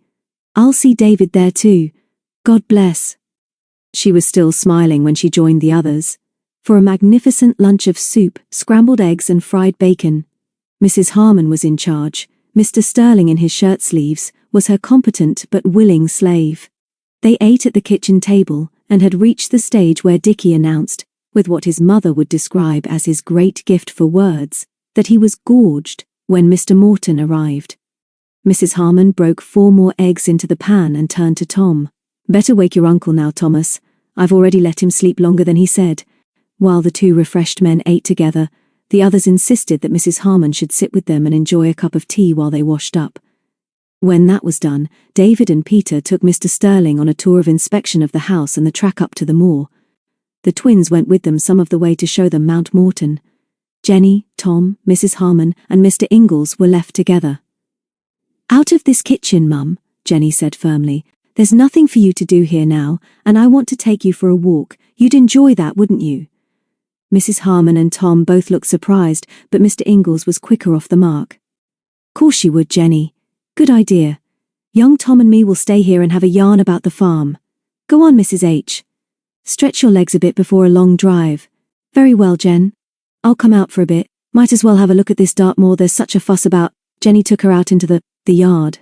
A policeman on duty outside the workshop smiled at them and said, Good afternoon, madam. Lovely day now. And so it was. The sun was shining out of a cloudless sky, and there was no sound except the distant hum of traffic on the main road.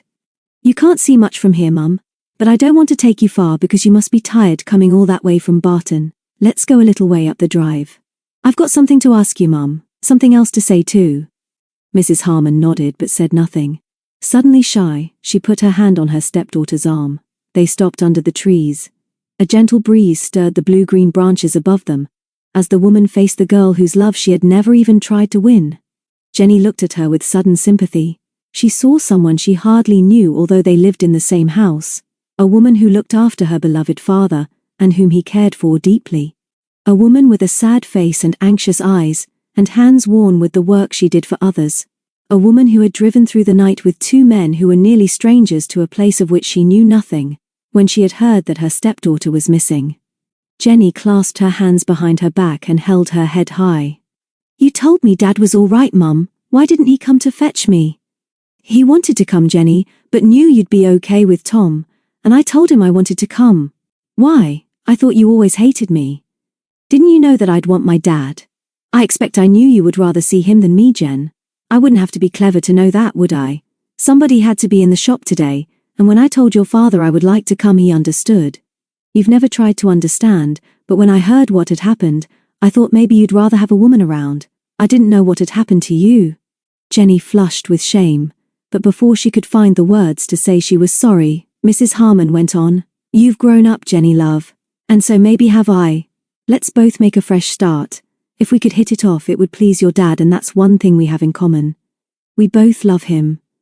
Listen, Jen. I've always known that you're Tom's girl, and so does your father. You thought I was jealous, and maybe I was. One day you'll know that those who are older are often jealous of the younger. Run back to the house and fetch Tom, and I'll tell you both that the 3 of us are going to start again. Jenny's eyes filled as she saw the tears on her stepmother's cheeks. She kissed her and raced back to the house. Come quickly, Tom. Mum wants to tell you something. This is the most wonderful day of my life. You rescued me, and everybody here has been marvelous, and now we're all going home. Come now, Tom. Mum is waiting for you. What does she want to tell me, Jen? She says she knows now that I'm really your girl, Tom. I know she means it. Come with me and I'll be brave enough to tell her that I've been horrid to her, and that everything will be different for us all. Come at once, Tom. We mustn't keep her waiting. Alf Ingalls was on his feet now and beaming at them both. Tom grinned at him and raised one thumb. Then he stooped and kissed his Jenny, and walked out with her into the sunshine, where Mrs. Harmon was waiting for them.